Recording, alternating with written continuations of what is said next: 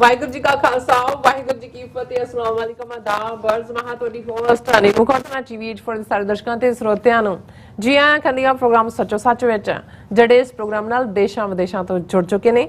Khalsa affair centre ਦੇ ਸੰਚਾਲਕ doctor Amarjit Singh ji studio 'ਚ ਮੇਰੇ ਨਾਲ ਸ਼ਾਮਲ ਨੇ। ਆਓ ਉਹਨਾਂ ਨਾਲ ਗੱਲਬਾਤ ਕਰਕੇ ਅੱਜ ਦੇ ਅਹਿਮ ਇਸ਼ੂਜ਼ ਉੱਪਰ ਉਹਨਾਂ ਤੋਂ ਉਹਨਾਂ ਦਾ ਤਜ਼ੀਆ ਜਾਣਦੇ ਹਾਂ। जी डॉक्टर साहब वाहिगुरू जी का खालसा वाहिगुरू जी की फतेह। हाँ जी नीलम कौर जी ਤੁਹਾਨੂੰ ਵੀ ਤੇ ਦੁਨੀਆ ਭਰ ਚ ਬੈਠੇ ਸਾਡੇ ਬਹੁਤ ਹੀ ਪਿਆਰੇ ਸੋਹਣੇ ਸਿਆਣੇ ਟੀਵੀ 84 ਦੇ ਦਰਸ਼ਕਾਂ ਨੂੰ ਵੀ ਵਾਹਿਗੁਰੂ ਜੀ ਕਾ ਖਾਲਸਾ ਵਾਹਿਗੁਰੂ ਜੀ ਕੀ ਫਤਿਹ। ਸਾਡੇ ਬਹੁਤ ਹੀ ਪਿਆਰੇ ਮੁਸਲਮਾਨ ਭੈਣਾਂ ਭਰਾਵਾਂ ਨੂੰ अस्सलाम वालेकुम। गंगा जमनी तहजीब ਦੇ ਹਿੰਦੂ ਤਵੀਆਂ ਨੂੰ नमो नमः। जी डॉक्टर साहब जी आनू प्रोग्राम सचो सच विच बहुत मेहरबानी जी। डॉक्टर साहब अज 26 जुलाई 2024 12 सावन नानकशाही संमत 556 ਦਾ ਦਿਨ ਹੈ ਤੇ ਡਾਕਟਰ ਸਾਹਿਬ ਪ੍ਰੋਗਰਾਮ ਸ਼ੁਰੂ ਕਰਨ ਤੋਂ ਪਹਿਲਾਂ ਅਸੀਂ ਆਪਣੇ ਦਰਸ਼ਕਾਂ ਤੇ ਸਰੋਤਿਆਂ ਨੂੰ ਹਮੇਸ਼ਾ ਤਰ੍ਹਾਂ ਦੱਸੀ ਵਿਊਅਰਸ ਜੇ ਤੁਸੀਂ ਹੱਕ ਸੱਚ ਇਨਸਾਫ ਤੇ ਪੈਰਾ ਦਿੰਦਾ ਇੱਕੋ ਇੱਕ ਚੈਨਲ ਟੀਵੀ 84 ਨੂੰ ਦੇਖਣਾ ਚਾਹੁੰਦੇ ਹੋ ਤਾਂ ਤੁਸੀਂ ਦੇਖ ਸਕਦੇ ਹੋ spectrum cable RCM cable welcome Canada roku Jadoo box ਸ਼ਾਵਾ ਫੇਸਬੁੱਕ ਟੀਵੀ 84 ਦੀ ਐਪ ਰਾਹੀਂ online streaming and IP box ਤੇ ਤੁਸੀਂ ਟੀਵੀ 84 ਨੂੰ ਦੇਖ ਸਕਦੇ ਹੋ। ਵਿਊਅਰਸ ਜੇ ਤੁਸੀਂ ਟੀਵੀ 84 ਨਾਲ ਜੋ ਪ੍ਰੋਗਰਾਮ ਸੱਚੋ ਸੱਚ ਨਾਲ ਫੇਸਬੁੱਕ ਰਾਹੀਂ ਜੁੜੇ ਹੋ ਤਾਂ ਇਸ ਵਕਤ ਲਾਈਕ ਕਰੋ ਤੇ ਸ਼ੇਅਰ ਕਰੋ ਅਤੇ ਨਾਲ ਹੀ YouTube ਤੇ ਸਬਸਕ੍ਰਾਈਬ ਵੀ ਕਰੋ। ਇਹ ਵੀ ਦੱਸ ਦੇ ਕਿ ਤੁਸੀਂ ਟੀਵੀ 84 ਦੀ ਐਪ ਨੂੰ ਐਂਡਰੋਇਡ ਐਂਡ ਐਪ ਸਟੋਰ ਤੇ ਡਾਊਨਲੋਡ ਕਰਕੇ ਜੋ ਟੀਵੀ 84 ਦੀ ਲਾਈਵ ਸਟ੍ਰੀਮ ਹੈ ਇਸ ਨੂੰ ਤੁਸੀਂ 24 ਆਵਰਸ ਦੇਖ ਸਕਦੇ ਹੋ। ਸੋ ਵਿਊਅਰਸ ਪ੍ਰੋਗਰਾਮ ਦੀ ਸ਼ੁਰੂਆਤ ਕਰਨ ਜਾ ਰਹੇ ਹਾਂ ਇਸ ਵੀਕ ਦਾ ਅਖੀਰਲਾ ਪ੍ਰੋਗਰਾਮ ਕਰਨ ਜਾ ਰਹੇ ਹਾਂ ਔਰ ਆਸਤੇ ਦੁਆ ਕਰਾਂਗੇ ਜਿਹੜਾ ਤੁਹਾਡਾ ਵੀਕਐਂਡ ਹੈ ਉਹ ਬਹੁਤ ਹੀ ਵਧੀਆ ਗੁਜ਼ਰੇ। ਸੋ ਵਿਊਅਰਸ ਜਿਸ ਤਰ੍ਹਾਂ ਕਿ ਆਪਾਂ ਆਪਣੇ ਪ੍ਰੋਗਰਾਮ ਦੀ ਸ਼ੁਰੂਆਤ ਕਰਦੇ ਹਾਂ ਸਪਾਂਸਰਸ਼ਿਪ ਦੇ ਵਾਲੇ ਨਾਲ ਕਿ ਅੱਜ ਦੇ ਪ੍ਰੋਗਰਾਮ ਸੱਚੋ ਸੱਚ ਨੂੰ ਸਪਾਂਸਰ ਕੀਤਾ ਗਿਆ ਹੈ ਕੈਂਟਨ ਮਿਸ਼ੀਗਨ ਤੋਂ ਸਰਦਾਰ ਗੋਬਿੰਦਰ ਸਿੰਘ ਜੀ ਵੱਲੋਂ। ਸੋ ਇਹ ਸਿੱਖ ਕੌਮ ਦੀ ਚੜ੍ਹਦੀ ਕਲਾ ਤੇ ਖਾਲਸਾ ਦੀ ਪ੍ਰਾਪਤੀ ਦੀ ਜਿਹੜੀ ਕਾਮਨਾ ਕਰਦੇ ਨੇ। ਸੋ ਅੱਜ ਦੀ ਸਪਾਂਸਰਸ਼ਿਪ ਲਈ ਅਸੀਂ ਸਰਦਾਰ ਗੋਬਿੰਦਰ ਸਿੰਘ ਜੀ ਦਾ ਤਹਿ ਦਿਲ ਤੋਂ ਧੰਨਵਾਦ ਕਰਦੇ ਹਾਂ। ਤੁਹਾਨੂੰ ਵੀ ਅਪੀਲ ਤੇ ਬੇਨਤੀ ਕਰਦੇ ਹਾਂ ਕਿ ਤੁਸੀਂ ਪ੍ਰੋਗਰਾਮ ਸੱਚੋ ਸੱਚ ਨੂੰ ਵੱਧ ਤੋਂ ਵੱਧ ਸਪਾਂਸਰ ਕਰੋ। ਸਪਾਂਸਰਸ਼ਿਪ ਲਈ ਤੁਸੀਂ ਸਾਨੂੰ ਕਾਲ ਕਰ ਸਕਦੇ ਸਾਡੇ ਫੋਨ ਨੰਬਰ ਤੇ 5166191984 ਸੇਮ ਨੰਬਰ ਤੇ WhatsApp ਕਰ ਸਕਦੇ ਤੁਸੀਂ ਸਾਨੂੰ ਈਮੇਲ ਵੀ ਕਰ ਸਕਦੇ info@tv84.tv ਤੇ। ਸੋ ਵਿਊਅਰਸ ਪਹਿਲੇ ਸੈਗਮੈਂਟ ਦੇ ਵਿੱਚ ਆਪਾਂ ਗੱਲਬਾਤ ਕਰਨ ਜਾ ਰਹੇ ਹਾਂ ਅਮਰੀਕਾ ਦੇ ਹਵਾਲੇ ਨਾਲ ਕਿ ਅੱਜ ਬਰਾਕ ਓਬਾਮਾ ਤੇ ਮਿਸ਼ੇਲ ਓਬਾਮਾ ਨੇ ਕਮਲਾ ਹੈਰਿਸ ਨੂੰ ਡੈਮੋਕ੍ਰੈਟਿਕ ਪਾਰਟੀ ਵਜੋਂ ਜਿਹੜੀ ਹੈ ਜਿਸ ਤਰ੍ਹਾਂ ਕਿ ਪਾਰਟੀ ਦੇ ਜਿਹੜੇ ਪ੍ਰੈਜ਼ੀਡੈਂਟ ਦੇ ਅਹੁਦੇ ਲਈ ਉਮੀਦਵਾਰ ਵਜੋਂ ਜਿਹੜੀ ਹੈ ਹਮਾਇਤ ਦੇ ਦਿੱਤੀ ਹੈ। ਹੁਣ ਲਗਭਗ ਯਕੀਨੀ ਹੈ ਕਿ ਕਮਲਾ ਹੈਰਿਸ ਨੂੰ ਡੈਮੋਕ੍ਰੈਟਿਕ ਕਨਵੈਨਸ਼ਨ ਵਿੱਚ ਪ੍ਰੈਜ਼ੀਡੈਂਟ ਦੇ ਉਮੀਦਵਾਰ ਵਜੋਂ ਮਾਨਤਾ ਮਿਲ ਜਾਵੇਗੀ। ਔਰ ਯਾਦ ਰਹੇ ਕਮਲਾ ਹੈਰਿਸ ਵਾਈਸ ਪ੍ਰੈਜ਼ੀਡੈਂਟ ਬਣਨ ਤੋਂ ਪਹਿਲਾਂ ਕੈਲੀਫੋਰਨੀਆ ਤੋਂ ਸੈਨੇਟਰ ਸਨ ਅਤੇ ਉਸ ਤੋਂ ਪਹਿਲਾਂ ਕੈਲੀਫੋਰਨੀਆ ਦੇ ਅਟਾਰਨੀ ਜਨਰਲ ਸਨ। ਸੋ ਅਮਰੀਕਾ ਦੇ ਸਿੱਖ ਹਲਕਿਆਂ ਵੱਲੋਂ ਜਿਹੜਾ ਹੈ ਉਹ ਖਦਸ਼ਾ ਜਿਹੜਾ ਜ਼ਾਹਰ ਕੀਤਾ ਜਾ ਰਿਹਾ ਹੈ ਕਿ ਕਮਲਾ ਹੈਰਿਸ ਜਿਹੜੀ ਹੈ ਅਟਾਰਨੀ ਜਨਰਲ ਵਜੋਂ ਜਿਹੜਾ ਦਾ ਰਿਕਾਰਡ ਹੈ ਉਹਨੂੰ ਦੇਖਦਿਆਂ ਕਿ ਉਹ ਸਿੱਖ ਮਸਲਿਆਂ ਵਿੱਚ ਸੈਂਸਿਟਿਵ ਨਹੀਂ ਹਨ। ਕਮਲਾ ਹੈਰਿਸ ਦੇ ਡਾਇਰੈਕਟ ਵਿੱਚ ਐਸਾ ਕੀ ਹੈ ਜਿਹੜਾ ਸਿੱਖਾਂ ਨੂੰ ਜਿਹੜਾ ਹੈ ਬੇਚੈਨ ਕਰ ਰਿਹਾ। ਸੋ ਇਸ ਬਾਰੇ ਆਪਾਂ ਗੱਲਬਾਤ ਕਰਨ ਜਾ ਰਹੇ ਹਾਂ। ਸੋ ਅਸੀਂ ਚਾਹਾਂਗੇ ਕਿ ਤੁਸੀਂ ਇਸੇ ਤਰ੍ਹਾਂ ਬੜੇ ਰਹਿਣਾ ਦੇਖਣ ਸੁਣਨ ਲਈ ਤੁਹਾਡਾ ਸਭ ਦਾ ਬਹੁਤ ਬਹੁਤ ਧੰਨਵਾਦ। ਜੀ ਡਾਕਟਰ ਸਾਹਿਬ ਕੀ ਵਿਚਾਰਾਂ ਨੇ? ਸਭ ਤੋਂ ਪਹਿਲਾਂ ਤਾਂ ਅੱਜ ਦੇ ਪ੍ਰੋਗਰਾਮ ਨੂੰ ਸਪਾਂਸਰ ਕਰਨ ਲਈ ਅਸੀਂ ਵੀਰ ਗੁਰਬਿੰਦਰ ਸਿੰਘ ਜਿਹੜੇ ਕੈਂਟਨ ਮਿਸ਼ੀਗਨ 'ਚ ਰਹਿੰਦੇ ਨੇ ਉਹਨਾਂ ਦਾ ਬਹੁਤ ਸ਼ੁਕਰੀਆ ਅਦਾ ਕਰਦੇ ਜੀ। ਇਹ ਬਹੁਤ ਪਿਆਰੇ ਵੀਰ ਨੇ। ਇਹਨਾਂ ਦਾ ਸੰਘਰਸ਼ ਦੇ ਨਾਲ ਜੁੜਾਵ ਲਗਾਵ ਵੀ ਪੁਰਾਣੇ ਔਰ ਹਰ ਪੰਥਕ ਮਸਲੇ ਬਾਰੇ ਬੜੀ ਸਪਸ਼ਟ ਕਲੀਅਰ ਸੋਚ ਰੱਖਦੇ ਨੇ। ਕਈ ਵਾਰ ਲੰਬੀ ਟਰੈਵਲ ਕਰਕੇ ਵੀ ਵਾਸ਼ਿੰਗਟਨ ਡੀਸੀ ਨਿਊਯਾਰਕ ਪ੍ਰੋਟੈਸਟ ਦੇ ਵਿੱਚ ਆਪਣੇ ਸਾਥੀਆਂ ਦੇ ਨਾਲ ਜੁਆਇਨ ਕਰਦੇ ਰਹੇ ਨੇ। ਟੀਵੀ 84 ਲਈ ਸਾਡੇ ਨਾਲ ਉਹਨਾਂ ਦੀ ਇੱਕ ਖਾਸ ਮੁਹੱਬਤ ਹੈ ਇੱਕ ਖਾਸ ਲਗਾਵ ਹੈ ਔਰ ਅਸੀਂ ਆਪਣੀ ਅਜੋਕੀ ਟੋਰਾਂਟੋ ਡਿਟਰੋਇਟ ਔਰ ਕਲਾਮਾਜ਼ੂ ਔਰ ਸਾਊਥ ਬੈਂਡ ਫੇਰੀ ਦੇ ਦੌਰਾਨ ਇੱਕ ਸ਼ਾਮ ਡਿਟਰੋਇਟ ਦੇ ਕੈਂਟਨ ਗੁਰਦੁਆਰਾ ਸਾਹਿਬ ਦੇ ਵਿੱਚ ਆਪਣੇ ਵੀਰਾਂ ਦੇ ਨਾਲ ਵਿਚਾਰ ਗੋਸ਼ਟੀ ਦੇ ਵਿੱਚ ਗੁਜ਼ਾਰੀ। 20-25 ਦੇ ਕਰੀਬ ਸਿੰਘਾਂ ਨੇ ਲਗਭਗ 2-2.5 ਘੰਟੇ ਜਿੱਥੇ ਸਾਡੀ ਗੱਲਬਾਤ ਸੁਣੀ ਉੱਥੇ ਆਪਣੇ ਵਿਚਾਰ ਵੀ ਦਿੱਤੇ ਔਰ ਅਸੀਂ ਇਸ ਤੋਂ ਪ੍ਰਭਾਵਿਤ ਵੀ ਹਾਂ। ਆਉਣ ਵਾਲੇ ਪੀਰੀਅਡ 'ਚ ਕੈਂਟਨ ਦੇ ਮੁੱਖ ਗੁਰਦੁਆਰਾ ਸਾਹਿਬ 'ਚ ਵੀ ਕੋਈ ਨਾ ਕੋਈ ਪ੍ਰੋਗਰਾਮ ਉਲੀਕਿਆ ਜਾਏਗਾ ਔਰ ਵੀਰ ਗੁਰਬਿੰਦਰ ਸਿੰਘ ਮਹਿਸੂਸ ਕਰਦੇ ਨੇ ਕਿ ਸਾਡੇ ਲਈ ਆਪਣਾ ਨੈਰੇਟਿਵ ਹੋਣਾ ਆਪਣਾ ਬਿਰਤਾਂਤ ਸਿਰਜਣਾ ਇਹ ਬੜਾ ਅਹਿਮੀਅਤ ਵਾਲਾ ਕੰਮ ਹੈ ਔਰ ਟੀਵੀ 84 ਇਸ ਨੂੰ ਬਾਖੂਬੀ ਨਿਭਾ ਰਿਹਾ। ਇਹੀ ਫੀਲ ਉਸ ਇਕੱਠ ਦੇ ਵਿੱਚ ਮੈਨੂੰ ਮਹਿਸੂਸ ਵੀ ਹੋਈ ਕਿ ਜਿੰਨੇ ਵੀ ਆਏ ਵੀਰ, ਕਿਉਂਕਿ ਅਦਰਵਾਈਜ਼ ਤਾਂ ਹਜ਼ਾਰਾਂ ਦੇ ਇਕੱਠ ਵੀ ਹੁੰਦੇ ਨੇ, ਬਹੁਤ ਸਾਰੇ ਸੰਗਤ ਦਾ ਰੂਪ ਹੁੰਦੇ ਨੇ ਔਰ ਉਹ ਕਿਸੇ ਸੈਲੀਬ੍ਰੇਸ਼ਨ ਲਈ ਆਉਂਦੇ ਨੇ, ਉਹਨਾਂ 'ਚ ਵੀ ਇੱਕ ਆਪਣਾ ਗੁਰੂ ਪ੍ਰਤੀ ਔਰ ਪੰਥ ਪ੍ਰਤੀ ਪਿਆਰ ਹੁੰਦਾ ਹੈ। ਪਰ ਜਦੋਂ ਤੁਸੀਂ ਇਸ ਕਿਸਮ ਦੇ ਕਲੋਜ਼ਡ ਸੈਸ਼ਨ ਕਰਦੇ ਹੋ ਜਿਨ੍ਹਾਂ ਦੇ ਵਿੱਚ ਤੁਸੀਂ ਖੁੱਲ੍ਹ ਕੇ ਆਪਣੀਆਂ ਤਾਕਤਾਂ ਆਪਣੀਆਂ ਕਮਜ਼ੋਰੀਆਂ ਦੋਨਾਂ ਦੀ ਪੜਚੋਲ ਕਰਦੇ ਹੋ, ਤੇ ਸਾਡੇ ਲਈ ਵੀ ਜਿਹੜਾ ਹੈ ਇਹ ਇੱਕ ਚੰਗਾ ਐਕਸਪੀਰੀਅੰਸ ਹੁੰਦਾ ਹੈ, ਜਾਂ ਮੈਂ ਇਹ ਕਹਾਂ ਕਿ ਸਾਡੇ ਲਈ ਵੀ ਇਹ ਫੂਡ ਫॉर ਥਾਟ ਹੁੰਦਾ ਹੈ। ਸੋ ਅਸੀਂ ਵੀਰ ਗੁਰਬਿੰਦਰ ਸਿੰਘ ਹੋਰਾਂ ਦਾ ਬਹੁਤ ਸ਼ੁਕਰੀਆ ਅਦਾ ਕਰਦੇ ਹਾਂ ਕਿ ਉਹ TV 84 ਦੇ ਖੈਰ ਖਵਾਹ ਨੇ, ਹਮਾਇਤੀ ਨੇ ਔਰ ਹੋਰ ਵੀ ਮਸਲਿਆਂ ਦੇ ਉੱਤੇ ਪੰਥ ਦੇ ਅੱਡ-ਅੱਡ ਪ੍ਰੋਜੈਕਟਸ ਦੇ ਉੱਤੇ ਆਪਣੀ ਮਦਦ ਦਿੰਦੇ ਨੇ। ਬਿਲਕੁਲ, ਕਿਉਂਕਿ ਸਾਡਾ ਲੀਡ ਸੈਗਮੈਂਟ ਮੋਸਟਲੀ ਅਸੀਂ ਉਸ ਇਸ਼ੂ ਨੂੰ ਹੀ ਲੈਂਦੇ ਜਿਹੜਾ ਜਾਂ ਤਾਂ ਅਮਰੀਕਨ ਨੁਕਤਾ ਨਿਗਾਹ ਤੋਂ ਅਮਰੀਕਾ ਦੀ ਧਰਤੀ ਤੇ ਅਹਿਮੀਅਤ ਵਾਲਾ ਹੋਏ। ਬਹੁਤ ਵਾਰ ਸਾਡਾ ਭਾਰਤ ਦੇ ਵਿੱਚ ਕੀ ਚੱਲ ਰਿਹਾ ਔਰ ਖਾਸ ਤੌਰ ਤੇ ਉਹ ਸਿੱਖਾਂ ਨੂੰ ਕਿਵੇਂ ਪ੍ਰਭਾਵਿਤ ਕਰਦਾ ਹੈ ਪੰਜਾਬ ਦੇ ਵਿੱਚ, ਉਸ ਦੇ ਉੱਤੇ ਗੱਲ ਕਰਦੇ। ਪਰ ਅੱਜ ਅਸੀਂ ਥੋੜਾ ਜਿਹਾ ਉਸ ਤੋਂ ਹਟਵਾਂ ਅਮਰੀਕਾ ਦੇ ਕੰਟੈਕਸਟ ਦੇ ਵਿੱਚ ਗੱਲ ਕਰ ਰਹੇ। ਪਰ ਇਸ ਗੱਲਬਾਤ ਤੋਂ ਪਹਿਲਾਂ ਮੈਂ ਇਹ ਵੀ ਦੱਸ ਦਿਆਂ ਕਿ ਜਿਵੇਂ ਅਸੀਂ ਪਹਿਲਾਂ ਵੀ ਮੈਂਸ਼ਨ ਕੀਤਾ ਸੀ ਕਿ ਭਾਈ ਗਜਿੰਦਰ ਸਿੰਘ ਦਲ ਖਾਲਸਾ, ਉਹਨਾਂ ਦੀ ਯਾਦ ਦੇ ਵਿੱਚ ਬਹੁਤ ਸਾਰੇ ਸਮਾਗਮ ਦੁਨੀਆ ਭਰ ਦੇ ਵਿੱਚ ਲਗਾਤਾਰਤਾ ਦੇ ਨਾਲ ਹੋ ਰਹੇ ਨੇ ਔਰ ਉਹਨਾਂ ਸਮਾਗਮਾਂ ਚੋਂ ਇੱਕ ਸਮਾਗਮ ਕੁਝ ਸਮਾਂ ਪਹਿਲਾਂ ਜਿਹੜਾ ਪਰਥ ਵੈਸਟਰਨ ਆਸਟ੍ਰੇਲੀਆ ਦੇ ਵਿੱਚ ਹੋਇਆ ਔਰ ਉਸ ਨੂੰ ਸਰ ਜਗਦੀਪ ਸਿੰਘ ਸੰਧੂ ਜਿਹੜੇ ਕਿ ਅੰਮ੍ਰਿਤਧਾਰੀ ਕਾਉਂਸਲਰ ਨੇ ਪਰਥ ਦੇ ਨਾਲ ਦੀ ਸਿਟੀ ਦੇ, ਉਹਨਾਂ ਦੇ ਗ੍ਰਹਿ ਵਿਖੇ ਇਹ ਸਮਾਗਮ ਹੋਇਆ। ਉਸ ਦੇ ਵਿੱਚ ਸਰ ਸਰਬਜੀਤ ਸਿੰਘ ਘੁਮਾਣ ਜਿਹੜੇ ਨੇ ਉਹ ਵਾਇਆ ਜ਼ੂਮ ਵੀ ਉਹਦੇ 'ਚ ਜੁੜੇ ਔਰ ਇਹ ਸਾਡੇ ਲਈ ਜ਼ਰੂਰੀ ਹੁੰਦਾ ਹੈ ਕਿ ਅਸੀਂ ਹਰ ਉਸ ਐਕਟੀਵਿਟੀ ਨੂੰ ਰੈਕਗਨਾਈਜ਼ ਕਰੀਏ। ਔਰ ਜਿਵੇਂ ਮੈਂ ਕਿਹਾ ਕਿ ਅਮਰੀਕਾ, ਕੈਨੇਡਾ, UK ਤੋਂ ਬਾਅਦ ਆਸਟ੍ਰੇਲੀਆ ਉਹ ਮੁਲਕ ਹੈ ਜਿੱਥੇ ਕਿ ਸਿੱਖ ਜਥੇਬੰਦੀਆਂ, ਸਿੱਖ ਸੰਸਥਾਵਾਂ ਉਹ ਬੇਸ਼ੱਕ ਖਾਲਿਸਤਾਨ ਰੈਫਰੈਂਡਮ ਦੇ ਵੇਲੇ ਜਿਵੇਂ ਮੈਲਬਰਨ, ਬ੍ਰਿਸਬੇਨ, ਸਿਡਨੀ ਚੋਂ ਜਿਹੜੀ ਹੈ ਬਹੁਤ ਜ਼ੋਰਦਾਰ ਆਵਾਜ਼ ਉੱਠੀ, ਉੱਥੇ ਮੈਂ ਦੇਖਦਾ ਕਿ ਪਰਥ ਦੇ ਵਿੱਚ ਵੀ ਸਿੱਖ ਸੰਗਤਾਂ, ਸਿੱਖ ਨੌਜਵਾਨ ਹਰ ਉਹ ਐਕਟੀਵਿਟੀ ਜਦੋਂ ਪੰਜਾਬ ਦੇ ਵਿੱਚ ਕੁਝ ਵੀ ਵਾਪਰਦਾ ਹੈ, ਭਾਵੇਂ ਉੱਥੇ ਅਜੇ ਇੰਨਾ ਨੰਬਰ ਨਹੀਂ ਹੈ ਕਈ ਵਾਰ ਸੰਗਤ ਦੀ ਉਸ ਕਿਸਮ ਦੀ ਪਾਰਟਿਸਿਪੇਸ਼ਨ ਨਹੀਂ ਹੁੰਦੀ, ਪਰ ਮੈਂ ਇਹ ਸਮਝਦਾ ਵੀ ਸਾਡੇ ਲਈ ਤਾਂ ਕਿਸੇ ਵੀ ਕਾਜ਼ ਦੇ ਲਈ ਤੁਰੇ ਬਾਬਾ ਬੋਤਾ ਸਿੰਘ, ਬਾਬਾ ਗਰਜਾ ਸਿੰਘ ਆਪਣੇ ਆਪ ਦੇ ਵਿੱਚ ਹੀ ਜਿਹੜੇ ਨੇ ਉਹ ਸਾਡੇ ਸਿੰਬਲ ਹੁੰਦੇ ਨੇ। ਸੋ ਅਸੀਂ ਉਹਨਾਂ ਨੇ ਇੱਕ ਯੂਨੀਕ ਜਿਹੜਾ ਭਾਈ ਗਜਿੰਦਰ ਸਿੰਘ ਹੋਰਾਂ ਦੀ ਸ਼ਖਸੀਅਤ ਹੈ ਉਹਨਾਂ ਦੀ ਯਾਦ ਨੂੰ ਸਮਰਪਿਤ, ਜਿਵੇਂ ਮੈਂ ਦੱਸਿਆ ਸੀ ਕਿ ਆਉਂਦੇ ਐਤਵਾਰ ਵਰਜੀਨੀਆ ਬ੍ਰੈਡਿਕ ਰੋਡ ਦੇ ਉੱਤੇ ਗੁਰਦੁਆਰਾ ਸਿੰਘ ਸਭਾ, ਉਸ ਦੇ ਵਿੱਚ ਵੀ ਵੱਡਾ ਸਮਾਗਮ ਹੈ ਔਰ ਅਸੀਂ ਅਪੀਲ ਵੀ ਕੀਤੀ ਸੀ ਕਿ ਵੱਡੀ ਗਿਣਤੀ ਦੇ ਵਿੱਚ ਸਿੱਖ ਸੰਗਤਾਂ ਇਸ ਦੇ ਵਿੱਚ ਸ਼ਮੂਲੀਅਤ ਕਰਨ।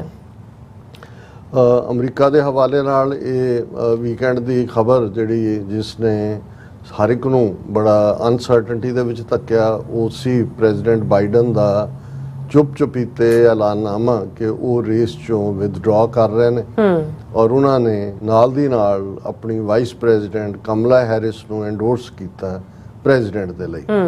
ਔਰ ਨੈਂਸੀ ਪੈਲੋਸੀ ਜਿਹੜੇ ਸਾਬਕਾ ਸਪੀਕਰ ਪਾਰਲੀਮੈਂਟ ਦੇ US ਹਾਊਸ ਆਫ ਰਿਪਰੈਜ਼ੈਂਟੇਟਿਵਸ ਦੇ ਰਹੇ, ਉਹਨਾਂ ਨੇ ਵੀ ਕਮਲਾ ਹੈਰਿਸ ਨੂੰ ਐਂਡੋਰਸ ਕੀਤਾ। ਹੋਰ ਵੀ ਕੈਲੀਫੋਰਨੀਆ ਦੇ ਡੈਲੀਗੇਟਸ ਦੀ ਐਨਫੋਰਸਮੈਂਟ ਆਈ, ਪਰ ਬਹੁਤ ਸਾਰਿਆਂ ਦੀਆਂ ਨਿਗਾਹਾਂ ਬਰਾਕ ਓਬਾਮਾ ਔਰ ਮਿਸ਼ੇਲ ਓਬਾਮਾ ਦੇ ਉੱਤੇ ਟਿਕੀਆਂ ਹੋਈਆਂ ਸੀ ਕਿਉਂਕਿ ਉਹਨਾਂ ਨੇ ਬੇਸ਼ੱਕ ਬਾਈਡਨ ਦੇ ਫੈਸਲੇ ਨੂੰ ਵੈਲਕਮ ਕੀਤਾ ਪਰ ਐਂਡੋਰਸ ਨਹੀਂ ਸੀ ਕੀਤਾ। ਸੋ ਉਹਦੇ ਚੋਂ ਇਹ ਵੀ ਆ ਰਿਹਾ ਸੀ ਜਿਹੜੇ 5-6 ਨਾਂ ਡੈਮੋਕ੍ਰੈਟਿਕ ਹਲਕਿਆਂ ਦੇ ਸਰਕਲ ਕਰ ਰਹੇ ਸਨ ਕਿ ਜਿਹੜੇ ਪ੍ਰੈਜ਼ੀਡੈਂਟ ਦੇ ਕੈਂਡੀਡੇਟ ਹੋ ਸਕਦੇ ਨੇ, ਉਹਨਾਂ 'ਚ ਸਭ ਤੋਂ ਜ਼ਿਆਦਾ ਟ੍ਰੈਂਡਿੰਗ ਨੇਮ ਜਿਹੜਾ ਹੈ ਉਹ ਮਿਸ਼ੇਲ ਓਬਾਮਾ ਦਾ ਸੀ। ਇਹਦੇ ਵਿੱਚ ਕੋਈ ਸ਼ੱਕ ਨਹੀਂ ਕਿ as a first lady 2 term president Obama president ਰਹੇ ਨੇ। ਮਿਸ਼ੇਲ ਓਬਾਮਾ ਇੱਕ ਬੜੀ ਗ੍ਰੇਸਫੁਲ, ਬੋਲਡ ਔਰ ਵਿਦ ਕਲੈਰਿਟੀ ਉਹਨੇ ਜਿਹੜਾ ਆਪਣਾ ਰੋਲ ਨਿਭਾਇਆ ਔਰ ਕਿਉਂਕਿ ਅਮਰੀਕਾ ਦੇ ਵਿੱਚ ਫਸਟ ਲੇਡੀ ਦਾ ਰੋਲ ਵੀ ਬੜਾ ਕਲੋਜ਼ਲੀ ਵਾਚ ਕੀਤਾ ਜਾਂਦਾ ਹੈ। ਹਾਲਾਂਕਿ ਉਹ ਸਿੱਧੇ ਤੌਰ ਤੇ ਕੋਈ ਸਿਆਸਤ ਦਾ ਹਿੱਸਾ ਨਹੀਂ ਹੁੰਦੇ, ਉਹ ਤਾਂ ਆਪਣੇ ਹਸਬੈਂਡ ਦੇ ਦੀ ਸਲਾਹਕਾਰ ਹੀ ਹੋਏਗੀ, ਲੇਕਿਨ ਇਸ ਤੋਂ ਇਲਾਵਾ ਜਿਹੜੇ ਬਹੁਤ ਸਾਰੇ ਚੈਰਿਟੀ ਵਰਕਸ ਨੇ ਜਾਂ ਹਿਊਮੈਨਿਟੇਰੀਅਨ ਕੰਮ ਨੇ ਉਹਨਾਂ ਦੇ ਵਿੱਚ ਰੋਲ ਹੁੰਦਾ ਹੈ ਔਰ ਮਿਸ਼ੇਲ ਓਬਾਮਾ ਨੇ ਉਸ ਆਪਣੇ ਰੋਲ ਨੂੰ ਬਾਖੂਬੀ ਨਿਭਾਇਆ। ਇਸ ਲਈ ਜਿਹੜਾ ਇੱਕ ਟ੍ਰੈਂਡਿੰਗ ਨੇਮ ਸੀ ਕਿ ਵੀ ਪ੍ਰੈਜ਼ੀਡੈਂਟ ਲਈ ਉਹ ਆਪਣੇ ਜਿਹੜਾ ਹੈ ਉਹ ਉਮੀਦਵਾਰੀ ਸ਼ੋਅ ਕਰਨ ਦਿਲਚਸਪੀ ਉਹ ਮਿਸ਼ੇਲ ਓਬਾਮਾ ਸੀ, ਪਰ ਉਹਨਾਂ ਨੇ ਪੋਲਾਈਟਲੀ ਨੋ ਕੀਤੀ ਕਿਉਂਕਿ ਹੁਣ ਲੈਸ ਦੈਨ 100 ਡੇਜ਼ ਜਿਹਨੂੰ ਕਹਿੰਦੇ ਨੇ ਰਹਿ ਗਏ ਨੇ। ਨਵੰਬਰ ਦੇ ਪਹਿਲੇ ਹਫਤੇ 'ਚ ਪ੍ਰੈਜ਼ੀਡੈਂਸ਼ੀਅਲ ਇਲੈਕਸ਼ਨ ਹੁੰਦੀ ਹੈ ਔਰ ਇਸ ਸਾਰੇ ਦੇ ਚੱਲਦਿਆਂ ਇਹ ਸੀ ਹੋਰ ਵੀ ਕੁਛ ਨਾ ਸੀ ਕਿ ਵੀ ਜਦੋਂ ਤੱਕ ਡੈਮੋਕ੍ਰੈਟਸ ਦੀ ਕਨਵੈਨਸ਼ਨ ਹੋਣੀ ਹੈ ਕਿਹਨੂੰ ਐਂਡੋਰਸ ਕੀਤਾ ਜਾਂਦਾ ਹੈ। ਲੇਕਿਨ ਅੱਜ ਜਦੋਂ ਕਿ ਬਰਾਕ ਓਬਾਮਾ ਔਰ ਮਿਸ਼ੇਲ ਓਬਾਮਾ ਨੇ ਜਿਹੜੀਆਂ ਪਾਵਰਫੁਲ ਵੌਇਸਿਸ ਨੇ ਵਿਦਨ ਡੈਮੋਕ੍ਰੈਟਸ, ਉਹਨਾਂ ਦੀ ਇੱਕ ਆਪਣੀ ਗ੍ਰੇਸ ਵੀ ਹੈ ਐਜ਼ ਐਨ ਅਮਰੀਕਨ ਪ੍ਰੈਜ਼ੀਡੈਂਟ। ਪਰ ਇਸ ਗੱਲ ਦਾ ਧਿਆਨ ਰਹੇ ਕਿ ਅਫਰੀਕਨ ਅਮਰੀਕਨਸ ਅਮਰੀਕਾ ਦੇ ਵਿੱਚ ਇੱਕ ਬੜਾ ਸੋਲਿਡ ਬਲੌਕ ਹੈ ਵੋਟਾਂ ਦਾ। ਬੇਸ਼ੱਕ ਹੁਣ ਲਤੀਨੋ ਜਿਹੜੇ ਨੇ ਉਹ ਮੇਨ ਮਾਈਨੋਰਿਟੀ ਬਣ ਗਏ ਨੇ ਗੋਰਿਆਂ ਤੋਂ ਬਾਅਦ, ਲੇਕਿਨ ਅਜੇ ਵੀ ਉਹਨਾਂ 'ਚੋਂ ਬਹੁਤ ਸਾਰੇ ਕੋਈ ਇਲੀਗਲ ਨੇ ਜਾਂ ਕੋਈ ਵੋਟਰ ਨਹੀਂ ਨੇ ਜਾਂ ਕੁਛ ਹੈ। ਬਹੁਤ ਸੋਲਿਡ ਬਲੌਕ ਹੈ ਨੇਟਿਵ ਜਿਹੜਾ ਇਹਨਾਂ ਦਾ ਅਫਰੀਕਨ ਅਮਰੀਕਨਸ ਦਾ। ਸੋ ਇਸ ਐਂਡੋਰਸਮੈਂਟ ਦੇ ਨਾਲ ਇਹ ਲਗਭਗ ਸਰਟਨ ਹੋ ਗਿਆ ਕਿ ਕਮਲਾ ਹੈਰਿਸ ਡੈਮੋਕ੍ਰੈਟਿਕ ਕਨਵੈਨਸ਼ਨ ਜਿਹੜੀ ਹੈ ਉਸ 'ਚ ਉਹਨਾਂ ਦੇ ਉੱਤੇ ਹੀ ਮੋਹਰ ਲੱਗ ਜਾਏਗੀ ਡੈਮੋਕ੍ਰੈਟਿਕ ਪ੍ਰੈਜ਼ੀਡੈਂਸ਼ੀਅਲ ਨੋਮੀਨੀ ਦੀ। ਹਾਲਾਂਕਿ ਇਸ ਨੂੰ ਲੈ ਕੇ ਰਿਪਬਲਿਕਨ ਕੈਂਪ ਦੇ ਵਿੱਚ ਥੋੜੀ ਬਹੁਤ ਹਲਚਲ ਮਚੀ ਹੋਈ ਹੈ ਔਰ ਇੱਕ ਅੱਧੇ ਟੀਵੀ ਚੈਨਲ ਤੇ ਕਿਸੇ ਐਕਸਪਰਟ ਨੇ ਕਿਹਾ ਕਿ ਵੀ ਇਸ ਤਬਦੀਲੀ ਤੋਂ ਬਾਅਦ ਈਵਨ ਪ੍ਰੈਜ਼ੀਡੈਂਟ ਟਰੰਪ ਜਿਹੜੇ ਰਿਪਬਲਿਕਨ ਨੋਮੀਨੀ ਨੇ ਉਹਨਾਂ ਨੇ ਬੇਸ਼ੱਕ ਮਿਸਟਰ ਵੈਂਸ ਜਿਹੜੇ ਓਹਾਇਓ ਦੇ ਸੈਨੇਟਰ ਨੇ ਉਹਨਾਂ ਨੂੰ ਆਪਣਾ ਪਾਰਟਨਰ ਵਾਈਸ ਪ੍ਰੈਜ਼ੀਡੈਂਟ ਐਲਾਨਿਆ, ਲੇਕਿਨ ਉਹਨਾਂ ਨੇ ਕਿਹਾ ਵੀ ਹੋ ਸਕਦਾ ਹੈ ਕਿ ਉਹ ਵੀ ਆਪਣਾ ਉਮੀਦਵਾਰ ਵਾਈਸ ਪ੍ਰੈਜ਼ੀਡੈਂਟ ਦਾ ਬਦਲ ਕੇ ਨਿੱਕੀ ਹੇਲੀ ਨੂੰ ਉਮੀਦਵਾਰ ਬਣਾਉਣ। ਕਿਉਂਕਿ ਇਹਦੇ 'ਚ ਕਈ ਫੈਕਟਰ ਹੁੰਦੇ ਨੇ ਜਿਹੜੀ ਜਿਵੇਂ ਅਸੀਂ ਸਾਊਥ ਏਸ਼ੀਅਨ ਕੰਟੈਕਸਟ ਵੀ ਦੇਖੀਏ ਕਿ ਵੀ ਇਸ਼ੂਜ਼ ਜਿਹੜਾ ਮਰਜ਼ੀ ਰੇਜ਼ ਕਰ ਰਿਹਾ ਹੋਏ ਪਰ ਗਰਾਊਂਡ ਦੇ ਉੱਤੇ ਇਹ ਦੇਖਿਆ ਜਾਂਦਾ ਕਿ ਵੋਟਾਂ ਕਿਹਦੀਆਂ ਕਿੱਧਰ ਪੈਣੀਆਂ ਨੇ। ਹੁਣ ਇਹ ਠੀਕ ਹੈ ਕਿ ਅਮਰੀਕਾ ਦੇ ਵਿੱਚ ਹੁਣ ਤੱਕ ਸਭ ਤੋਂ ਜਿਹੜਾ ਕੋਈ ਹਾਈਐਸਟ ਅਹੁਦੇ ਦੇ ਉੱਤੇ ਔਰਤ ਪਹੁੰਚੀ ਉਹ ਵਾਈਸ ਪ੍ਰੈਜ਼ੀਡੈਂਟ ਹੈ, ਉਸ ਤੋਂ ਪਹਿਲਾਂ ਸੈਕਟਰੀ ਆਫ ਸਟੇਟ ਜਾਂ ਦੂਜਾ ਹੈ। ਔਰ ਲੇਕਿਨ ਵੋਟਾਂ ਤਾਂ 50% ਔਰਤਾਂ ਦੀਆਂ ਨੇ। ਹੁਣ ਜੇ ਕਮਲਾ ਹੈਰਿਸ ਜਿਹਦੀਆਂ ਜੜ੍ਹਾਂ ਅਫਰੀਕਨ ਅਮਰੀਕਨ ਵੀ ਨੇ, ਉਹ ਤਮਿਲਨਾਡੂ ਦੀ ਇੰਡੀਅਨ ਜਿਹੜੀ ਹੈ ਮੂਲ ਨਾਲ ਵੀ ਜੁੜਦੀ ਹੈ ਔਰ ਉਹ ਸਾਰੇ ਦੇ ਚੱਲਦੇ ਆ ਰਿਪਬਲਿਕਨ ਇਹ ਵੀ ਦੇਖ ਰਹੇ ਨੇ ਕਿ ਵੀ ਉਹਨੂੰ ਔਰਤ ਹੋਣ ਦਾ ਐਡਵਾਂਟੇਜ ਵੀ ਮਿਲੇਗਾ, ਬਹੁਤ ਸਾਰੀਆਂ ਔਰਤਾਂ ਨੂੰ ਵੀ ਹੋਏਗਾ ਵੀ ਅਸੀਂ ਤਾਂ ਇੱਥੇ ਉਸ ਲੈਵਲ ਤੇ ਜਿਹੜੀ ਸਟਰਗਲ ਕੀਤੀ 1920 'ਚ ਤਾਂ ਔਰਤਾਂ ਨੂੰ ਅਮਰੀਕਾ 'ਚ ਵੋਟ ਦਾ ਹੱਕ ਮਿਲਿਆ ਕਿ ਵੱਡਾ ਬਲਾਕ ਔਰਤਾਂ ਦਾ ਉਸ ਪਾਸੇ ਜਾ ਸਕਦਾ। ਉਹਦੇ 'ਚ ਵਾਈਟ ਵੂਮਨ ਵੀ ਜਿਹੜੀਆਂ ਅਦਰਵਾਈਜ਼ ਭਾਵੇਂ ਉਨੀਆਂ ਲਿਬਰਲ ਨਾ ਹੋਣ ਲੇਕਿਨ ਐਜ਼ ਏ ਵੂਮਨ ਉਹਨਾਂ ਦੀ ਹਮਦਰਦੀ ਹੋਏਗੀ। ਔਰ ਇਸ ਦੇ ਚੱਲਦਿਆਂ ਇਸ ਪੋਸੀਬਿਲਿਟੀ ਨੂੰ ਨਕਾਰਿਆ ਨਹੀਂ ਜਾ ਸਕਦਾ ਕਿ ਜਿਹੜਾ ਨਿੱਕੀ ਹੇਲੀ ਨੂੰ ਉਹ ਟਰੰਪ ਨਾਲ ਉਹਦੀ ਬਾਅਦ ਦੇ ਵਿੱਚ ਹੀ ਵਿਗੜੀ। ਪਹਿਲਾਂ ਤਾਂ ਨਿੱਕੀ ਹੇਲੀ ਨੂੰ ਯੂਨਾਈਟਿਡ ਨੇਸ਼ਨਸ ਦੇ ਵਿੱਚ ਅਮਰੀਕਾ ਦਾ ਐਂਬੈਸਡਰ ਐਲਾਨਿਆ ਸੀ, ਉਹ ਐਂਬੈਸਡਰ ਰਹੀ ਵੀ ਆ, ਉਹ ਬੋਲਡ ਵੀ ਆ, ਅਖੀਰ ਤੱਕ ਉਹਨੇ ਟਰੰਪ ਨੂੰ ਚੈਲੰਜ ਵੀ ਕੀਤਾ ਉਸ ਸਾਰੇ 'ਚ। ਹਾਲਾਂ ਮਿਸਟਰ ਵੈਂਸ ਕਿਉਂਕਿ ਉਹ ਅਸੀਂ ਕਿਹਾ ਸੀ ਵੀ ਓਹਾਇਓ ਔਰ ਮਿਸ਼ੀਗਨ ਔਰ ਪੈਨਸਿਲਵੇਨੀਆ ਔਰ ਇਹ ਨਾਲ ਲੱਗਦੀਆਂ ਵਿਸਕੌਨਸਨ ਇਹ ਜਿਹੜੀਆਂ ਸਟੇਟਾਂ ਨੇ ਸਵਿੰਗ ਸਟੇਟਾਂ ਨੇ ਔਰ ਉਹਨਾਂ ਨੂੰ ਜਿੱਤਣ ਦੇ ਲਈ ਇਹ ਹੈ। ਪਰ ਮਿਸਟਰ ਵੈਂਸ ਨੇ ਖੁਦ ਇੰਨਾ ਚੈਲੰਜ ਕੀਤਾ ਹੋਇਆ ਟਰੰਪ ਨੂੰ, ਕਦੇ ਈਡੀਅਟ ਕਹਿ, ਕਦੇ ਹਿਟਲਰ ਕਹਿ, ਕਦੇ ਦੂਜਾ। ਉਹਨਾਂ ਦੇ ਜਿਹੜੇ ਸਟ੍ਰੈਟੇਜਿਸਟ ਨੇ ਜਿਹੜੇ ਚੋਣ ਦਾ ਬਣਾਉਂਦੇ ਨੇ ਕਿ ਜਦੋਂ ਡਿਬੇਟਸ ਹੋਣੀਆਂ ਨੇ, ਪ੍ਰੈਜ਼ੀਡੈਂਟ ਦੀ ਡਿਬੇਟ ਵੀ ਹੁੰਦੀ ਹੈ, ਵਾਈਸ ਪ੍ਰੈਜ਼ੀਡੈਂਟ ਦੀ ਵੀ ਹੁੰਦੀ ਹੈ, ਕਿ ਵੀ ਉਦੋਂ ਮੇਬੀ ਮਿਸਟਰ ਵੈਂਸ ਆਪਣਾ ਰਿਕਾਰਡ ਜਿਹੜਾ ਉਹ ਕਲੀਨ ਨਾ ਕਰ ਸਕਣ। ਔਰ ਦੂਸਰਾ ਕਿਉਂਕਿ ਸਡਨ ਇੰਨੀ ਚੇਂਜ ਹੋਈ ਹੈ, ਹੁਣ ਤੱਕ ਜਿੰਨੀ ਸਟ੍ਰੈਟਜੀ ਸੀ ਰਿਪਬਲਿਕਨਸ ਦੀ ਉਹ ਤਾਂ ਬਾਈਡਨ ਨੂੰ ਹਰਾਉਣ ਦੀ ਸੀ ਔਰ ਉਹ ਉਹਨਾਂ ਦੇ ਕੋਲ ਪਾਵਰਫੁਲ ਮਸਾਲਾ ਸੀ। ਉਹਦੇ ਮੁੰਡੇ ਦਾ ਹੰਟਰ ਬਾਈਡਨ ਦਾ ਹੋਏ, ਉਹਦਾ ਉਹ ਮਿਸਟਰ ਜੋ ਦੇ ਨਾਲ ਜੋੜ ਕੇ ਜਿਵੇਂ ਟਰੰਪ ਨੇ ਉਹਦੇ ਕਈ ਨਾਂ ਪਾਏ ਹੋਏ ਸੀ। ਹੁਣ ਆਲ ਆਫ ਏ ਸਡਨ ਇਸ ਤੋਂ ਬਾਹਰ ਹਾਲਾਂ ਟਰੰਪ ਨੇ ਆਪਣਾ ਜਿਹੜਾ ਪਹਿਲਾ ਅਟੈਕ ਕਮਲਾ ਹੈਰਿਸ ਦੇ ਉੱਤੇ ਖੋਲਿਆ, ਉਹਨੇ ਕਿਹਾ ਕਿ ਸ਼ੀ ਇਜ਼ ਰੈਡੀਕਲ ਲੈਫਟ ਲਿਊਨੈਟਿਕ।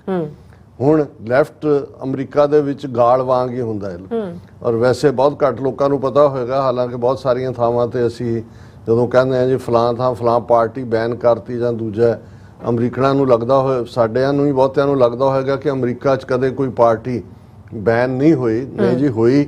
ਔਰ ਉਹ 1952 'ਚ ਜਦੋਂ ਸੈਨੇਟਰ ਮੈਕਾਰਥੀ ਔਰ ਅਮਰੀਕਾ ਦੇ ਵਿੱਚ ਐਂਟਾਈ ਕਮਿਊਨਿਸਟ ਇੱਕ ਲਹਿਰ ਚੱਲੀ ਹੋਈ ਸੀ ਔਰ ਸੈਨੇਟਰ ਮੈਕਾਰਥੀ ਨੇ ਜਿਸ ਕਿਸਮ ਦਾ ਉਹ ਆਪਣਾ ਸਿਨਿਸਿਜ਼ਮ ਦਿਖਾਇਆ ਹੋਇਆ ਸੀ, ਉਹਦਾ ਨਤੀਜਾ ਸੀ ਕਿ ਬਹੁਤ ਸਾਰੇ ਇੱਥੇ ਹੱਥਕੜੀਆਂ ਲਾ ਕੇ ਕੋਈ ਹਾਲੀਵੁੱਡ ਦੇ ਐਕਟਰ ਕੋਈ ਦੂਜੇ ਤੀਜੇ ਕਮਿਊਨਿਸਟ ਪਾਰਟੀ ਦੇ ਉੱਤੇ ਪਾਬੰਦੀ ਲਾ ਦਿੱਤੀ ਸੀ।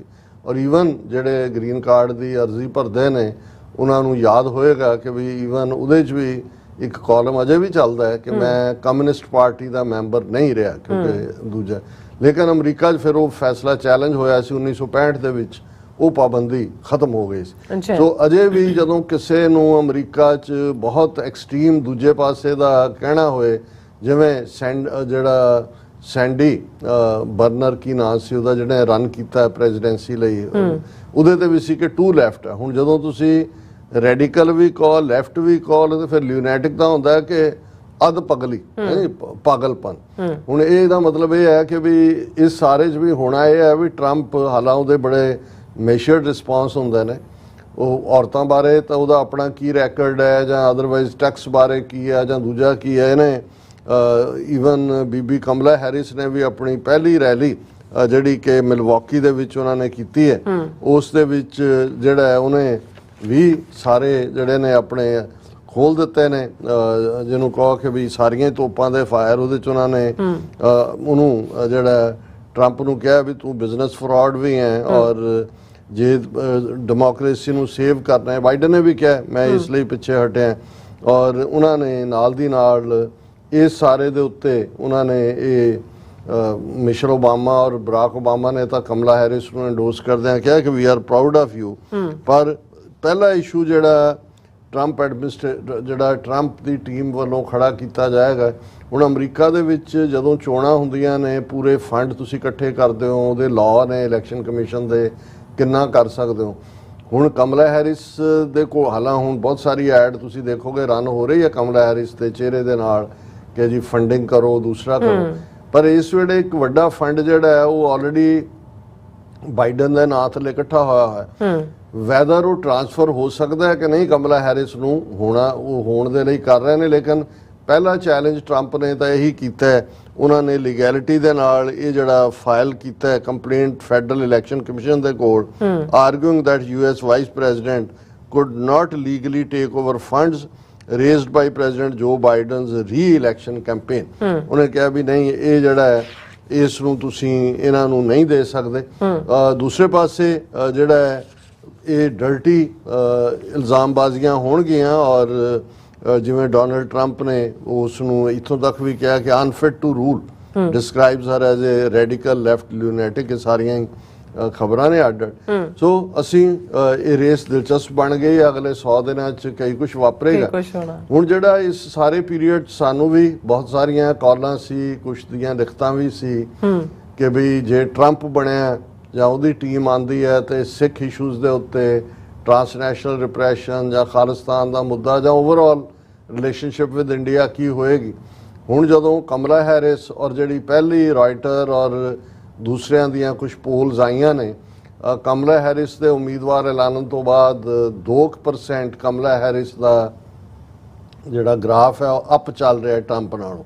ਕਿਉਂਕਿ ਜਦੋਂ ਟਰੰਪ ਬਾਈਡਨ ਸੀ, ਬਾਈਡਨ ਥੱਲੇ ਸੀ, ਟਰੰਪ ਕੁਝ ਥਾਵਾਂ ਤੇ 6 ਪੁਆਇੰਟ ਉੱਪਰ ਸੀ, ਪਰ ਹੁਣ ਸਡਨਲੀ ਜਿਹੜਾ ਕਮਲਾ ਹੈਰਿਸ ਦਾ 2 ਪੁਆਇੰਟ ਉੱਪਰ ਜਾ ਰਿਹਾ। ਹਾਲਾਂ ਅਗਲੇ 100 ਦਿਨਾਂ 'ਚ ਕਈ ਕੁਝ ਬਦਲੇਗਾ। ਜਦੋਂ ਡਿਬੇਟਸ ਹੁੰਦੀਆਂ ਨੇ ਉਸ ਤੋਂ ਬਾਅਦ ਵੀ ਬਹੁਤ ਸਾਰੀ ਤਬਦੀਲੀ ਹੁੰਦੀ ਹੈ। ਪਰ ਬਹੁਤ ਸਾਰਿਆਂ ਦੀ ਇਸ ਕੁਐਰੀ ਨੂੰ ਦੇਖਦੇ ਹਾਂ ਕਿ ਭਾਈ ਸਿੱਖਾਂ ਦੇ ਮਾਮਲੇ 'ਚ ਕਮਲਾ ਹੈਰਿਸ ਦਾ ਜਦੋਂ ਉਹ ਸੈਨੇਟਰ ਰਹੀ ਜਾਂ ਉਸ ਤੋਂ ਪਹਿਲਾਂ ਕੈਲੀਫੋਰਨੀਆ ਦੀ ਅਟਾਰਨੀ ਜਨਰਲ ਰਹੀ, ਇਸ ਦਾ ਕੀ ਰੋਲ ਰਿਹਾ, ਇਸ ਦੇ ਉੱਤੇ ਜਿਹੜਾ ਅੱਜ ਉਹਨਾਂ ਦੀ ਬਾਜ਼ ਪਬਲੀਕੇਸ਼ਨਸ ਦੇ ਜਿਹੜੇ ਕਾਫੀ ਇਨਵੈਸਟੀਗੇਟਿਵ ਟਾਈਪ ਆਫ ਜਰਨਲਿਜ਼ਮ ਵੀ ਕਰਦੇ ਨੇ, ਐਕਟਿਵਿਸਟ ਵੀ ਨੇ, ਜਸਕਰਨ ਸੰਧੂ, ਉਹਨਾਂ ਦੀ ਆਰਟੀਕਲ ਇਸ ਡਿਸਕਸ਼ਨ ਦੇ ਲਈ ਅਸੀਂ ਇਸਤੇਮਾਲ ਕਰ ਰਹੇ ਔਰ ਇਸ ਦਾ ਟਾਈਟਲ ਹੀ ਹੈ ਕਿ Sikh lawyers recall Kamala Harris problematic past as attorney general. ਹੁਣ ਪ੍ਰੋਬਲਮੈਟਿਕ ਪਾਸਟ ਕੀ ਹੈ, ਜਾਂ ਇਹ ਜਦੋਂ ਅਟਾਰਨੀ ਜਨਰਲ ਸੀ ਐਸਾ ਕਿਹੜਾ ਕੇਸ ਸੀ ਜਿਹੜਾ ਕਮਲਾ ਹੈਰਿਸ ਨੇ as a attorney general handle ਕੀਤਾ ਸਿੱਖਾਂ ਨਾਲ ਸੰਬੰਧਿਤ, ਜਿਸ ਨੂੰ ਉਸ ਨੇ ਜਿਸ ਪ੍ਰਤੀ ਜਿਹੜੀ ਹੈ ਸੈਂਸਿਟਿਵਿਟੀ ਨਹੀਂ ਦਿਖਾਈ, ਸੰਵੇਦਨਸ਼ੀਲਤਾ ਨਹੀਂ ਦਿਖਾਈ, ਔਰ ਇਹਦੇ ਬਾਵਜੂਦ ਕਿ ਅਪਰ ਅਪੀਲ ਦੇ ਵਿੱਚ ਉਹ ਕੇਸ ਹਾਰੀ ਕੈਲੀਫੋਰਨੀਆ ਸਟੇਟ, ਲੇਕਿਨ ਇਹਦੇ ਬਾਵਜੂਦ ਕਮਲਾ ਹੈਰਿਸ ਨੇ ਇੱਕ ਤੋਂ ਬਾਅਦ ਇੱਕ ਮੋਸ਼ਨ ਵੀ ਪਵਾਇਆ।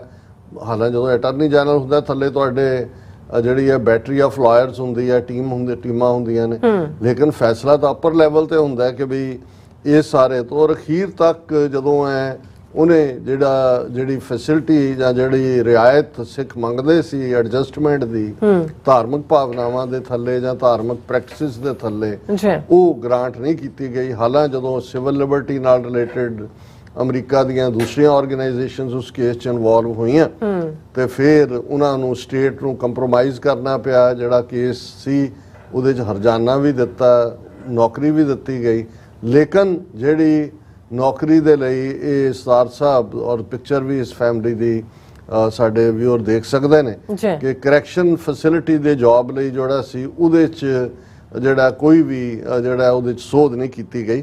ਸੋ ਮੈਂ ਇਸ ਕੇਸ ਨੂੰ ਉਸੇ ਕੰਟੈਕਸਟ ਦੇ ਵਿੱਚ ਜਿਹਦੇ 'ਚ ਇਸ ਲਿਖਤ ਦੇ ਵਿੱਚ ਡਿਸਕਸ ਕੀਤਾ ਗਿਆ ਮੈਂ ਡਿਸਕਸ ਕਰਨਾ ਚਾਹੁੰਦਾ ਕਿ ਬਈ ਇਹ ਜਿਹੜਾ ਉਹਦੇ 'ਚ ਇਹ ਕੇਸ ਹੈ ਇੱਕ ਸਾਬਕਾ ਭਾਰਤੀ ਨੇਵਲ ਆਫਿਸਰ ਦਾ ਰਿਟਾਇਰਡ, ਜਿਨ੍ਹਾਂ ਨੇ ਜਿਹੜੇ ਸਿੱਖੀ ਸਰੂਪ 'ਚ ਨੇ ਔਰ ਜਿਹੜੇ ਜਦੋਂ ਅਮਰੀਕਾ ਦੇ ਵਿੱਚ 1999 ਦੇ ਵਿੱਚ ਆਏ ਔਰ ਉਹਨਾਂ ਨੇ ਕੈਲੀਫੋਰਨੀਆ ਕਰੈਕਸ਼ਨਲ ਆਫਿਸਰ, ਹੁਣ ਇਹ ਜਿਹੜੀਆਂ ਜੇਲ੍ਹਾਂ ਹੁੰਦੀਆਂ ਨੇ ਜਿਹਨੂੰ California department of corrections and rehabilitation ਕਹਿੰਦੇ ਨੇ, CDCR, ਇਸ 'ਚ ਉਹਨਾਂ ਨੇ 2005 ਦੇ ਵਿੱਚ ਜਿਹੜਾ ਉਹ ਅਪਲਾਈ ਕੀਤਾ ਜੌਬ ਦੇ ਲਈ। ਔਰ ਇਹ ਜਦੋਂ ਇਹਨਾਂ ਨੇ ਅਪਲਾਈ ਕੀਤਾ ਔਰ ਕਿਉਂਕਿ ਉਹਨਾਂ ਦੇ ਕੋਲ ਪ੍ਰੋਪਰ ਗ੍ਰੀਨ ਕਾਰਡ ਹੋਏਗਾ 1999 2005 ਤੱਕ ਤਾਂ ਸਿਟੀਜ਼ਨਸ਼ਿਪ ਹੋਏਗੀ। ਹੁਣ ਜਿਹੜਾ ਕਰੈਕਸ਼ਨ ਫੈਸਿਲਿਟੀ ਦੇ ਵਿੱਚ ਉਹਨਾਂ ਦਾ as a correctional officer job ਸੀ, ਉਸ ਦਾ ਉਹਨਾਂ ਨੇ ਰਿਟਨ ਟੈਸਟ ਪਾਸ ਕਰ ਲਿਆ। ਉਹਨਾਂ ਨੂੰ ਜਿਹੜਾ ਕੰਡੀਸ਼ਨਲ ਆਫਰ ਦੇ ਦਿੱਤੀ ਗਈ ਕਿ ਵੀ ਤੁਹਾਡੀ ਨੌਕਰੀ ਪੱਕੀ ਹੈ ਜੇ ਤੁਸੀਂ ਅੱਖਾਂ ਦਾ ਟੈਸਟ, ਫਿਜ਼ੀਕਲ ਐਬਿਲਿਟੀਜ਼ ਟੈਸਟ, ਤੁਹਾਡੀ ਬੈਕਗਰਾਉਂਡ ਇਨਵੈਸਟੀਗੇਸ਼ਨ ਕਲੀਅਰ ਹੁੰਦੀ ਹੈ, ਸਾਈਕੋਲੋਜੀਕਲ ਐਵੈਲੂਏਸ਼ਨ ਤੇ ਪ੍ਰੀ ਇੰਪਲੋਇਡ ਮੈਡੀਕਲ ਐਗਜ਼ਾਮੀਨੇਸ਼ਨ। ਸੋ ਚਲੋ ਬਾਕੀਆਂ ਦੇ ਤਾਂ ਕੋਈ ਪ੍ਰੋਬਲਮ ਨਹੀਂ ਹੋਈ। ਜਦੋਂ ਉਹਨਾਂ ਦੇ ਮੈਡੀਕਲ ਜਿਹੜੀ ਐਗਜ਼ਾਮੀਨੇਸ਼ਨ ਦੀ ਗੱਲ ਆਈ ਤੇ ਉਹਨਾਂ ਨੇ ਕਿਹਾ ਕਿ ਵੀ ਜਿਹੜਾ ਇਹ ਤਾਂ ਤੁਹਾਡਾ ਪਾਰਟ ਅਸੀਂ ਜਿਹੜਾ ਉਹ ਨਹੀਂ ਕਰ ਸਕਦੇ ਕਿਉਂਕਿ ਇਹਨਾਂ ਦਾ ਨਾਮ ਤਰਲੋਚਨ ਸਿੰਘ ਓਬਰਾਏ ਔਰ ਇਹ ਰਿਟਾਇਰਡ ਨੇਵੀ ਦੇ ਆਫਿਸਰ ਸੀ। ਦਰਸ਼ਕ ਉਹਨਾਂ ਦੇ ਔਰ ਉਹਨਾਂ ਦੀ ਵਾਈਫ ਦੀ ਪਿਕਚਰ ਵੀ ਦੇਖ ਸਕਦੇ ਨੇ ਤਰਲੋਚਨ ਸਿੰਘ ਓਬਰਾਏ ਦੀ। ਔਰ ਉਹਨਾਂ ਨੇ ਕਿਹਾ ਕਿ ਜੀ ਕਿਉਂਕਿ ਕਰੈਕਸ਼ਨ ਫੈਸਿਲਿਟੀ ਆਫਿਸਰ ਨੂੰ ਜਿਹੜੀ ਹੈ ਉਹ ਮਾਸਕ ਜਿਹੜੀ ਹੈ ਉਹ ਰੈਸਪੀਰੇਟਰੀ ਦੇ ਲਈ ਔਰ ਦੂਸਰੇ ਦੇ ਲਈ ਪਾਣੀ ਪੈਂਦੀ ਹੈ ਔਰ ਇਹਦੇ ਲਈ ਕਲੀਨ ਸ਼ੇਵ ਹੋਣਾ ਜ਼ਰੂਰੀ ਹੈ। ਸੋ ਇਸ ਲਈ ਅਸੀਂ ਤੁਹਾਨੂੰ ਆਪਣੀ ਬੀਅਰਡ ਸ਼ੇਵ ਕਰਨੀ ਪਏਗੀ। ਪਰ ਉਹਨਾਂ ਨੇ ਕਿਹਾ ਵੀ ਮੈਂ ਪ੍ਰੈਕਟਿਸਿੰਗ ਸਿੱਖ ਹਾਂ ਔਰ ਇਸ ਦੇ ਨਾਲ ਮੈਂ ਜਿਹੜਾ ਕੋਈ ਸਮਝੌਤਾ ਨਹੀਂ ਕਰ ਸਕਦਾ ਔਰ ਇਸ ਤਰੀਕੇ ਨਾਲ ਉਹਨਾਂ ਦਾ ਜਿਹੜਾ ਉਹ ਅਦਾਲਤ ਦਾ ਉਹਨਾਂ ਨੇ ਸਹਾਰਾ ਲਿਆ ਔਰ ਇਹ ਸਾਰੇ ਦੇ ਚੱਲਦੇ ਆ 2008 ਦੇ ਤੱਕ ਪਹੁੰਚਦੇ। ਹੁਣ 2006 ਤੋਂ ਉਹਨਾਂ ਨੇ ਅਪੀਲ ਦਾਇਰ ਕੀਤੀ ਔਰ 2008 ਦੇ ਵਿੱਚ ਉਹਨਾਂ ਨੇ ਅਪੀਲ ਜਿੱਤ ਲਈ, ਜਿਹੜੀ ਜਿਹਦੇ 'ਚ ਜਿਸ ਅਪੀਲ ਦਾ ਆਧਾਰ ਇਹ ਸੀ ਕਿ ਜਿਹੜੇ ਧਾਰਮਿਕ ਜਜ਼ਬਾਤ, ਧਾਰਮਿਕ ਪ੍ਰੈਕਟਿਸਿਸ ਨੇ ਉਹਨਾਂ ਨੂੰ ਐਕੋਮੋਡੇਟ ਕਰਨਾ ਕਿ ਭਾਈ ਭਾਵੇਂ ਉਹ ਕੁਝ ਥੋੜੀ ਬਹੁਤ ਰੁਕਾਵਟ ਵੀ ਹੋਏ ਆਮ ਕੰਮ ਦੇ ਢੰਗ ਨਾਲ, ਪਰ ਤੁਸੀਂ ਉਹਨਾਂ ਨੂੰ ਐਕੋਮੋਡੇਟ ਕਰੋ, ਉਹਨਾਂ ਨੂੰ ਰੱਖੋ। ਔਰ ਇਹ ਜਦੋਂ ਅਪੀਲ ਦੇ ਵਿੱਚ ਗਏ ਤਾਂ ਜਿਹੜਾ ਇਹ ਅਪੀਲ ਕੋਰਟ ਨੇ ਕਿਹਾ ਕਿ ਇਹ ਜਿਹੜਾ department of correction and rehabilitation ਹੈ ਇਹਨਾਂ ਨੇ ਡਿਸਕ੍ਰਿਮੀਨੇਟ ਕੀਤਾ ਇਹਨਾਂ ਦੇ ਨਾਲ, ਤਰਲੋਚਨ ਸਿੰਘ ਓਬਰਾਏ ਦੇ ਨਾਲ ਧਾਰਮਿਕ ਬੇਸ ਦੇ ਉੱਤੇ ਔਰ ਇਸ ਨੂੰ ਜਿਹੜਾ ਉਹ ਜੌਬ ਦਿੱਤਾ ਜਾਏ। ਹੁਣ ਇਸ ਕੇਸ ਨੂੰ ਉਸ ਪੀਰੀਅਡ ਦੇ ਵਿੱਚ ਵੀ ਦਿਲਚਸਪ ਕੇਸ ਹੈ। ਜਿਹੜੀ ਬੀਬੀ ਹਰਮੀਤ ਢਿੱਲੋਂ ਰਿਪਬਲਿਕਨ ਨੇ ਅਰਦਾਸ ਕੀਤੀ, ਉਹਦੀ ਲਾ ਫਰਮ ਨੇ ਤਰਲੋਚਨ ਸਿੰਘ ਓਬਰਾਏ ਦੇ ਕੇਸ ਨੂੰ ਲੜਿਆ। ਹੁਣ ਉਹਨਾਂ ਨੇ ਕਿਹਾ ਕਿ ਵੀ ਇਸ ਸਾਰੇ ਦੇ ਚੱਲਦੇ ਆ ਇਹ ਜਿਹੜੀ ਡਿਸਕ੍ਰਿਮੀਨੇਟਰੀ ਪਾਲਿਸੀ ਸੀ ਇਹਨੂੰ ਖਤਮ ਕੀਤਾ ਜਾਣਾ ਚਾਹੀਦਾ ਸੀ। ਹੁਣ 2011 ਦੇ ਵਿੱਚ ਕਮਲਾ ਹੈਰਿਸ ਅਟਾਰਨੀ ਜਨਰਲ ਸੀ ਕੈਲੀਫੋਰਨੀਆ ਦੀ, ਉਹਨੇ ਇਸ ਫੈਸਲੇ ਦੇ ਖਿਲਾਫ ਜਿਹੜਾ ਉਹ ਸਟੈਂਡ ਲਿਆ। ਉਹਨੇ ਆਪਣਾ ਫਾਈਲ ਮੋਸ਼ਨ ਤੇ ਬਾਅਦ ਮੋਸ਼ਨ ਕੀਤਾ ਕਿ ਵੀ ਨਹੀਂ, ਇਹ ਜੌਬ ਨੂੰ ਕਰਨ ਦੇ ਲਈ ਸ਼ੇਵ ਕਰਨਾ ਜ਼ਰੂਰੀ ਹੈ ਔਰ ਇਹ ਬਿਲਕੁਲ ਅਸੀਂ ਅਕਮੋਡੇਟ ਨਹੀਂ ਕਰਾਂਗੇ।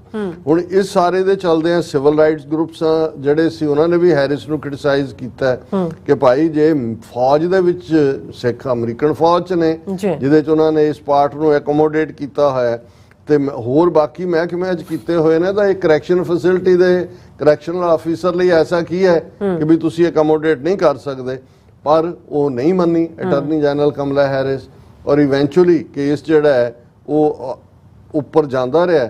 ਲੇਕਿਨ ਅਲਟੀਮੇਟਲੀ ਹੁੰਦਾ ਇਹ ਹੈ ਕਿ ਵਿਚਾਰਾ ਇਹ ਤਰਲੋਚਨ ਸਿੰਘ ਓਬਰਾਏ ਕਿੱਥੇ ਨੇਵੀ ਆਫੀਸਰ ਕਿੱਥੇ ਕਰੈਕਸ਼ਨਲ ਆਫੀਸਰ ਦਾ ਜੌਬ ਉਹ $8-9 ਪਰ ਆਵਰ ਦੇ ਉੱਤੇ ਵਾਲਮਾਰਟ 'ਚ ਕੰਮ ਕਰਦਾ। ਇੱਕ ਸਟੇਜ ਆ ਜਾਂਦੀ ਹੈ ਤੁਹਾਨੂੰ ਲੱਗਦਾ ਹੈ ਕਿ ਵੀ ਜੇ ਹੁਣ ਸਟੇਟ ਵੀ ਫਸੀ ਹੋਈ ਸੀ ਉੱਥੇ ਸਹੂਲਤ ਦੇਣਾ ਨਹੀਂ ਸੀ ਚਾਹੁੰਦੇ ਪਰ ਉਹ ਕੰਪਰੋਮਾਈਜ਼ ਕਰਨਾ ਚਾਹੁੰਦੇ ਸੀ। ਸੋ ਉਹਨਾਂ ਨੇ ਸੈਟਲਮੈਂਟ ਕਰ ਲਈ ਓਬਰਾਏ ਹੋਰਾਂ ਨਾਲ $3 ਲੱਖ ਜਿਹੜਾ ਉਹਨਾਂ ਨੂੰ ਹਰਜਾਨਾ ਦਿੱਤਾ ਔਰ ਉਹਨਾਂ ਨੂੰ ਕਿਹਾ ਜੀ ਤੁਹਾਨੂੰ ਅਸੀਂ ਜੌਬ ਦੇਾਂਗੇ $61,000 ਸਾਲ ਦਾ ਜਿਹੜਾ ਅੱਡ ਐਜ਼ ਏ ਮੈਨੇਜਰ। ਉਹ ਨਹੀਂ ਜੌਬ ਉਹਦੇ ਚ ਅਕਮੋਡੇਟ ਨਹੀਂ ਕੀਤਾ ਜਿਹਦੇ ਲਈ ਉਹਨਾਂ ਨੇ ਕੇਸ ਲੜਿਆ।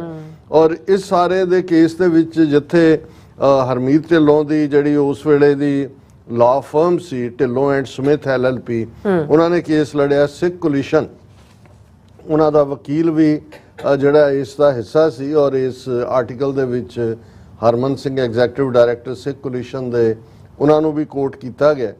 ਹੁਣ ਇਸ ਸਾਰੇ ਦੇ ਚੱਲਦੇ ਆ ਉਹਨਾਂ ਨੇ ਜਿਹੜਾ ਸਿੱਖ ਕੋਲੀਸ਼ਨ ਨੇ ਵੀ ਇਹ ਕਿਹਾ ਕਿ ਵੀ ਕੋਈ ਹੋਰ ਹੁੰਦਾ ਅਟਾਰਨੀ ਜਨਰਲ ਤੇ ਸਮਝ ਆ ਸਕਦੀ ਹੈ ਕਿ ਕੋਈ ਗੋਰਾ ਹੈ ਕਾਲਾ ਹੈ ਪੀਲਾ ਹੈ ਕੋਈ ਹੋਰ ਹੈ। ਹੁਣ ਕਮਲਾ ਹੈਰਿਸ ਜਿਹਦੀਆਂ ਆਪਣੀਆਂ ਰੂਟਸ ਮਾਂ ਵਾਲੇ ਪਾਸਿਓਂ ਇੰਡੀਆ ਦੇ ਵਿੱਚ ਨੇ ਉਹਨੂੰ ਤਾਂ ਕੋਈ ਭੁਲੇਖਾ ਨਹੀਂ ਹੈ ਵੀ ਸਿੱਖ ਕੀ ਨੇ ਸਿੱਖਾਂ ਦੇ ਲਈ ਸਿੱਖੀ ਸਰੂਪ ਦੀ ਕੀ ਅਹਿਮੀਅਤ ਹੈ।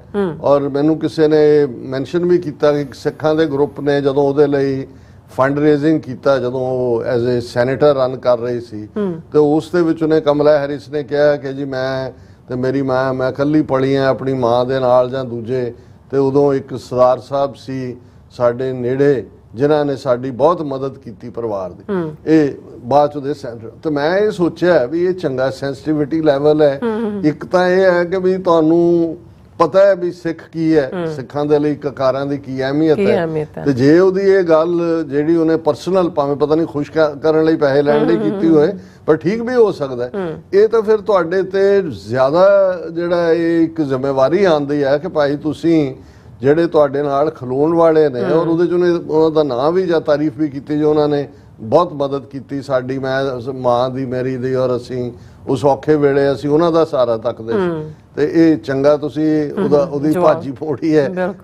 ਸੋ ਇਹ ਸਾਰੇ ਦੇ ਉੱਤੇ ਚੱਲਦੇ ਆ ਜਿਹੜੀ ਹੈ ਬੀਬੀ ਢਿੱਲੋਂ ਨੇ ਜਿਹੜਾ ਹਰਮੀਤ ਢਿੱਲੋਂ ਨੇ ਇਸ ਦੇ ਆਰਟੀਕਲ ਦੇ ਲਈ ਗੱਲ ਕੀਤੀ ਹੈ ਇਹਨਾਂ ਦੇ ਨਾਲ ਔਰ ਕਮੈਂਟ ਕੀਤਾ ਕਿ ਵੀ ਸਾਨੂੰ ਤਾਂ ਆਸ ਸੀ ਵੀ had hopes that because of her Indian heritage she might be more sensitive to the religious discrimination faced by the Sikhs ਕਿ ਵੀ ਇਹ ਧਾਰਮਿਕ ਭਾਵਨਾਵਾਂ ਪ੍ਰਤੀ ਸਜਗ ਹੋਏਗੀ ਪਰ far from it she was uncaring and dragged out the case as far as she could ਉਹਨੇ case ਨੂੰ ਇੰਨਾ ਘੜੀਸਿਆ ਜਿੰਨਾ ਉਹ ਘੜੀਸ ਸਕਦੀ ਸੀ filing every motion and making every argument even frivolous ones ਕਿ ਜਿਨ੍ਹਾਂ ਆਰਗੂਮੈਂਟਸ ਦਾ ਕੋਈ ਆਧਾਰ ਨਹੀਂ ਸੀ ਉਡਾਤੇ ਵਕੀਲਾਂ ਦੀ ਦੂਜੀ ਟੀਮ ਨੇ ਲੇਕਿਨ ਉਹਨੇ ਜਿਹੜਾ ਉਹ ਗਿਵ ਅਪ ਨਹੀਂ ਕੀਤਾ। ਉਹਨੇ ਕਿਹਾ ਕਿ ਵੀ ਇਹ ਹੁਣ ਇਹਦੇ ਬਾਵਜੂਦ ਹੈ ਔਰ ਇਹਦੇ 'ਚ ਆਰਟੀਕਲ ਦਾ ਹਿੱਸਾ ਹੈ ਕਿ ਜਦੋਂ ਕੁਝ ਅਫਰੀਕਨ ਅਮਰੀਕਨ ਜਿਹੜੇ ਨੇ ਉਹਨਾਂ ਨੂੰ ਰਾਇਤ ਦਿੱਤੀ ਗਈ ਕਿ ਜੇ ਮੈਡੀਕਲ ਰੀਜ਼ਨਸ ਕਰਕੇ ਉਹਨਾਂ ਨੂੰ ਦਾੜੀ ਰੱਖਣੀ ਪਏ ਜਾਂ ਸ਼ੇਵ ਨਾ ਕਰਨੀ ਹੋਏ ਤੇ ਉਹ ਕਰ ਸਕਦੇ ਨੇ। ਸੋ ਹੁਣ ਇਹਦਾ ਲੁਬੇ ਲੁਭਾਵ ਇਹ ਹੈ ਕਿ ਵੀ ਜੇ ਮੈਡੀਕਲ ਗਰਾਊਂਡਸ ਤੇ ਅਫਰੀਕਨ ਅਮਰੀਕਨ ਮੈਨ ਉਹਨਾਂ ਨੂੰ ਅਕਮੋਡੇਟ ਕੀਤਾ ਜਾ ਸਕਦਾ ਤੇ ਰਿਲੀਜੀਅਸ ਗਰਾਊਂਡ ਤੇ ਜਦੋਂ ਕਿ ਸਿਸਟਮ ਸਿੰਪੈਥੈਟਿਕ ਹੈ ਕੋਰਟ ਆਫ ਅਪੀਲ ਸਿੰਪੈਥੈਟਿਕ ਹੈ ਕਿ ਭਾਈ ਰਿਲੀਜੀਅਸ ਤੁਸੀਂ ਅਕਮੋਡੇਸ਼ਨ ਕਰੋ ਪਰ ਇਸ ਦਾ ਐਡਾਮੈਂਟ ਹੋਣਾ ਇਹ ਦੱਸਦਾ ਕਿ ਵੀ ਉਹਨਾਂ ਨੇ ਕਿਹਾ ਵੀ ਉਹਨਾਂ ਨੂੰ ਤਾਂ ਇਹ ਅਫਰੀਕਨ ਅਮਰੀਕਨ ਮੈਨ ਉਹਨਾਂ ਨੂੰ ਤਾਂ ਗ੍ਰਾਂਟ ਕਰ ਦਿੱਤਾ but refused the same accommodation to Sikhs with religious requirement. This was indefensible and she should have shown leadership, integrity and compassion for the civil rights of Sikhs, a sizable minority population in our state who have been here for over a century. 100 ਤੋਂ ਜ਼ਿਆਦਾ ਸਾਲ ਪਹਿਲਾਂ ਵੀ ਤੇਰੀ ਮਾਂ ਤਾਂ ਹੁਣੇ ਹੀ ਆਈ ਹੋਣੀ ਹੈ 60s ਜਾਂ 50s ਦੇ ਵਿੱਚ, ਪਿਓ ਤੇਰਾ ਜਿਹੜਾ 40s, ਅਸੀਂ ਤਾਂ ਇੱਥੇ 125 ਸਾਲ ਤੋਂ ਹੈ। ਸੋ ਇਹ ਸਾਰੇ ਦੇ ਉੱਤੇ ਚੱਲਦੇ ਆ, ਉਹਨਾਂ ਦੇ ਹੋਰ ਵੀ ਕਮੈਂਟਸ ਨੇ। ਔਰ ਇਹਦੇ ਤੋਂ ਇੱਕ ਤੱਤ ਜਿਹੜਾ ਉਹਨਾਂ ਨੇ ਕੱਢਿਆ, ਉਹਨੇ ਕਿਹਾ ਵੀ ਇਹਦਾ ਮਤਲਬ ਇਹ ਹੈ ਕਿ ਜਿਹੜਾ ਸੈਂਸਿਟਿਵਿਟੀ ਲੈਵਲ ਹੈ ਔਰ ਸਿੱਖਾਂ ਪ੍ਰਤੀ ਕੀ ਪਹੁੰਚ ਹੋਏਗੀ ਇਹ ਤਾਂ ਬਾਅਦ ਦੀ ਗੱਲ ਹੈ, ਪਰ ਓਵਰਆਲ ਵੀ ਉਹ ਅੰਡਰ ਪ੍ਰੈਸ਼ਰ ਕੰਮ ਕਰਦੀ ਹੈ ਹੈਰਿਸ। ਔਰ ਇਹ ਜਿਹੜੇ ਨੇ ਬਹੁਤ ਸਾਰੇ ਫੈਸਲੇ ਜਿਵੇਂ ਉਹਨਾਂ ਨੇ ਡਿਫਾਈ ਕੀਤੇ ਫੈਡਰਲ ਕੋਰਟ ਦੇ, ਜਿਨ੍ਹਾਂ ਦੇ ਵਿੱਚ to alleviate prison overcrowding, Brady violation in her office as DA and simple looking the other way when it came to systematic violations of the law। ਇਹ ਉਹਦਾ ਓਵਰਆਲ ਰਿਕਾਰਡ ਵੀ ਹੈ। ਔਰ ਉਹਦੇ 'ਚ ਅਸੀਂ ਇਹਨਾਂ ਨੇ ਵੀ ਇਹੀ ਕਨਕਲੂਡ ਕੀਤਾ, ਅਸੀਂ ਵੀ ਇਹੀ ਕਹਿਣਾ ਚਾਹੁੰਦੇ ਹਾਂ ਵੀ ਅਸੀਂ ਇਹ ਤਾਂ ਨਹੀਂ ਕਹਿੰਦੇ ਕਿ ਭਾਈ ਕਿਹਨੂੰ ਕਹੀਏ ਕਿ ਕਿਹਨੂੰ ਵੋਟ ਕਰੋ ਨਾ ਕਰੋ, ਟਰੰਪ ਦਾ ਆਪਣਾ ਰੈਕਡ ਕੀ ਹੈ ਜਾਂ ਕਿਵੇਂ ਹੈ, ਉਸ ਬਾਰੇ ਵੀ ਹਰ ਇੱਕ ਦੇ ਆਪਣੀ رائے ਹੋ ਸਕਦੀ ਹੈ। ਅਸੀਂ ਇਹ ਵੀ ਸਮਝਦੇ ਹਾਂ ਕਿ ਮਾਈਨੋਰਟੀਜ਼ ਦੇ ਲਈ ਖਾਸ ਤੌਰ ਤੇ ਜ਼ਰੂਰੀ ਵੀ ਹੁੰਦਾ ਹੈ ਕਿ ਵੀ ਹਰ ਟੋਕਰੀ ਦੇ ਵਿੱਚ ਤੁਹਾਡੇ ਆਂਡੇ ਹੋਣ।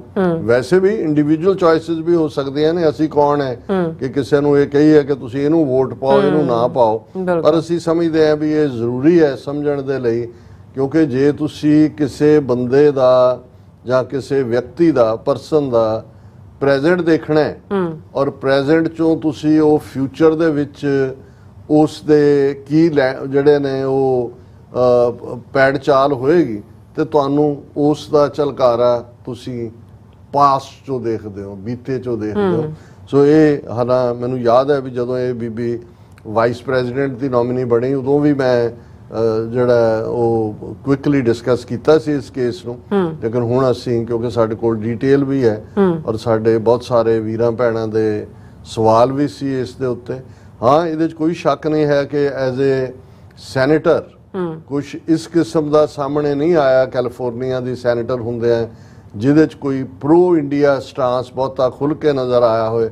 ਉਹ ਜਿੰਨੀਆਂ ਬੀਬੀਆਂ ਪ੍ਰਮਲਾ ਜਿਹੜੀ ਹੈ ਉੱਥੋਂ ਸੀਐਟਲ ਤੋਂ, ਜਾਂ ਇਹ ਕਮਲਾ ਹੈਰਿਸ ਜਾਂ ਦੂਜੀ, ਜਦੋਂ ਹੁਣ ਉਹਨੇ ਟਰੰਪ ਨੇ ਲਿਊਨੈਟਿਕ ਲੈਫਟ ਰੈਡੀਕਲ ਇਹ ਸਾਰੇ ਲਫ਼ਜ਼ ਇਸਤੇਮਾਲ ਕੀਤੇ ਨੇ, ਸੋ ਜ਼ਾਹਰ ਹੈ ਕਿ ਹਿਊਮਨ ਰਾਈਟਸ ਦੇ ਮੁੱਦੇ ਤੇ ਜਾਂ ਦੂਜੇ ਇੰਡੀਆ ਦੀਆਂ ਕ੍ਰਿਟਿਕ ਹੀ ਨੇ ਬੀਬੀਆਂ, ਇਹ ਵੀ ਕ੍ਰਿਟਿਕ ਸੀ। ਲੇਕਿਨ ਇਹ ਦੂਸਰੇ ਪਾਸੇ ਪ੍ਰੋਬਲਮ ਇਹ ਹੁੰਦੀ ਹੈ ਵੀ ਹਾਲਾਂ ਕਮਲਾ ਹੈਰਿਸ ਪ੍ਰੈਕਟਿਸਿੰਗ ਕ੍ਰਿਸਚਨ ਹੈ ਔਰ ਉਹ ਹੁਣ ਉਹਦੇ ਜਿਹੜੇ ਕ੍ਰਿਸਚਨ ਗਰੁੱਪ ਵਿਦਨ ਜਾਂ ਜਿੱਥੇ ਉਹ ਪੜ੍ਹੀ ਜਾਂ ਦੂਜੇ ਉਹ ਫੁੱਲੀ ਹਮਾਇਤ ਦੇ ਵਿੱਚ ਆਏ ਨੇ, ਪਰ ਇਹ ਜਿਹੜੇ ਲੈਫਟ ਲੀਨਿੰਗ ਨੇ, ਮੈਂ ਤਾਂ ਇੰਡੀਅਨ ਕੰਟੈਕਸਟ ਵੀ ਦੇਖਦਾ, ਇਹ ਧਾਰਮਿਕ ਮਾਮਲਿਆਂ 'ਚ ਪੂਰੀ ਤਰ੍ਹਾਂ ਇਨਸੈਂਸਿਟਿਵ ਹੋ ਜਾਂਦੇ ਨੇ। ਇਹਨਾਂ ਨੂੰ ਇਹ ਲੱਗਦਾ ਹੁੰਦਾ ਕਿ ਵੀ ਇਹ ਜਿਹੜਾ ਔਰ ਖਾਸ ਤੌਰ ਤੇ ਸਿੱਖਾਂ ਦੇ ਮਾਮਲੇ 'ਚ ਉੱਥੇ ਵੀ ਤੁਸੀਂ ਇੰਡੀਆ ਦੇ ਲੈਫਟਿਸਟ ਦਾ ਵਰਤਾਰਾ ਦੇਖੋਗੇ ਸਾਰੀ ਮੂਵਮੈਂਟ ਦੇ ਵੇਲੇ 80s 90s ਦੇ ਵੇਲੇ, ਕਿ ਵੀ ਉਹਨਾਂ ਨੂੰ ਸਟੇਟ ਦਾ ਆਪਰੇਸ਼ਨ ਜਿਹੜਾ ਸੀ ਸਿੱਖਾਂ ਦੇ ਖਿਲਾਫ ਉਸ ਦੇ ਉੱਤੇ ਕੋਈ ਇਤਰਾਜ਼ ਨਹੀਂ ਸੀ, ਰਾਦਰ ਉਹਦੇ ਸਹਿਯੋਗੀ ਨਹੀਂ, ਉਹ ਅੱਗੇ ਵੱਧ ਕੇ ਉਸ ਕਿਸਮ ਦਾ ਆਪਰੇਸ਼ਨ ਜਾਂ ਜ਼ੁਲਮ ਕਰਨ ਨੂੰ ਤਿਆਰ ਸੀ। ਇਹੀ ਐਟੀਟਿਊਡ ਦੁਨੀਆ 'ਚ ਹੋਰ ਥਾਵਾਂ ਤੇ ਵੀ ਇਹ ਲੈਫਟਿਸਟ ਦਾ ਦੇਖਣ ਜਾਂਦਾ ਹੈ ਕਿ ਜਦੋਂ ਜਿੱਥੇ ਕਿਉਂਕਿ ਸਿੱਖਾਂ ਦੀ ਆਸਥਾ ਵਿਸ਼ਵਾਸ ਸਾਡੇ ਧਾਰਮਿਕ ਆਰਟੀਕਲਸ ਆਫ ਫੇਥ ਇਹ ਮਹਿਜ਼ ਰਿਚੁਅਲ ਨਹੀਂ ਨੇ ਜਾਂ ਇਹ ਮਹਿਜ਼ ਜਿਹੜੇ ਨੇ ਉਹ ਇੱਕ ਸਿੰਬਲ ਵਾਂਗ ਨਹੀਂ ਨੇ, ਇਹ ਸਾਡਾ ਵੇ ਆਫ ਲਾਈਫ ਹੈ, ਸਾਡੀ ਜਿੰਦ ਜਾਨ ਦਾ ਹਿੱਸਾ ਹੈ। ਸੋ ਇਹਨੂੰ ਉਹੀ ਸਮਝ ਸਕਦਾ ਹੈ ਜਿਹੜਾ ਖੁਦ ਉਸ ਲੈਵਲ ਦੇ ਫੇਥ ਦੇ ਨਾਲ ਜੁੜਿਆ ਹੋਏ।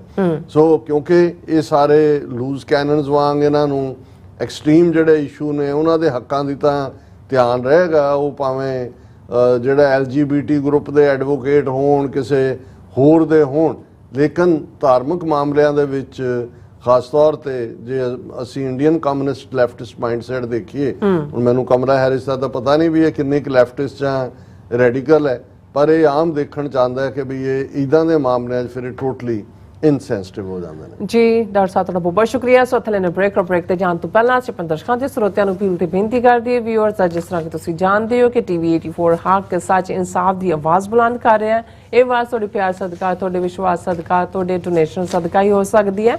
ਸੋ ਅਸੀਂ ਚਾਹਾਂਗੇ ਕਿ ਤੁਸੀਂ TV 84 ਦੀ ਚੜ੍ਹਦੀ ਕਲਾ ਲਈ ਵੱਧ ਤੋਂ ਵੱਧ ਡੋਨੇਟ ਕਰੋ। ਡੋਨੇਟ ਕਰਨ ਲਈ ਸਾਡੀ ਵੈਬਸਾਈਟ tv84.tv ਤੇ ਜਾ ਕੇ ਪੇਪਲ ਦੀ ਵਰਤੋਂ ਕਰਕੇ 1 ਟਾਈਮ ਡੋਨੇਟ ਕਰ ਸਕਦੇ ਹੋ, ਮੰਥਲੀ ਡੋਨੇਟ ਵੀ ਕਰ ਸਕਦੇ ਹੋ।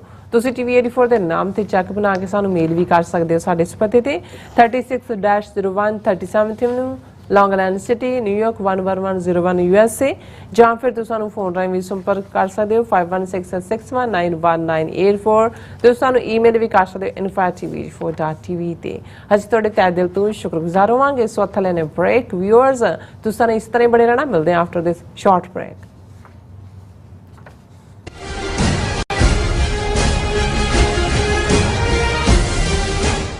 ਪ੍ਰੇਰਨਾਦਾਇਕ ਮਾਪੇ ਕਿਵੇਂ ਬਣੀਏ, ਸਿੱਖੀ ਨੂੰ ਆਪਣੇ ਪਰਿਵਾਰਕ ਜੀਵਨ ਵਿੱਚ ਕਿਵੇਂ ਲਿਆਈਏ ਤੇ ਕਿਵੇਂ ਪਰਿਵਾਰਕ ਨੀਹਾਂ ਮਜ਼ਬੂਤ ਬਣਾਈਏ। ਕੀ ਤੁਸੀਂ ਵੀ ਇਹਨਾਂ ਸਵਾਲਾਂ ਦੇ ਜਵਾਬ ਲੱਭ ਰਹੇ ਹੋ ਤਾਂ ਤੁਹਾਡੇ ਲਈ ਹੈ ਵੱਡੀ ਖੁਸ਼ਖਬਰੀ।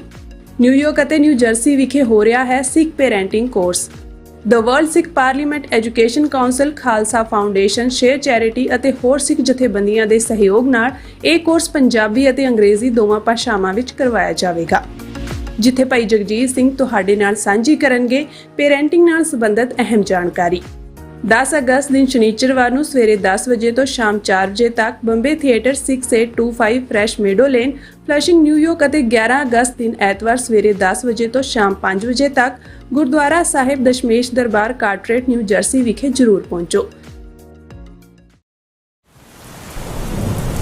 ਯੂਨਾਈਟਿਡ ਸਿੱਖ ਸੰਸਥਾ ਨੇ ਦੱਖਣੀ ਅਮਰੀਕਾ ਵਿੱਚ ਬੇਰਲ ਤੂਫਾਨ ਦੇ ਪੀੜਤਾਂ ਲਈ ਤੁਰੰਤ ਮਦਦ ਮੁਹਿੰਮ ਸ਼ੁਰੂ ਕੀਤੀ ਹੈ। ਇਸ ਭਿਆਨਕ ਤੂਫਾਨ ਨੇ ਸੈਂਟ ਵਿੰਸੈਂਟ ਅਤੇ ਗ੍ਰੇਨੇਡੀਨਸ, ਗ੍ਰੇਨੇਡਾ, ਡੋਮਿਨਿਕਾ ਤੇ ਬਾਰਬਾਡੋਸ ਨੂੰ ਬਹੁਤ ਨੁਕਸਾਨ ਪਹੁੰਚਾਇਆ ਹੈ। ਯੂਨਾਈਟਿਡ ਸਿੱਖਸ ਦੀਆਂ ਟੀਮਸ ਲੋੜਵੰਦ ਲੋਕਾਂ ਲਈ ਜ਼ਰੂਰੀ ਸਮਾਨ ਅਤੇ ਖਾਣ-ਪੀਣ ਦੀਆਂ ਚੀਜ਼ਾਂ ਪਹੁੰਚਾ ਰਹੀਆਂ ਹਨ। ਤੁਹਾਡੇ ਸਹਿਯੋਗ ਦੀ ਲੋੜ ਹੈ। ਕਿਰਪਾ ਕਰਕੇ ਇਹ ਸਮਾਨ ਦਾਨ ਕਰੋ। ਖਾਣ-ਪੀਣ ਦੀਆਂ ਚੀਜ਼ਾਂ, ਤਿਰਪਾਲ, ਜਨਰੇਟਰ, ਕੱਪੜੇ, ਤੰਬੂ, ਟਾਇਲਟ ਪੇਪਰ, ਬਰਸਾਤੀ ਕੋਟ, ਸੈਨੇਟਰੀ ਪੈਡ, ਹਰੇਕ ਸਾਈਜ਼ ਦੇ ਡਾਈਪਰ ਆਦਿ। ਡੋਨੇਟ ਕਰਨ ਲਈ contact@unitedsikhs.org ਤੇ ਸੰਪਰਕ ਕਰੋ। ਮਦਦ ਕਰਨ ਲਈ ਕਿਰਪਾ ਕਰਕੇ ਸਾਡੀ ਵੈਬਸਾਈਟ ਤੇ ਡੋਨੇਟ ਕਰੋ। UK, Italy, Geneva, Austria, Australia, Toronto, Vancouver ਅਤੇ ਕੈਲੀਫੋਰਨੀਆ ਤੋਂ ਬਾਅਦ ਖਾਲਿਸਤਾਨ ਰੈਫਰੈਂਡਮ ਦੀਆਂ ਵੋਟਾਂ ਹੁਣ ਕੈਲਗਰੀ ਵਿੱਚ ਖਾਲਿਸਤਾਨ ਦੀਆਂ ਵੋਟਾਂ 28 ਜੁਲਾਈ ਦਿਨ ਐਤਵਾਰ ਨੂੰ ਸਵੇਰੇ 9 ਵਜੇ ਤੋਂ ਲੈ ਕੇ ਸ਼ਾਮ ਦੇ 5 ਵਜੇ ਤੱਕ ਪੈਣਗੀਆਂ। ਵੋਟਿੰਗ ਸੈਂਟਰ ਦੀ ਲੋਕੇਸ਼ਨ ਜਾਣਨ ਲਈ ਜਾਂ ਵॉलੰਟੀਅਰ ਕਰਨ ਦੇ ਲਈ ਸੰਪਰਕ ਕਰੋ 403 409 1445 ਜਾਂ 403 409 1446। This ad is paid by Gurdwara Dashmesh Culture Center.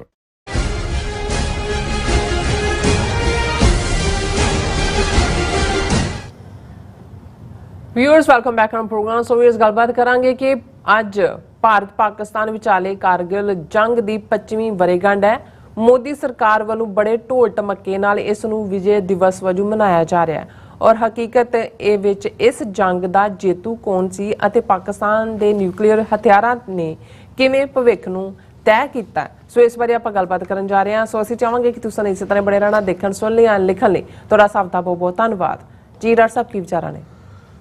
Sir Kapoor Singh ਜਿਹੜੇ 20ਵੀਂ ਸਦੀ ਦੇ ਸਾਡੇ ਵੱਡੇ ਸਿੱਖ ਫਿਲਾਸਫਰ ਹੋਏ ਨੇ, ਉਹਨਾਂ ਦੇ ਨਾਲ ਇੱਕ ਮੀਟਿੰਗ ਦੇ ਦੌਰਾਨ ਉਹਨਾਂ ਨੇ ਬ੍ਰਾਹਮਣਵਾਦੀਆਂ ਦਾ ਇੱਕ ਕਰੈਕਟਰ ਜਾਂ ਇੱਕ ਟ੍ਰੇਟ ਬਿਆਨ ਕੀਤਾ ਕਿ ਇਹ ਕਿਵੇਂ ਝੂਠ ਦਾ ਸਹਾਰਾ ਲੈ ਕੇ ਜਾਂ ਇੰਨਾ ਕੁ ਨੋਇਜ਼ ਕਿਸੇ ਇਸ਼ੂ ਦੇ ਉੱਤੇ ਖੜਾ ਕਰ ਦਿੰਦੇ ਨੇ ਕਿ ਜਿਹੜਾ ਜਿੱਤ ਵਾਲਾ ਹੈ ਉਹਨੂੰ ਹਾਰ ਦੇ ਵਿੱਚ ਬਦਲ ਤੱਕ ਚਲੇ ਜਾਂਦੇ ਨੇ ਔਰ ਫਿਰ ਉਹਨੂੰ ਇੰਨਾ ਪ੍ਰਚਾਰਦੇ ਨੇ ਉਸ ਝੂਠੀ ਜਿੱਤ ਨੂੰ ਕਿ ਮੈਜੋਰਿਟੀ ਜਿਹੜੇ ਨੇ ਉਹ ਬਿਲੀਵ ਕਰਨ ਲੱਗ ਜਾਂਦੇ ਨੇ। ਤੇ ਇਤਿਹਾਸ ਦੇ ਪੰਨਿਆਂ ਤੇ ਵੀ ਬਹੁਤ ਸਾਰੀਆਂ ਐਸੀਆਂ ਘਟਨਾਵਾਂ ਜਿਹੜੀਆਂ ਨੇ ਉਹ ਜਿਹਦੇ 'ਚ ਇਹ ਹਾਰੇ ਹੋਏ ਨੇ ਲੇਕਿਨ ਉਹਨੂੰ ਜਿੱਤ ਵਜੋਂ ਪੇਸ਼ ਕੀਤਾ ਜਾਂਦਾ ਹੈ। ਔਰ ਸਰ ਕਪੂਰ ਸਿੰਘ ਹੋਰਾਂ ਨੇ ਜਿਹੜਾ ਵਾਕਿਆ, ਜਦੋਂ ਮੈਂ ਅਕਸਰ ਸ਼ੰਕਰਾਚਾਰੀਆ ਦਾ ਜ਼ਿਕਰ ਕਰਦਾ ਹਾਂ, ਹਾਲਾਂ ਇਹ ਇਹਨਾਂ ਦਾ ਦਿੱਤਾ ਨਾਂ, ਉਹਦਾ ਨਾਂ ਤਾਂ ਸ਼ੰਕਰ ਸੀ, ਆਚਾਰੀਆ ਗ੍ਰੇਟ ਟੀਚਰ।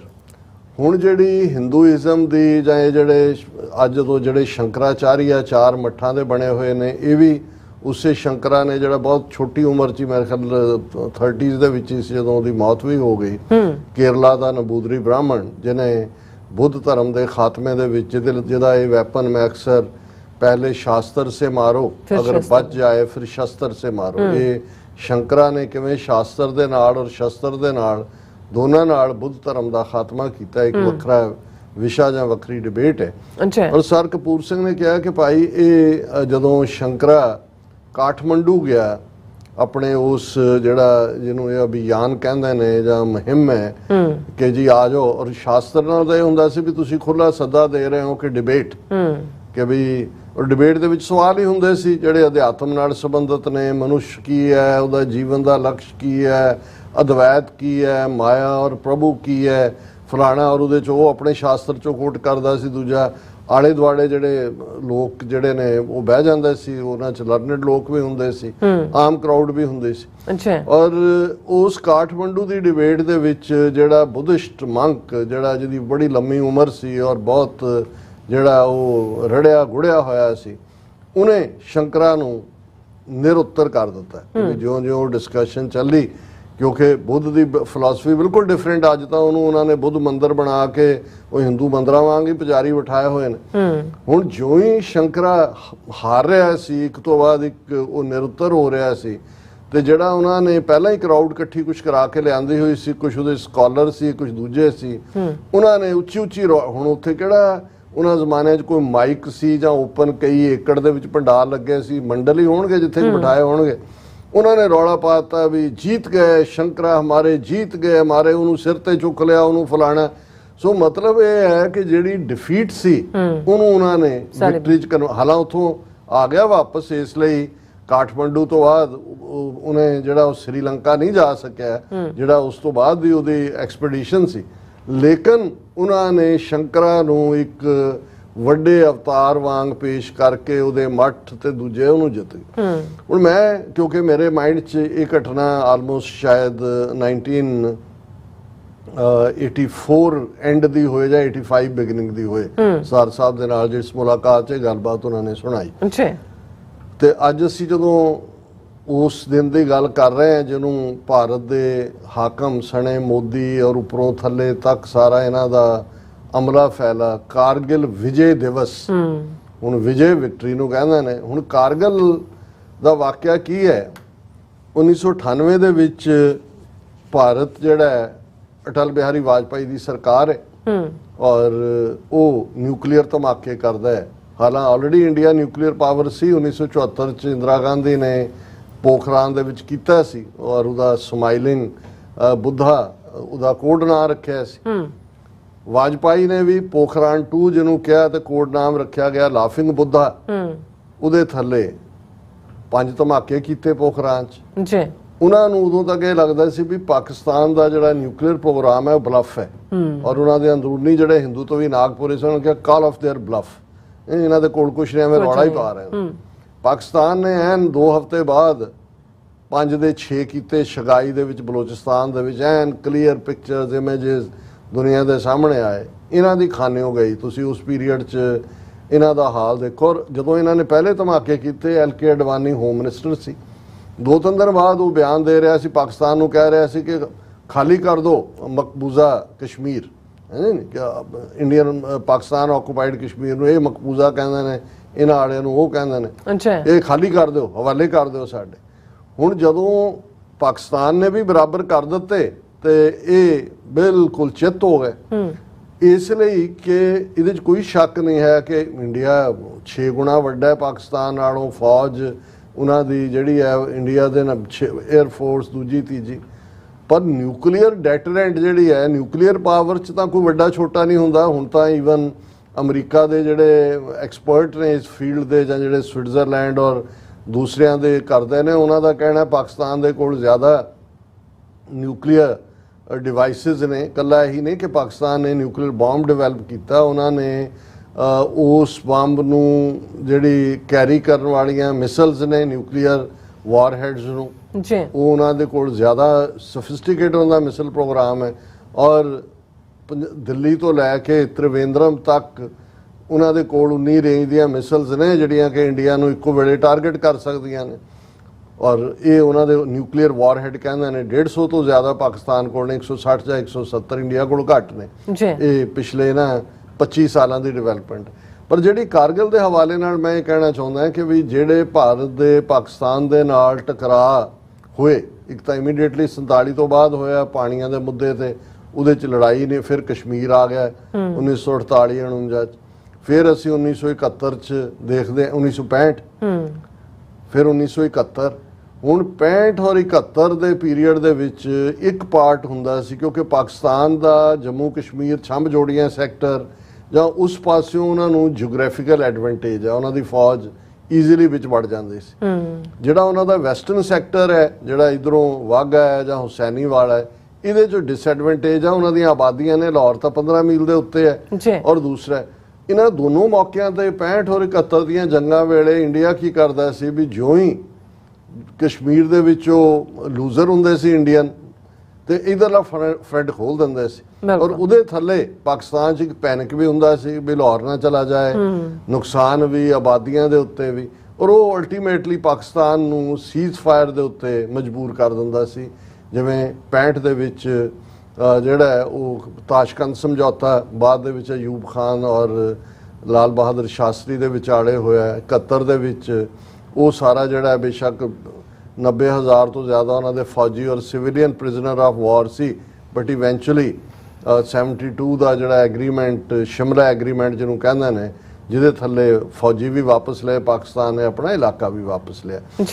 ਹੁਣ ਕਿਉਂਕਿ ਜਿਹੜਾ ਮੇਰਾ ਵਿਊ ਪੁਆਇੰਟ ਹੈ ਕਾਰਗਿਲ ਦੇ ਉੱਤੇ ਈਵਨ ਬਹੁਤ ਡਿਫਰੈਂਟ ਹੋਏਗਾ। ਬਹੁਤ ਸਾਰੇ ਪਾਕਿਸਤਾਨੀ ਸਕਾਲਰ ਵੀ ਜਿਹੜੇ ਇਹ ਦੋਸ਼ ਉਹਨੂੰ ਮੁਸ਼ਰਫ ਨੂੰ ਦੇਣਗੇ ਕਿ ਦੂਜੇ ਦੇਖੋ ਜੀ ਵਾਜਪਾਈ ਨੇ ਤਾਂ ਬਸ ਡਿਪਲੋਮੇਸੀ ਕੀਤੀ ਸੀ, ਬਸ ਲੈ ਕੇ ਗਿਆ ਸੀ, ਉਹ ਕਸ਼ਮੀਰੀਅਤ ਦੀ ਗੱਲ ਕਰ ਰਿਹਾ ਸੀ, ਔਰ ਇਹ ਕਾਰਗਿਲ ਨੇ ਉਹ ਸਾਰਾ ਪਾਰਟ ਬੇੜਾ ਗਰਕ ਕਰਤਾ ਜਿਹੜਾ ਕਿ ਇੰਡੀਆ ਪਾਕਿਸਤਾਨ ਕਲੋਜ਼ ਹੋਣ ਵਾਲੇ ਸੀ। ਮੈਂ ਸਮਝਦਾ ਵੀ ਨਹੀਂ, ਇਹ ਕਿਉਂਕਿ ਪਾਕਿਸਤਾਨੀ ਵੀ ਬਹੁਤ ਸਾਰੇ ਉਸੇ ਹੀ ਉਹਨਾਂ ਦੇ ਜਰਨਲਿਸਟ ਜਾਂ ਇਹਦੇ ਤੇ ਇੱਕ ਦੋ ਬੀਬੀਆਂ ਨੇ ਉੱਥੇ ਕਿਤਾਬਾਂ ਵੀ ਲਿਖੀਆਂ ਨੇ ਕਿ ਜੀ ਜੇ ਕਾਰਗਿਲ ਨਾ ਹੁੰਦਾ ਤੇ ਫਿਰ ਸਾਡੀ ਅਮਨ ਦੀ ਔਰ ਦੂਜੀ ਹੱਟੀ ਬੜੀ ਚੱਲਦੀ, ਬੜੀ ਖੁਸ਼ਬੂ ਹੁੰਦੀ ਅਮਨ ਦੀ। ਆਲ ਨੌਨਸੈਂਸ। ਬੇਸਿਕਲੀ ਇੰਡੀਆ ਨੇ ਜਾਂ ਇਹਨਾਂ ਬ੍ਰਾਹਮਣਵਾਦੀਆਂ ਨੇ ਤਾਂ ਪਾਕਿਸਤਾਨ ਕੀ ਇਸਲਾਮ ਦੀ ਹੋਂਦ ਨੂੰ ਹੀ ਕਬੂਲ ਕੀਤਾ ਹੋਇਆ। ਪਾਕਿਸਤਾਨ ਨੂੰ ਕਿੱਥੋਂ ਕਰਨਗੇ? ਉਹਨਾਂ ਦੇ ਲਈ ਤੁਸੀਂ ਉਦੋਂ ਵੀ ਮਲੇਚ ਸੀ, ਅੱਜ ਵੀ ਮਲੇਚ ਹੋ। ਪਾਕਿਸਤਾਨ ਨੂੰ ਉਹਨਾਂ ਨੇ ਜਿਹੜਾ ਹੈ ਉਹ ਤਬਾਹ ਬਰਬਾਦ ਕਰਨ ਲਈ ਕਿਸੇ ਹੱਦ ਤੱਕ ਵੀ ਜਾਣਾ, ਇਹ ਉਹਨਾਂ ਦੇ ਏਜੰਡੇ ਦਾ ਹਿੱਸਾ ਹੈ ਜੀ। ਲੇਕਿਨ ਇਹ ਕਿਉਂ ਗੇਮ ਚੇਂਜਰ? ਕਾਰਗਿਲ ਟੈਸਟ ਸੀ ਉਸ ਗੇਮ ਚੇਂਜਿੰਗ ਦਾ।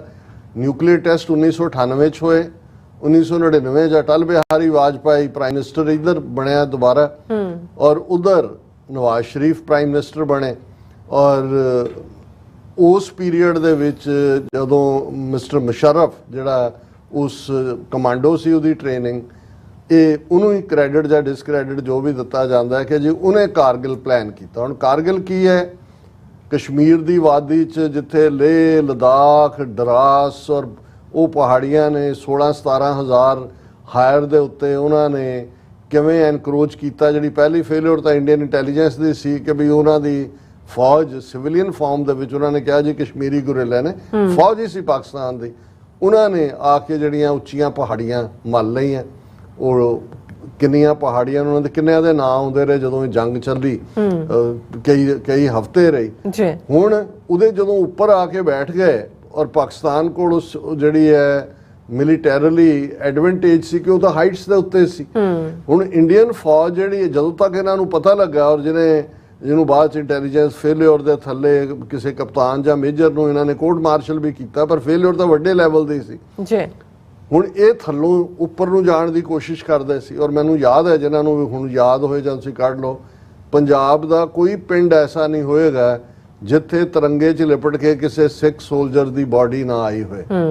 ਇੰਨਾ ਜਾਨੀ ਨੁਕਸਾਨ ਕਾਰਗਿਲ 'ਚ ਹੋਇਆ, ਕਿਉਂਕਿ ਇਹ ਉੱਪਰ ਨੂੰ ਉਹ ਉੱਪਰ ਬੈਠੇ ਸੀ ਹਾਇਰ ਪੋਜੀਸ਼ਨ ਦੇ ਉੱਤੇ। ਇਵੈਂਚੁਅਲੀ 에ਅਰ ਫੋਰਸ ਦਾ ਇਸਤੇਮਾਲ ਔਰ ਦੂਸਰਾ ਜਿਹੜਾ ਕਰਕੇ ਉਹਨਾਂ ਨੂੰ ਸਬਡਿਊ, ਪਰ ਫਿਰ ਵੀ ਇਹ ਲੂਜ਼ਰ ਬਣ ਰਿਹਾ ਸੀ। ਔਰ ਉਸ ਪੀਰੀਅਡ 'ਚ ਕਲਿੰਟਨ ਪ੍ਰੈਜ਼ੀਡੈਂਟ ਸੀ, ਵਾਜਪਾਈ ਨੇ ਇੱਧਰ ਤਰਲਾ ਕੀਤਾ, ਇਹਨੇ ਨਵਾਜ਼ ਸ਼ਰੀਫ ਨੂੰ ਸੱਦਿਆ, ਫਲਾਣਾ ਕੀਤਾ, ਢਿਮਕਾ ਕੀਤਾ, ਔਰ ਬਾਅਦ ਦੇ ਵਿੱਚ ਜਿਹੜਾ ਹੈ ਉਹ ਸੀਜ਼ ਫਾਇਰ ਹੋਇਆ। ਪਾਕਿਸਤਾਨ ਨੇ ਜੋ ਵੀ ਸੀ ਬਚਿਆ ਵਿਦਡਰਾ ਹੋਇਆ ਉਹਨਾਂ ਦਾ। ਹੁਣ ਇਹਦੇ 'ਚ ਮੈਂ ਇਹਨੂੰ ਕਿਉਂ ਵਿਕਟਰੀ ਕਹਿੰਦਾ? ਇਹ ਠੀਕ ਹੈ ਕਿ ਵੀ ਕਾਰਗਿਲ ਜਿਹੜਾ ਹੈ ਉਹਨਾਂ ਨੇ ਖਾਲੀ ਕੀਤਾ, ਵਿਕੇਟ ਕੀਤਾ, ਐਮਟੀ ਕੀਤਾ, ਉਹ ਕਰਨਾ ਵੀ ਪੈਣਾ ਸੀ। ਵਿਕਟਰੀ ਕਿਉਂ ਹੈ? ਜਦ ਪਾਕਿਸਤਾਨ ਦਾ ਨਿਊਕਲੀਅਰ ਡੈਟਰੈਂਟ ਜਿਹੜਾ 98 ਚ ਉਹਨਾਂ ਨੇ ਟੈਸਟ ਕੀਤੇ, ਕਿਵੇਂ ਪ੍ਰੂਵ ਹੋਇਆ? ਕਿਉਂਕਿ 1999 ਚ ਬਹੁਤ ਕੈਜੂਅਲਟੀਜ਼ ਕਾਰਗਿਲ ਚ ਲਈਆਂ ਇੰਡੀਆ ਨੇ, ਲੇਕਿਨ ਇਹਦੇ ਬਾਵਜੂਦ ਉਹਨਾਂ ਨੇ ਵੈਸਟਰਨ ਬਾਰਡਰ ਨਹੀਂ ਖੋਲਿਆ। ਇਹ ਲੜਾਈ ਜਿਹੜੀ ਆ ਹੁਸੈਨੀ ਵਾਲਾ, ਵਾਘਾ ਜਾਂ ਦੂਜਾ, ਕਿਉਂਕਿ ਉਹਨਾਂ ਨੂੰ ਪਤਾ ਸੀ ਕਿ ਜੇ ਇਹ ਬਾਰਡਰ ਖੋਲਿਆ ਤੇ ਇਹ ਫੁੱਲ ਫਲੈਜਡ ਵਾਰ ਦੇ ਵਿੱਚ ਕਨਵਰਟ ਹੋ ਜਾਏਗਾ ਔਰ ਉਹਦੇ 'ਚ ਨਿਊਕਲੀਅਰ ਇਸਤੇਮਾਲ ਹੋਏਗਾ। ਬਿਲਕੁਲ। ਔਰ ਇਹ ਜਿਹਨੂੰ ਅਸੀਂ ਕਹਿੰਦੇ, ਜਦੋਂ ਪਾਕਿਸਤਾਨ ਕਹਿੰਦਾ ਹੈ ਕਿ ਜੀ ਅਸੀਂ ਨਿਊਕਲੀਅਰ ਸਾਡਾ ਐਜ਼ ਏ ਡੈਟਰੈਂਟ ਹੈ, ਸੋ ਮੈਂ ਸਮਝਦਾ ਹਾਂ, ਔਰ ਇਹ ਗੱਲ ਕੱਲੀ 1999 ਤੱਕ ਮਹਿਦੂਦ ਨਹੀਂ ਹੈ। ਕਾਰਗਿਲ ਤੋਂ ਬਾਅਦ ਸੋ ਕਾਲਡ ਇੰਡੀਆ ਦੇ ਪਾਰਲੀਮੈਂਟ ਤੇ ਅਟੈਕ ਹੁੰਦਾ ਹੈ, ਮੁੰਬਈ ਦੇ ਵਿੱਚ ਕਿਲਿੰਗਸ ਹੁੰਦੀਆਂ ਨੇ, ਉਹਨਾਂ ਦੇ ਬੰਦੇ ਆ ਕੇ, ਕਦੇ ਪਾਕਿਸਤਾਨ ਦੇ ਨਾਲ ਜੰਗ ਦਾ ਮੁੜ ਕੇ ਇਹਨਾਂ ਨੇ ਸੋਚਿਆ ਨਹੀਂ। ਇਹਨਾਂ ਨੂੰ ਵੀ ਪਤਾ ਹੈ ਕਿ ਵੀ ਉਹ ਨਿਊਕਲੀਅਰ ਨੇ। ਹੁਣ ਉਹ ਜੰਗ 65-71 ਵਾਲਾ ਨਹੀਂ ਹੈ ਵੀ ਤੁਸੀਂ ਵੜ ਗਏ ਜੀ ਅਸੀਂ ਛੁਗਲ ਨਹਿਰ ਤੇ ਪਹੁੰਚ ਗਏ, ਅਸੀਂ ਇੱਥੇ ਪਹੁੰਚ ਗਏ, ਉੱਥੇ ਪਹੁੰਚ ਗਏ। ਸੋ ਪਾਕਿਸਤਾਨ ਦੇ ਲਈ, ਹਾਲਾਂ ਮੈਂ ਕੋਈ ਉਹਨਾਂ ਦਾ ਵਕੀਲ ਨਹੀਂ ਹੈ ਕਿ ਮੈਂ ਉਹਨਾਂ ਦਾ ਕੇਸ ਪਲੀਡ ਕਰਨਾ, ਪਰ ਮੈਂ ਇੱਕ ਐਜ਼ ਏ ਇੰਡੀਪੈਂਡੈਂਟ ਆਬਜ਼ਰਵਰ, ਔਰ ਜ਼ਾਹਰ ਹੈ ਸਾਡੀਆਂ ਹਮਦਰਦੀਆਂ ਨੇ ਉਹਨਾਂ ਦੇ ਨਾਲ, ਇਸ ਲਈ ਕਿਉਂਕਿ ਅਸੀਂ ਸਮਝਦੇ ਹਾਂ ਕਿ ਭਾਈ ਸਾਡਾ ਫਿਊਚਰ ਦਾ ਨੈਕਸਟ ਡੋਰ ਨੇਬਰ ਵੀ ਹੈ, ਔਰ ਸਾਡੇ ਗੁਰਧਾਮ ਗੁਰਸਥਾਨ ਨੇ, ਸਾਡੀ ਪੰਜਾਬੀ ਤਹਿਜ਼ੀਬ, ਬਹੁਤ ਸਾਰੀਆਂ ਕਮਿਊਨਿਟੀਜ਼ ਨੇ। ਗੰਗਾ ਜਮਨਾ ਤਹਿਜ਼ੀਬ ਨਾਲ ਤਾਂ ਸਾਡਾ ਕੋਈ ਵਾਸਤਾ ਨਹੀਂ ਹੈ, ਔਰ ਇਹਨਾਂ ਨੇ ਆਪਣੀ ਦੁਸ਼ਮਣੀ ਵੀ ਪੁਗਾਈ ਹੈ। ਹੁਣ ਇਸ ਸਭ ਦੇ ਚੱਲਦੇ ਆ ਅਸੀਂ ਸਮਝਦੇ ਹਾਂ ਕਿ ਵੀ ਹੁਣ ਵੀ ਇਹ ਜਿਹੜੀ 25ਵੀਂ ਵਰ੍ਹੇਗੰਢ ਸੀ, ਉਹੀ ਮੋਦੀ ਨੇ ਜ਼ਹਿਰ ਉਗਲਿਆ ਉੱਥੇ ਜਾ ਕੇ। ਪਹਿਲਾਂ ਤਾਂ ਉਹਨੇ ਇਹ ਜਿਹੜੀ ਅਗਨੀਪਥ ਸਕੀਮ ਦੇ ਥੱਲੇ ਅਗਨੀ ਵੀਰ ਬਣਾਏ ਹੋਏ ਨੇ, ਇਹਨੂੰ ਜਸਟੀਫਾਈ ਕੀਤਾ ਕਿ ਜੀ ਆਪੋਜੀਸ਼ਨ ਐਵੇਂ ਮਾਰ ਰਹੀ ਹੈ, ਇਹ ਯੰਗ ਬੰਦੇ ਅਸੀਂ ਭਰਤੀ ਕਰ ਰਹੇ ਹਾਂ, ਔਰ ਤਾਂ ਕਿ ਸਾਡੀ ਫੌਜ ਦੇ ਵਿੱਚ ਯੰਗ ਰਹਿਣ। ਵੀ 4 ਸਾਲ ਤੁਸੀਂ ਕਿਹੜੇ ਫੌਜੀ ਬਣਾ ਲੋਗੇ ਉਹਨਾਂ ਨੂੰ। ਫਿਰ ਦੂਸਰੀ ਗੱਲ ਪਾਕਿਸਤਾਨ ਪ੍ਰਤੀ ਉਹਨੇ ਕਿਹਾ ਕਿ ਜੀ ਪਾਕਿਸਤਾਨ ਜਿਹੜਾ ਹੈ ਇਹ ਟੈਰਰ ਪ੍ਰੋਕਸੀ ਵਾਰ ਇਸਤੇਮਾਲ ਕਰ ਰਿਹਾ, ਪਰ ਅਸੀਂ ਇਹਦਾ ਮੂੰਹ ਤੋੜਵਾ ਜਵਾਬ ਦੇਵਾਂਗੇ। ਦਿਓ ਭਾਈ ਮੂੰਹ ਤੋੜਵਾ, ਪਹਿਲਾਂ ਤਾਂ ਆਪਣਾ ਮੂੰਹ ਤੋੜੋ ਜਿਸ ਮੂੰਹ ਤੋਂ ਝੂਠ ਬੋਲਦੇ ਹੋ, ਔਰ ਜੋ ਸਾਰੀ। ਲੇਕਿਨ ਪਾਕਿਸਤਾਨ ਨੇ ਇਹਦੇ ਨਾਲ, ਹੁਣ ਜੇ ਪਾਕਿਸਤਾਨ ਨਿਊਕਲੀਅਰ ਨਾ ਹੁੰਦਾ ਤੇ ਹੁਣ ਤੱਕ ਇਹਨਾਂ ਨੇ 98 ਤੋਂ ਬਾਅਦ ਪਾਕਿਸਤਾਨ ਦੀ ਹੋਂਦ ਮਿਟਾਈ ਹੋਣੀ ਸੀ, ਉਹਦਾ ਤਾਂ ਉਹਨਾਂ ਨੇ ਉਹੀ ਹਾਲ ਕਰਨਾ ਸੀ ਜੋ ਸਿੱਕਮ ਦਾ ਕੀਤਾ ਹੈ। ਪਰ ਪਾਕਿਸਤਾਨ ਨੇ ਨਾਲ ਦੀ ਨਾਲ ਮੋਦੀ ਦੇ ਇਸ ਬਿਆਨ ਨੂੰ ਉਹਨਾਂ ਨੇ ਕਿਹਾ ਕਿ ਵੀ ਐਵੇਂ ਬਕਵਾਸਬਾਜ਼ੀ ਬੰਦ ਕਰੋ, ਰੈਟੀਕਲ ਸਟੇਟਮੈਂਟ ਤਾਂ ਭਾਰਤੀ ਲੀਡਰ ਦੇ ਰਹੇ ਨੇ ਤਾਂ ਕਿ ਉਹ ਇੰਟਰਨੈਸ਼ਨਲ ਅਟੈਂਸ਼ਨ ਨੂੰ ਡਾਇਵਰਟ ਕਰਨ, ਜੋ ਕਸ਼ਮੀਰ ਦੇ ਵਿੱਚ ਤੁਸੀਂ ਜ਼ੁਲਮ ਕਰ ਰਹੇ ਹੋ ਉਹਦੇ ਲਈ ਤੁਹਾਡੀ ਜਵਾਬਦੇਹੀ ਹੋਏਗੀ। ਸੋ ਅਸੀਂ ਇਸ ਸਾਰੇ 'ਚ ਸਮਝਦੇ ਹਾਂ ਕਿ ਵੀ ਇਹ ਕੋਈ ਵਿਜੇ ਵੁਜੇ ਦਿਵਸ ਨਹੀਂ ਹੈ, ਕੋਈ ਜਿੱਤ ਨਹੀਂ ਹੋਈ, ਇਹਨਾਂ ਦੀ ਇੰਟੈਲੀਜੈਂਸ ਫੇਲਿਅਰ ਸੀ ਕਿ ਇਹਨਾਂ ਦੀ ਟੈਰੀਟਰੀ 'ਚ ਆ ਕੇ ਪਾਕਿਸਤਾਨੀ ਗੁਰਿਲਿਆਂ ਨੇ ਜਿਹੜਾ ਹੈ ਉਹ ਘੁਸਪੈਠ ਕੀਤੀ।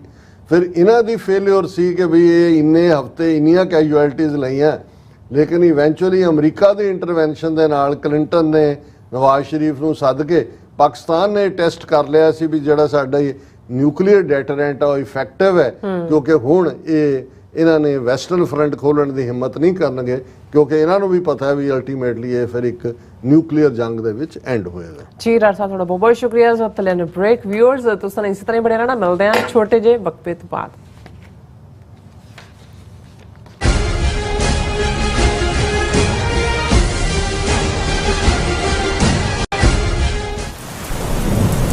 ਯੂਨਾਈਟਿਡ ਸਿੱਖ ਸੰਸਥਾ ਨੇ ਦੱਖਣੀ ਅਮਰੀਕਾ ਵਿੱਚ ਬੇਰਲ ਤੂਫਾਨ ਦੇ ਪੀੜਤਾਂ ਲਈ ਤੁਰੰਤ ਮਦਦ ਮੁਹਿੰਮ ਸ਼ੁਰੂ ਕੀਤੀ ਹੈ। ਇਸ ਭਿਆਨਕ ਤੂਫਾਨ ਨੇ ਸੈਂਟ ਵਿੰਸੈਂਟ ਅਤੇ ਗ੍ਰੇਨੇਡੀਨਸ, ਗ੍ਰੇਨੇਡਾ, ਡੋਮਿਨਿਕਾ ਤੇ ਬਾਰਬਾਡੋਸ ਨੂੰ ਬਹੁਤ ਨੁਕਸਾਨ ਪਹੁੰਚਾਇਆ ਹੈ। ਯੂਨਾਈਟਿਡ ਸਿੱਖ ਦੀਆਂ ਟੀਮਜ਼ ਲੋੜਵੰਦ ਲੋਕਾਂ ਲਈ ਜ਼ਰੂਰੀ ਸਮਾਨ ਅਤੇ ਖਾਣ-ਪੀਣ ਦੀਆਂ ਚੀਜ਼ਾਂ ਪਹੁੰਚਾ ਰਹੀਆਂ ਹਨ। ਤੁਹਾਡੇ ਸਹਿਯੋਗ ਦੀ ਲੋੜ ਹੈ। ਕਿਰਪਾ ਕਰਕੇ ਇਹ ਸਮਾਨ ਦਾਨ ਕਰੋ। ਖਾਣ-ਪੀਣ ਦੀਆਂ ਚੀਜ਼ਾਂ, ਤਿਰਪਾਲ, ਜਨਰੇਟਰ, ਕੱਪੜੇ, ਤੰਬੂ, ਟਾਇਲਟ ਪੇਪਰ, ਬਰਸਾਤੀ ਕੋਟ, ਸੈਨੇਟਰੀ ਪੈਡ, ਹਰੇਕ ਸਾਈਜ਼ ਦੇ ਡਾਈਪਰ ਆਦਿ। ਡੋਨੇਟ ਕਰਨ ਲਈ contact@unitedsikhs.org ਤੇ ਸੰਪਰਕ ਕਰੋ। ਮਦਦ ਕਰਨ ਲਈ ਕਿਰਪਾ ਕਰਕੇ ਸਾਡੀ ਵੈਬਸਾਈਟ ਤੇ ਡੋਨੇਟ ਕਰੋ। ਅਮਰੀਕਾ ਵਿੱਚ ਰਹਿ ਰਹੇ ਹੋ ਅਤੇ ਡਰਾਈਵਿੰਗ ਲਾਇਸੈਂਸ ਲੈਣਾ ਚਾਹੁੰਦੇ ਹੋ ਤੇ ਲੱਭ ਰਹੇ ਹੋ ਇੱਕ ਤਜਰਬੇਕਾਰ ਡਰਾਈਵਿੰਗ ਸਕੂਲ, ਤਾਂ ਤੁਹਾਡੇ ਲਈ ਹੈ ਵੱਡੀ ਖੁਸ਼ਖਬਰੀ। ਕੈਲੀਫੋਰਨੀਆ ਦਾ ਸਟਾਕਟਨ ਟਰੱਕ ਡਰਾਈਵਿੰਗ ਸਕੂਲ ਤੁਹਾਨੂੰ ਦੇਵੇਗਾ ਡਰਾਈਵਿੰਗ ਸਿਖਲਾਈ ਅਤੇ ਡਰਾਈਵਿੰਗ ਦੌਰਾਨ ਪੇਸ਼ ਆਉਂਦੀਆਂ ਮੁਸ਼ਕਲਾਂ ਨਾਲ ਨਜਿੱਠਣ ਦੀ ਸਿਖਲਾਈ। 25 ਸਾਲ ਤੋਂ ਵੀ ਵੱਧ ਦੇ ਤਜਰਬੇ ਨਾਲ ਤੁਹਾਨੂੰ ਮਿਲੇਗੀ ਡਰਾਈਵਿੰਗ ਨਾਲ ਸੰਬੰਧਿਤ ਹਰ ਤਰ੍ਹਾਂ ਦੀ ਸਿਖਲਾਈ, ਉਹ ਵੀ ਵਾਜਿਬ ਕੀਮਤ ਵਿੱਚ। ਫਿਰ ਦੇਰ ਕਿਸ ਗੱਲ ਦੀ? ਅੱਜ ਹੀ ਸੰਪਰਕ ਕਰੋ 2097883308 ਜਾਂ ਫਿਰ 2093139919 ਨੰਬਰਾਂ ਤੇ ਅਤੇ ਪਾਓ ਆਪਣਾ ਡਰਾਈਵਿੰਗ ਲਾਇਸੈਂਸ। ਪ੍ਰੇਰਨਾਦਾਇਕ ਮਾਪੇ ਕਿਵੇਂ ਬਣੀਏ? ਸਿੱਖੀ ਨੂੰ ਆਪਣੇ ਪਰਿਵਾਰਕ ਜੀਵਨ ਵਿੱਚ ਕਿਵੇਂ ਲਿਆਈਏ ਤੇ ਕਿਵੇਂ ਪਰਿਵਾਰਕ ਨੀਹਾਂ ਮਜ਼ਬੂਤ ਬਣਾਈਏ? ਕਿ ਤੁਸੀਂ ਵੀ ਇਹਨਾਂ ਸਵਾਲਾਂ ਦੇ ਜਵਾਬ ਲੱਭ ਰਹੇ ਹੋ ਤਾਂ ਤੁਹਾਡੇ ਲਈ ਹੈ ਵੱਡੀ ਖੁਸ਼ਖਬਰੀ। ਨਿਊਯਾਰਕ ਅਤੇ ਨਿਊ ਜਰਸੀ ਵਿਖੇ ਹੋ ਰਿਹਾ ਹੈ Sikh parenting course. The world Sikh parliament education council, Khalsa foundation, share charity ਅਤੇ ਹੋਰ ਸਿੱਖ ਜਥੇਬੰਦੀਆਂ ਦੇ ਸਹਿਯੋਗ ਨਾਲ ਇਹ ਕੋਰਸ ਪੰਜਾਬੀ ਅਤੇ ਅੰਗਰੇਜ਼ੀ ਦੋਵਾਂ ਭਾਸ਼ਾਵਾਂ ਵਿੱਚ ਕਰਵਾਇਆ ਜਾਵੇਗਾ। ਜਿੱਥੇ ਭਾਈ ਜਗਜੀਤ ਸਿੰਘ ਤੁਹਾਡੇ ਨਾਲ ਸਾਂਝੀ ਕਰਨਗੇ ਪੇਰੈਂਟਿੰਗ ਨਾਲ ਸੰਬੰਧਿਤ ਅਹਿਮ ਜਾਣਕਾਰੀ। 10 ਅਗਸਤ ਦਿਨ ਸ਼ਨੀਚਰਵਾਰ ਨੂੰ ਸਵੇਰੇ 10 ਵਜੇ ਤੋਂ ਸ਼ਾਮ 4 ਵਜੇ ਤੱਕ Bombay theatre 6825 fresh meadow lane, Flushing, New York ਅਤੇ 11 ਅਗਸਤ ਦਿਨ ਐਤਵਾਰ ਸਵੇਰੇ 10 ਵਜੇ ਤੋਂ ਸ਼ਾਮ 5 ਵਜੇ ਤੱਕ Gurdwara Sahib Dashmesh Darbar, Carteret, New Jersey ਵਿਖੇ ਜ਼ਰੂਰ ਪਹੁੰਚੋ।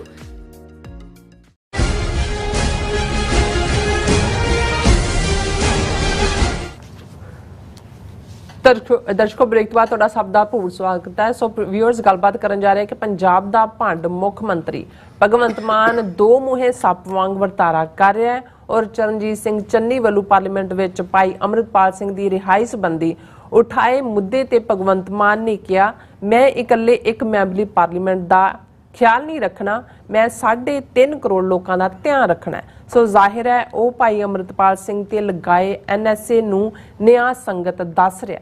ਸੋ ਇਸ ਬਾਰੇ ਆਪਾਂ ਗੱਲਬਾਤ ਕਰਨ ਜਾ ਰਹੇ ਹਾਂ। ਸੋ ਅਸੀਂ ਚਾਹਾਂਗੇ ਕਿ ਤੁਸੀਂ ਇਸੇ ਤਰ੍ਹਾਂ ਬੜੇ ਰਹਿਣਾ, ਦੇਖਣ ਸੁਣ ਲਈ ਲਿਖਣ ਲਈ ਤੁਹਾਡਾ ਸਭ ਦਾ ਬਹੁਤ ਬਹੁਤ ਧੰਨਵਾਦ ਜੀ। ਡਾਕਟਰ ਸਾਹਿਬ, ਕੀ ਕਹਿਣਾ ਚਾਹੋਗੇ? ਵੈਸੇ ਜਦੋਂ ਮੈਂ ਆਮ ਆਦਮੀ ਪਾਰਟੀ ਦੇ ਕੇਜਰੀਵਾਲ ਜਾਂ ਇਸ ਭੰਡ ਦੀ ਗੱਲ ਕਰਦਾ ਤੇ ਮੈਨੂੰ ਪੰਜਾਬੀ ਦਾ ਇਹ ਅਖਾਣ ਵੀ ਯਾਦ ਆ ਜਾਂਦਾ ਹੈ ਕਿ ਆਪੇ ਫਾਥੜੀਏ ਤੈਨੂੰ ਕੌਣ ਛਡਾਏ। ਕਿ ਜਦੋਂ ਤੁਸੀਂ ਆਵਾਜ਼ਾਂ ਮਾਰ ਕੇ ਆਪ ਹੀ ਆਪਣੇ ਆਪ ਨੂੰ ਰੱਸੀਆਂ 'ਚ ਲਪੇਟਿਆ ਹੋਏ, ਜਿਵੇਂ ਪੰਜਾਬ ਦੇ ਵਿੱਚ ਕਾਂਗਰਸ ਔਰ ਬਾਦਲ ਅਕਾਲੀ ਦਲ ਔਰ BJP ਦਾ ਬਦਲ ਕੋਈ ਪੰਥਕ ਧਿਰਾਂ ਜਾਂ ਕਿਸਾਨ ਧਿਰਾਂ ਨੂੰ ਬਣਾਉਣ ਦੀ ਥਾਂ ਇਹਨਾਂ ਨੂੰ 92 ਸੀਟਾਂ ਦਿੱਤੀਆਂ ਹੋਣ ਤੇ ਫਿਰ ਕੁੱਤਾ ਰਾਜ ਬਹਾਲੀ ਹੈ ਮੁੜ ਚੱਕੀ ਚੱਟੈ, ਸੱਪੈ ਦੁੱਧ ਪਿਆਲੀ ਹੈ ਵੇਹੋ ਮੋਹੋਂ ਸੁੱਟੈ, ਆਪਣ ਹੱਥੀਂ ਆਪਣੀ ਜੜ ਆਪ ਪੁੱਟੈ। ਸੱਪ ਵੀ ਤੇ ਉਹ ਸੱਪ ਜਿਹਨੂੰ ਅਸੀਂ ਦੋ ਮੂੰਹਾਂ ਕਹਿੰਦੇ, ਵੈਸੇ ਅੰਗਰੇਜ਼ੀ ਚ ਟੂ ਮਾਊਥ ਨਹੀਂ ਕਹਿੰਦੇ, ਟੂ ਹੈਡਡ ਸਨੇਕ ਕਹਿੰਦੇ ਨੇ, ਦੋ ਸਿਰਾਂ ਵਾਲਾ ਇੱਕ ਹੁੰਦੇ ਨੇ। ਇਹ ਕੋਈ ਸਿਰਫ ਅਖਾਣ ਨਹੀਂ ਹੈ। ਦੁੱਧ ਸੱਪ ਦਾ ਪੀਣਾ ਇਹ ਤਾਂ ਇੱਕ ਲੋਕਾਂ ਦੇ ਵਿੱਚ ਪ੍ਰਚਲਿਤ ਗੱਲ ਹੈ, ਇਹ ਸੱਚ ਨਹੀਂ ਹੈ। ਪਰ ਦੋ ਸਿਰ ਵਾਲੇ ਸੱਪ ਹੁੰਦੇ ਨੇ ਔਰ ਕੁਛ ਉਹਨਾਂ ਚੋਂ ਕੁਛ ਮਹੀਨੇ 'ਚ ਮਰ ਜਾਂਦੇ ਨੇ, ਕੁਛ ਪੂਰੀ ਆਮ ਸੱਪਾਂ ਵਾਂਗ ਹੀ ਉਹਨਾਂ ਦੀ ਜ਼ਿੰਦਗੀ ਹੁੰਦੀ ਆ ਔਰ ਉਹ ਅੱਗੋਂ ਬੱਚੇ ਵੀ ਪੈਦਾ ਕਰਦੀਆਂ ਨੇ ਸੱਪਣੀਆਂ, ਦੋ ਮੂੰਹੇ ਸੱਪਾਂ ਦੀਆਂ। ਸੋ ਇਹ ਹੁਣ ਜਦੋਂ ਅਸੀਂ ਇੱਕ ਤਾਂ ਸੱਪ ਜਿਹੜਾ ਹੈ ਉਹ ਵੈਸੇ ਹੀ ਜਦੋਂ ਅਸੀਂ ਸੱਪ ਦੀ ਗੱਲ ਕਰਦੇ ਹਾਂ ਤੇ ਕਿਵੇਂ ਉਸ ਦਾ ਵਰਤਾਰਾ ਹੁੰਦਾ ਹੈ, ਉਸ ਦਾ ਵਿਊ, ਉਸ ਦਾ ਜ਼ਹਿਰ ਜਿਹੜਾ ਹੈ ਉਹ ਕੀ ਕਰਦਾ। ਤੇ ਜੇ ਦੋ ਮੂੰਹਾਂ ਹੋਏ, ਹੁਣ ਦੋ ਮੂੰਹੇ ਦਾ ਪਤਾ ਨਹੀਂ ਹੈ ਵੀ ਉਹਨੇ ਕਿਹੜੇ ਹੈਡ ਰਾਹੀਂ ਕਿੱਧਰ ਨੂੰ ਡੰਗ ਮਾਰਨਾ। ਹੁਣ ਇਧਰ ਇਹ ਵਰਤਾਰਾ ਵੀ ਭਗਵੰਤ ਮਾਨ ਦਾ ਐਜ਼ ਏ ਚੀਫ ਮਿਨਿਸਟਰ ਉਹ ਟੂ ਹੈਡਡ ਸਨੇਕ ਵਾਲਾ ਹੀ ਹੈ। ਇੱਕ ਮੂੰਹ ਤਾਂ ਉਹਨੇ ਜਿਹੜਾ ਉਹ ਕੇਜਰੀਵਾਲ ਤੋਂ ਫੀਡ ਲੈ ਕੇ ਆਉਂਦਾ ਵੀ ਕਿਹੜਾ ਕਿੱਧਰ ਬਾਈਟ ਕਰਨਾ, ਇਹ ਕੰਮ ਅਮਿਤ ਸ਼ਾਹ ਤੋਂ ਲੈ ਕੇ ਆਉਂਦਾ। ਦੋਨੋਂ ਪਾਸੇ ਜਿਹੜਾ ਉਹ ਫਸਿਆ ਹੋਇਆ ਤੇ ਤਾਕਤ ਨੂੰ ਇੰਜੋਏ ਕਰ ਰਿਹਾ। ਨਵੀਂ ਨਵੇਲੀ ਘਰ ਵਾਲੀ, ਅੱਗੋਂ ਹੁਣ ਟੱਬਰ, ਪਹਿਲੇ ਕਿੱਥੇ ਗਏ ਵਿਚਾਰੇ, ਰੁੱਲੜ ਗਏ। ਔਰ ਜੋ ਪੁਰਾਣੀਆਂ ਕਹਾਣੀਆਂ, ਝੂਠ ਸੱਚ, ਇੱਧਰ ਉੱਧਰ, ਉਹ ਸਾਰੇ ਜਿਹੜਾ ਪਾਰਟ ਹੈ ਉਹ ਇੱਕ ਪਾਸੇ।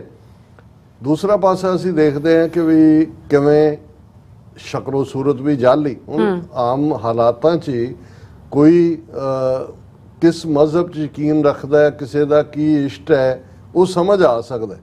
ਪਰ ਜਦੋਂ ਤੁਹਾਡਾ ਯਕੀਨ ਨਹੀਂ ਹੈ, ਤੁਸੀਂ ਨਾ ਪ੍ਰੈਕਟਿਸਿੰਗ ਸਿੱਖ ਹੋ, ਨਾ ਤੁਹਾਡਾ ਸਿੱਖੀ 'ਚ ਨਾ ਤੁਸੀਂ ਹੁਣ ਬਹੁਤੇ, ਮੈਂ ਕਈ ਵਾਰੀ ਦੇਖਦਾ ਵੀ ਕਈ ਸਾਡੇ ਨੂੰ ਕਰੋੜ ਕੇ ਉਹਨੂੰ ਭਗਵੰਤ ਸਿੰਘ ਮਾਨ ਕਹਿੰਦੇ ਨੇ। ਉਹ ਮੈਂ ਕਿਹਾ ਉਹ ਤਾਂ ਆਪਣੇ ਆਪ ਨੂੰ ਸਿੰਘ ਕਹਿੰਦਾ ਹੀ ਨਹੀਂ ਹੈ, ਉਹਦੇ ਤਾਂ ਦਸਤਖਤ ਜਾਂ ਦੂਜੇ ਤੀਜੇ ਭਗਵੰਤ ਮਾਨ ਵਾਲੇ ਹੁੰਦੇ ਨੇ, ਉਹ ਤਾਂ ਕਹਿੰਦਾ ਹੀ ਨਹੀਂ। ਉਹ ਤਾਂ ਵੈਸੇ ਹੀ ਕਾਮਰੇਡ ਦੀ ਉਹਦੀ ਸੋਚ ਔਰ ਉਸ ਕਿਸਮ ਦਾ ਹੀ ਉਹਦਾ ਰੰਗ ਢੰਗ ਰਿਹਾ। ਔਰ ਹੁਣ ਵੀ ਨਾ ਉਹ ਭਗਤ ਸਿੰਘ ਦਾ ਬਣਿਆ, ਨਾ ਬਾਬਾ ਸਾਹਿਬ ਅੰਬੇਦਕਰ ਦਾ, ਗੁਰੂ ਨਾਨਕ ਦਾ ਹੀ ਨਹੀਂ ਬਣਿਆ, ਤੇ ਬਾਕੀਆਂ ਦਾ ਕੀ ਬਣਨਾ ਸੀ।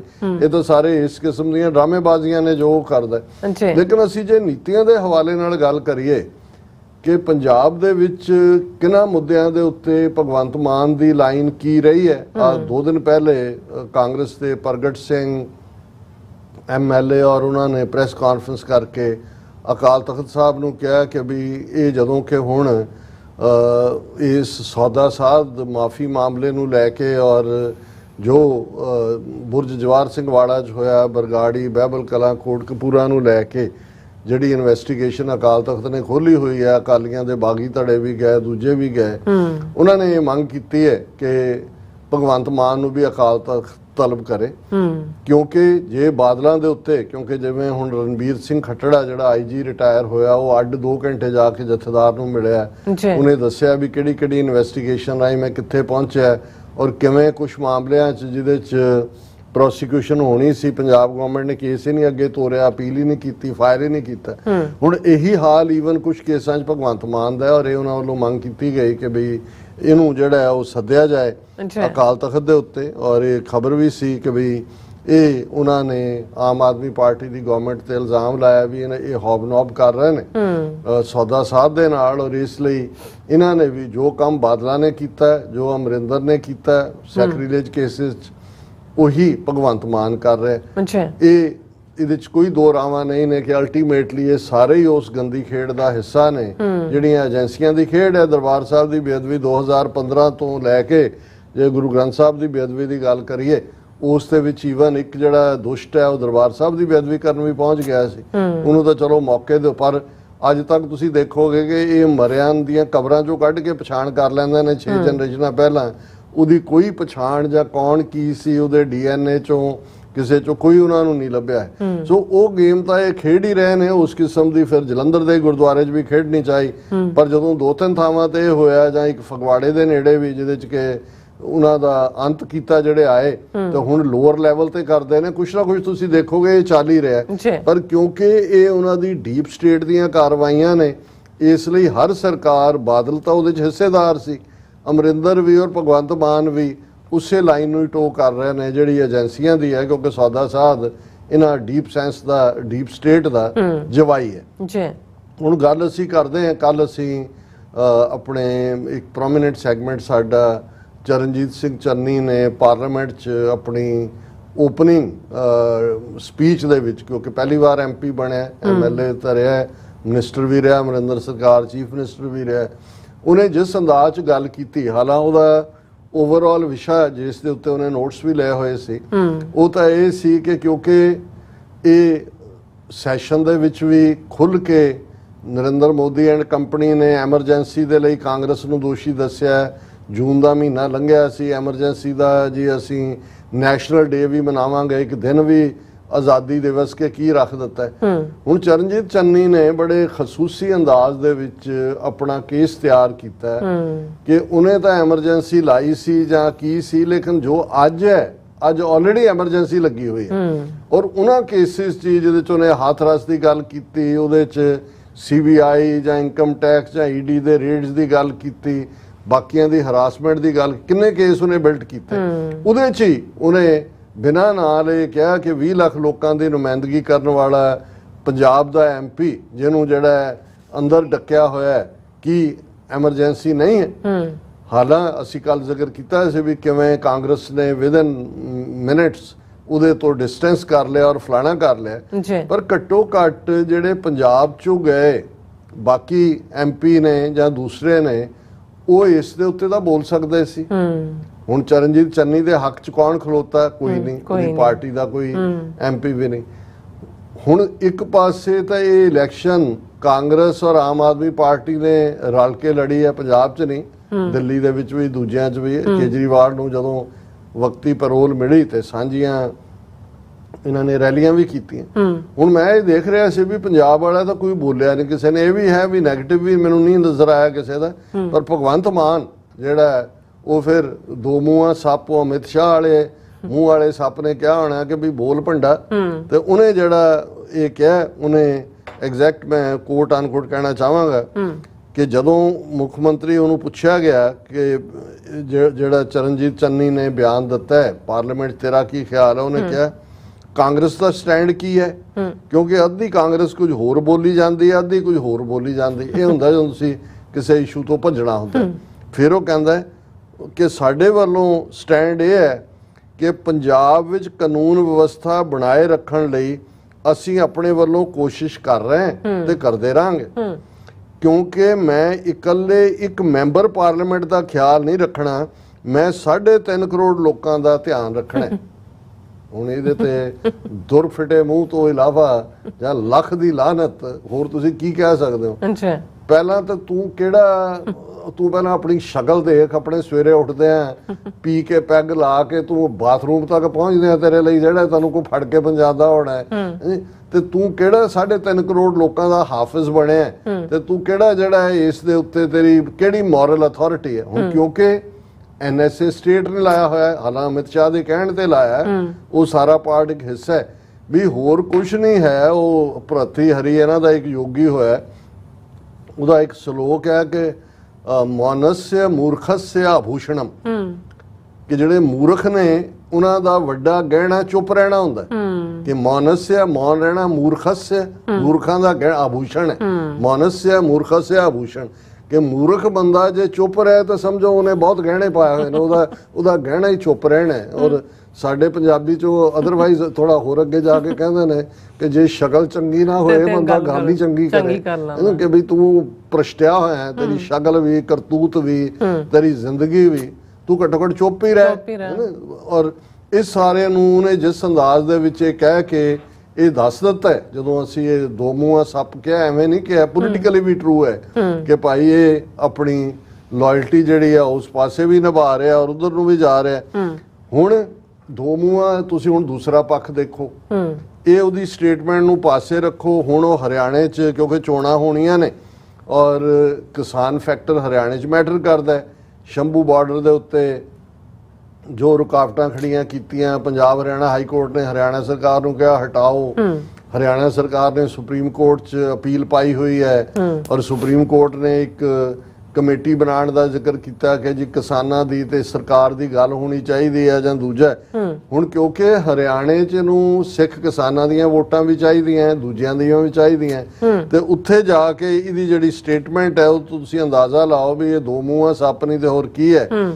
ਉਹਦੇ 'ਚੋਂ ਇਹ ਕਹਿੰਦਾ ਕਿ ਖਨੌਰੀ ਤੇ ਸ਼ੰਭੂ ਬਾਰਡਰ ਨੂੰ ਹਰਿਆਣੇ ਵਾਲਿਆਂ ਨੇ ਲੋਹੇ ਦੀਆਂ ਨੇਲਸ ਦੇ ਨਾਲ, ਮੇਖਾਂ ਦੇ ਨਾਲ ਔਰ ਬੈਰੀਕੇਡ ਲਾ ਕੇ ਸੀਲ ਕੀਤਾ ਹੋਇਆ ਤਾਂ ਕਿ ਕਿਸਾਨ ਦਿੱਲੀ ਨਾ ਜਾ ਸਕਣ। ਇਹ ਉਹਦੀ ਸਟੇਟਮੈਂਟ ਚੋਣ ਜਲਸੇ 'ਚ ਹੈ ਕਿ ਵੀ ਸਰਕਾਰ ਜਿਹੜੀ ਉਹ ਦਿੱਲੀ ਤੋਂ ਚੱਲਦੀ ਹੈ, ਸੋ ਕਿਸਾਨਾਂ ਨੇ ਦਿੱਲੀ ਜਾ ਕੇ ਆਪਣਾ ਕੋਈ ਦੁਖੜਾ ਰੋਣਾ ਹੈ। ਤੇ ਜੇ ਗਵਰਨਮੈਂਟ ਜਿਹੜੀ ਹੈ ਉਹ ਉਹਨਾਂ ਨੂੰ ਦਿੱਲੀ ਨਹੀਂ ਜਾਣ ਦੇਗੀ, if they will not go to Delhi, should I send them to Lahore, ਕਿ ਵੀ ਜੇ ਦਿੱਲੀ ਨਹੀਂ ਜਾਣ ਦੇਣਾ ਫਿਰ ਮੈਂ ਉਹਨਾਂ ਨੂੰ ਲਾਹੌਰ ਭੇਜ ਦਿਆਂ। ਮੈਂ ਤਾਂ ਕਿਹਾ ਵੀ ਉਹ ਕੀ ਉਹ ਕਹਿੰਦਾ ਉਹਨਾਂ ਨੇ ਆਮੀਨ।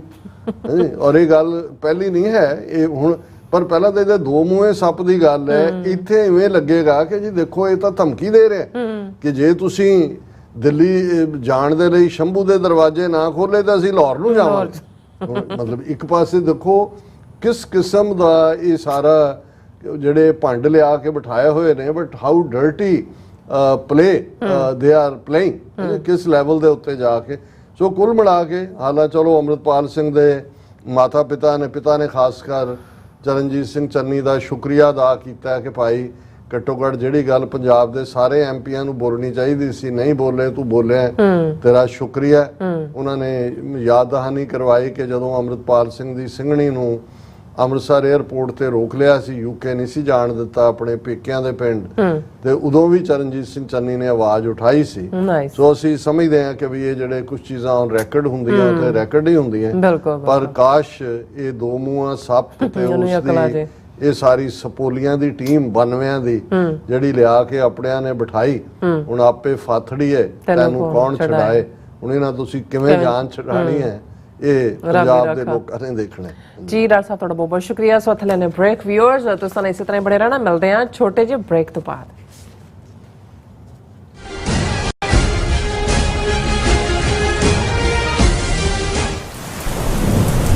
ਯੂਨਾਈਟਿਡ ਸਿੱਖ ਸੰਸਥਾ ਨੇ ਦੱਖਣੀ ਅਮਰੀਕਾ ਵਿੱਚ ਬੇਰਲ ਤੂਫਾਨ ਦੇ ਪੀੜਤਾਂ ਲਈ ਤੁਰੰਤ ਮਦਦ ਮੁਹਿੰਮ ਸ਼ੁਰੂ ਕੀਤੀ ਹੈ। ਇਸ ਭਿਆਨਕ ਤੂਫਾਨ ਨੇ ਸੈਂਟ ਵਿੰਸੈਂਟ ਅਤੇ ਗ੍ਰੇਨੇਡੀਨਸ, ਗ੍ਰੇਨੇਡਾ, ਡੋਮਿਨਿਕਾ ਤੇ ਬਾਰਬਾਡੋਸ ਨੂੰ ਬਹੁਤ ਨੁਕਸਾਨ ਪਹੁੰਚਾਇਆ ਹੈ। ਯੂਨਾਈਟਿਡ ਸਿੱਖਸ ਦੀਆਂ ਟੀਮਸ ਲੋੜਵੰਦ ਲੋਕਾਂ ਲਈ ਜ਼ਰੂਰੀ ਸਮਾਨ ਅਤੇ ਖਾਣ-ਪੀਣ ਦੀਆਂ ਚੀਜ਼ਾਂ ਪਹੁੰਚਾ ਰਹੀਆਂ ਹਨ।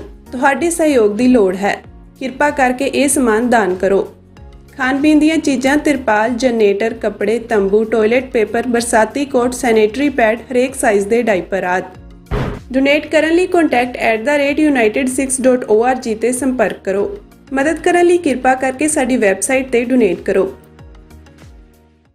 UK, Italy, Geneva, Austria, Australia, Toronto, Vancouver ਅਤੇ ਕੈਲੀਫੋਰਨੀਆ ਤੋਂ ਬਾਅਦ ਖਾਲਿਸਤਾਨ ਰੈਫਰੈਂਡਮ ਦੀਆਂ ਵੋਟਾਂ ਹੁਣ ਕੈਲਗਰੀ ਵਿੱਚ। ਕੈਲਗਰੀ ਵਿੱਚ ਖਾਲਿਸਤਾਨ ਦੀਆਂ ਵੋਟਾਂ 28 ਜੁਲਾਈ ਦਿਨ ਐਤਵਾਰ ਨੂੰ ਸਵੇਰੇ 9 ਵਜੇ ਤੋਂ ਲੈ ਕੇ ਸ਼ਾਮ ਦੇ 5 ਵਜੇ ਤੱਕ ਪੈਣਗੀਆਂ। ਵੋਟਿੰਗ ਸੈਂਟਰ ਦੀ ਲੋਕੇਸ਼ਨ ਜਾਣਨ ਲਈ ਜਾਂ ਵਾਲੰਟੀਅਰ ਕਰਨ ਦੇ ਲਈ ਸੰਪਰਕ ਕਰੋ 403 409 1445 ਜਾਂ 403 409 1446। This ad is paid by Gurdwara Dashmesh culture centre. ਪ੍ਰੇਰਨਾਦਾਇਕ ਮਾਪੇ ਕਿਵੇਂ ਬਣੀਏ? ਸਿੱਖੀ ਨੂੰ ਆਪਣੇ ਪਰਿਵਾਰਕ ਜੀਵਨ ਵਿੱਚ ਕਿਵੇਂ ਲਿਆਈਏ ਤੇ ਕਿਵੇਂ ਪਰਿਵਾਰਕ ਨੀਹਾਂ ਮਜ਼ਬੂਤ ਬਣਾਈਏ? ਕੀ ਤੁਸੀਂ ਵੀ ਇਹਨਾਂ ਸਵਾਲਾਂ ਦੇ ਜਵਾਬ ਲੱਭ ਰਹੇ ਹੋ ਤਾਂ ਤੁਹਾਡੇ ਲਈ ਹੈ ਵੱਡੀ ਖੁਸ਼ਖਬਰੀ। ਨਿਊਯਾਰਕ ਅਤੇ ਨਿਊ ਜਰਸੀ ਵਿਖੇ ਹੋ ਰਿਹਾ ਹੈ Sikh parenting course. The world Sikh parliament education council, Khalsa foundation, share charity ਅਤੇ ਹੋਰ ਸਿੱਖ ਜਥੇਬੰਦੀਆਂ ਦੇ ਸਹਿਯੋਗ ਨਾਲ ਇਹ ਕੋਰਸ ਪੰਜਾਬੀ ਅਤੇ ਅੰਗਰੇਜ਼ੀ ਦੋਵਾਂ ਭਾਸ਼ਾਵਾਂ ਵਿੱਚ ਕਰਵਾਇਆ ਜਾਵੇਗਾ, ਜਿੱਥੇ ਭਾਈ ਜਗਜੀਤ ਸਿੰਘ ਤੁਹਾਡੇ ਨਾਲ ਸਾਂਝੀ ਕਰਨਗੇ ਪੇਰੈਂਟਿੰਗ ਨਾਲ ਸੰਬੰਧਿਤ ਅਹਿਮ ਜਾਣਕਾਰੀ। 10 ਅਗਸਤ ਦਿਨ ਸ਼ਨੀਚਰਵਾਰ ਨੂੰ ਸਵੇਰੇ 10 ਵਜੇ ਤੋਂ ਸ਼ਾਮ 4 ਵਜੇ ਤੱਕ Bombay theatre 6825 fresh meadow lane, Flushing, New York ਅਤੇ 11 ਅਗਸਤ ਦਿਨ ਐਤਵਾਰ ਸਵੇਰੇ 10 ਵਜੇ ਤੋਂ ਸ਼ਾਮ 5 ਵਜੇ ਤੱਕ Gurdwara Sahib Dashmesh Darbar, Carteret, New Jersey ਵਿਖੇ ਜ਼ਰੂਰ ਪਹੁੰਚੋ।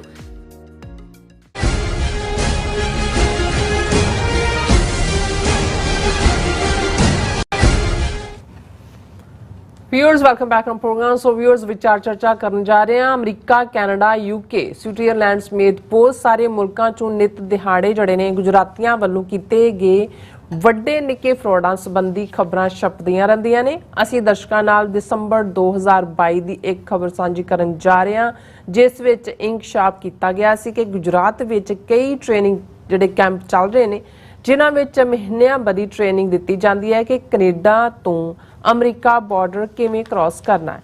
ਸੋ ਜਿਸ ਤਰ੍ਹਾਂ ਕਿ ਅਮਰੀਕਾ ਬਾਰਡਰ ਕਿਵੇਂ ਕ੍ਰਾਸ ਕਰਨਾ ਹੈ, ਇਸ ਧਿਆਨ ਰਹੇ ਜਿਹੜੇ ਇਸ ਵਿੱਚ ਗੈਰ ਕਾਨੂੰਨੀ ਤਰੀਕੇ ਨਾਲ ਦਾਖਲ ਹੋਣ ਵਾਲਿਆਂ ਵਿੱਚ ਸਭ ਤੋਂ ਜ਼ਿਆਦਾ ਗਿਣਤੀ ਜਿਹੜੀ ਹੈ ਉਹ ਗੁਜਰਾਤੀਆਂ ਦੀ ਹੈ। ਔਰ ਦੂਸਰੇ ਪਾਸੇ ਭਾਰਤ ਦੇ ਵਿਸ਼ਵ ਗੁਰੂ ਬਣਨ ਦਾ ਸਭ ਤੋਂ ਵੱਡਾ ਜਿਹੜਾ ਰੋਲ ਹੈ ਗੁਜਰਾਤੀਆਂ ਵੱਲੋਂ ਹੀ ਪਾਇਆ ਕੀਤਾ ਜਾਂਦਾ ਹੈ। ਸੋ ਇਸ ਬਾਰੇ ਆਪਾਂ ਗੱਲਬਾਤ ਕਰਨ ਜਾ ਰਹੇ ਹਾਂ। ਸੋ ਅਸੀਂ ਚਾਹਾਂਗੇ ਕਿ ਤੁਸੀਂ ਇਸੇ ਤਰ੍ਹਾਂ ਬੜੇ ਰਹਿਣਾ। ਦੇਖਣ, ਸੁਣਨ ਜਾਂ ਲਿਖਣ ਲਈ ਤੁਹਾਡਾ ਸਭ ਦਾ ਬਹੁਤ ਬਹੁਤ ਧੰਨਵਾਦ ਜੀ। ਰਾਜ ਸਾਹਿਬ, ਕੀ ਕਹਿਣਾ ਚਾਹੋਗੇ? ਦੇਖੋ, ਅਸੀਂ ਕਿਸੇ ਇਲਾਕੇ ਬਾਰੇ ਜਾਂ ਕਿਸੇ ਲੋਕਾਂ ਬਾਰੇ ਸਪੈਸੀਫਿਕ ਹੋ ਕੇ ਕੋਈ ਜੈਨਰਲਾਈਜ਼ ਨਹੀਂ ਕਰਨਾ ਚਾਹੁੰਦੇ ਹੁੰਦੇ, ਕਿਉਂਕਿ ਹਰ ਖੇਤਰ, ਹਰ ਖਿੱਤੇ ਦੇ ਵਿੱਚ ਚੰਗੇ ਮਾੜੇ ਲੋਕ ਹੋ ਸਕਦੇ ਨੇ। ਪਰ ਜਦੋਂ ਜਿਹਨੂੰ ਓਵਰਵੈਲਮਿੰਗ ਐਵੀਡੈਂਸ ਕਹਿੰਦੇ ਨੇ, ਵੀ ਇੰਨੇ ਕੁ ਸਬੂਤ ਜਾਂ ਤੁਹਾਨੂੰ ਸਾਹਮਣੇ ਨਜ਼ਰ ਆ ਰਿਹਾ ਹੋਏ ਕਿ ਭਾਈ ਇਹ ਕਿਵੇਂ ਗੁਜਰਾਤੀਆਂ ਨੇ ਲੁੱਟ ਪਾਈ ਹੋਈ ਹੈ ਸਾਰੇ ਪਾਸੇ, ਸੈਂਟਰ 'ਚ ਵੀ ਮੋਦੀ ਔਰ ਅਮਿਤ ਸ਼ਾਹ। ਔਰ ਇਹ ਗੱਲ ਕੱਲਾ ਮੈਂ ਨਹੀਂ ਕਹਿੰਦਾ, ਮਹਾਰਾਸ਼ਟਰ ਦੇ ਵਿੱਚ ਜਿਹੜਾ ਮਰਾਠਿਆਂ ਨੇ ਜਾਂ ਹੁਣ ਉਹਨਾਂ ਦੀ ਸ਼ਿਵ ਸੈਨਾ ਜਿਹਨੂੰ ਉਹਨਾਂ ਨੇ ਤੋੜ ਪਰੋੜ ਦਿੱਤਾ ਸੀ, ਵਾਪਸ ਆਈ ਹੈ। ਤੇ ਉਹਨਾਂ ਦਾ ਲੋਕਲ ਨਾਰਾ ਵੀ ਇਹੀ ਸੀ ਕਿ ਵੀ ਅਸੀਂ ਬੰਬੇ ਨੂੰ ਉਜੜਨ ਨਹੀਂ ਦੇਣਾ ਹੈ, ਸਾਨੂੰ ਉਜਾੜ ਕੇ ਜਿਹੜਾ ਉਹ ਗੁਜਰਾਤੀ ਵਪਾਰੀ ਲੁੱਟ ਰਹੇ ਨੇ, ਵੇਚ ਰਹੇ ਨੇ ਸਾਨੂੰ।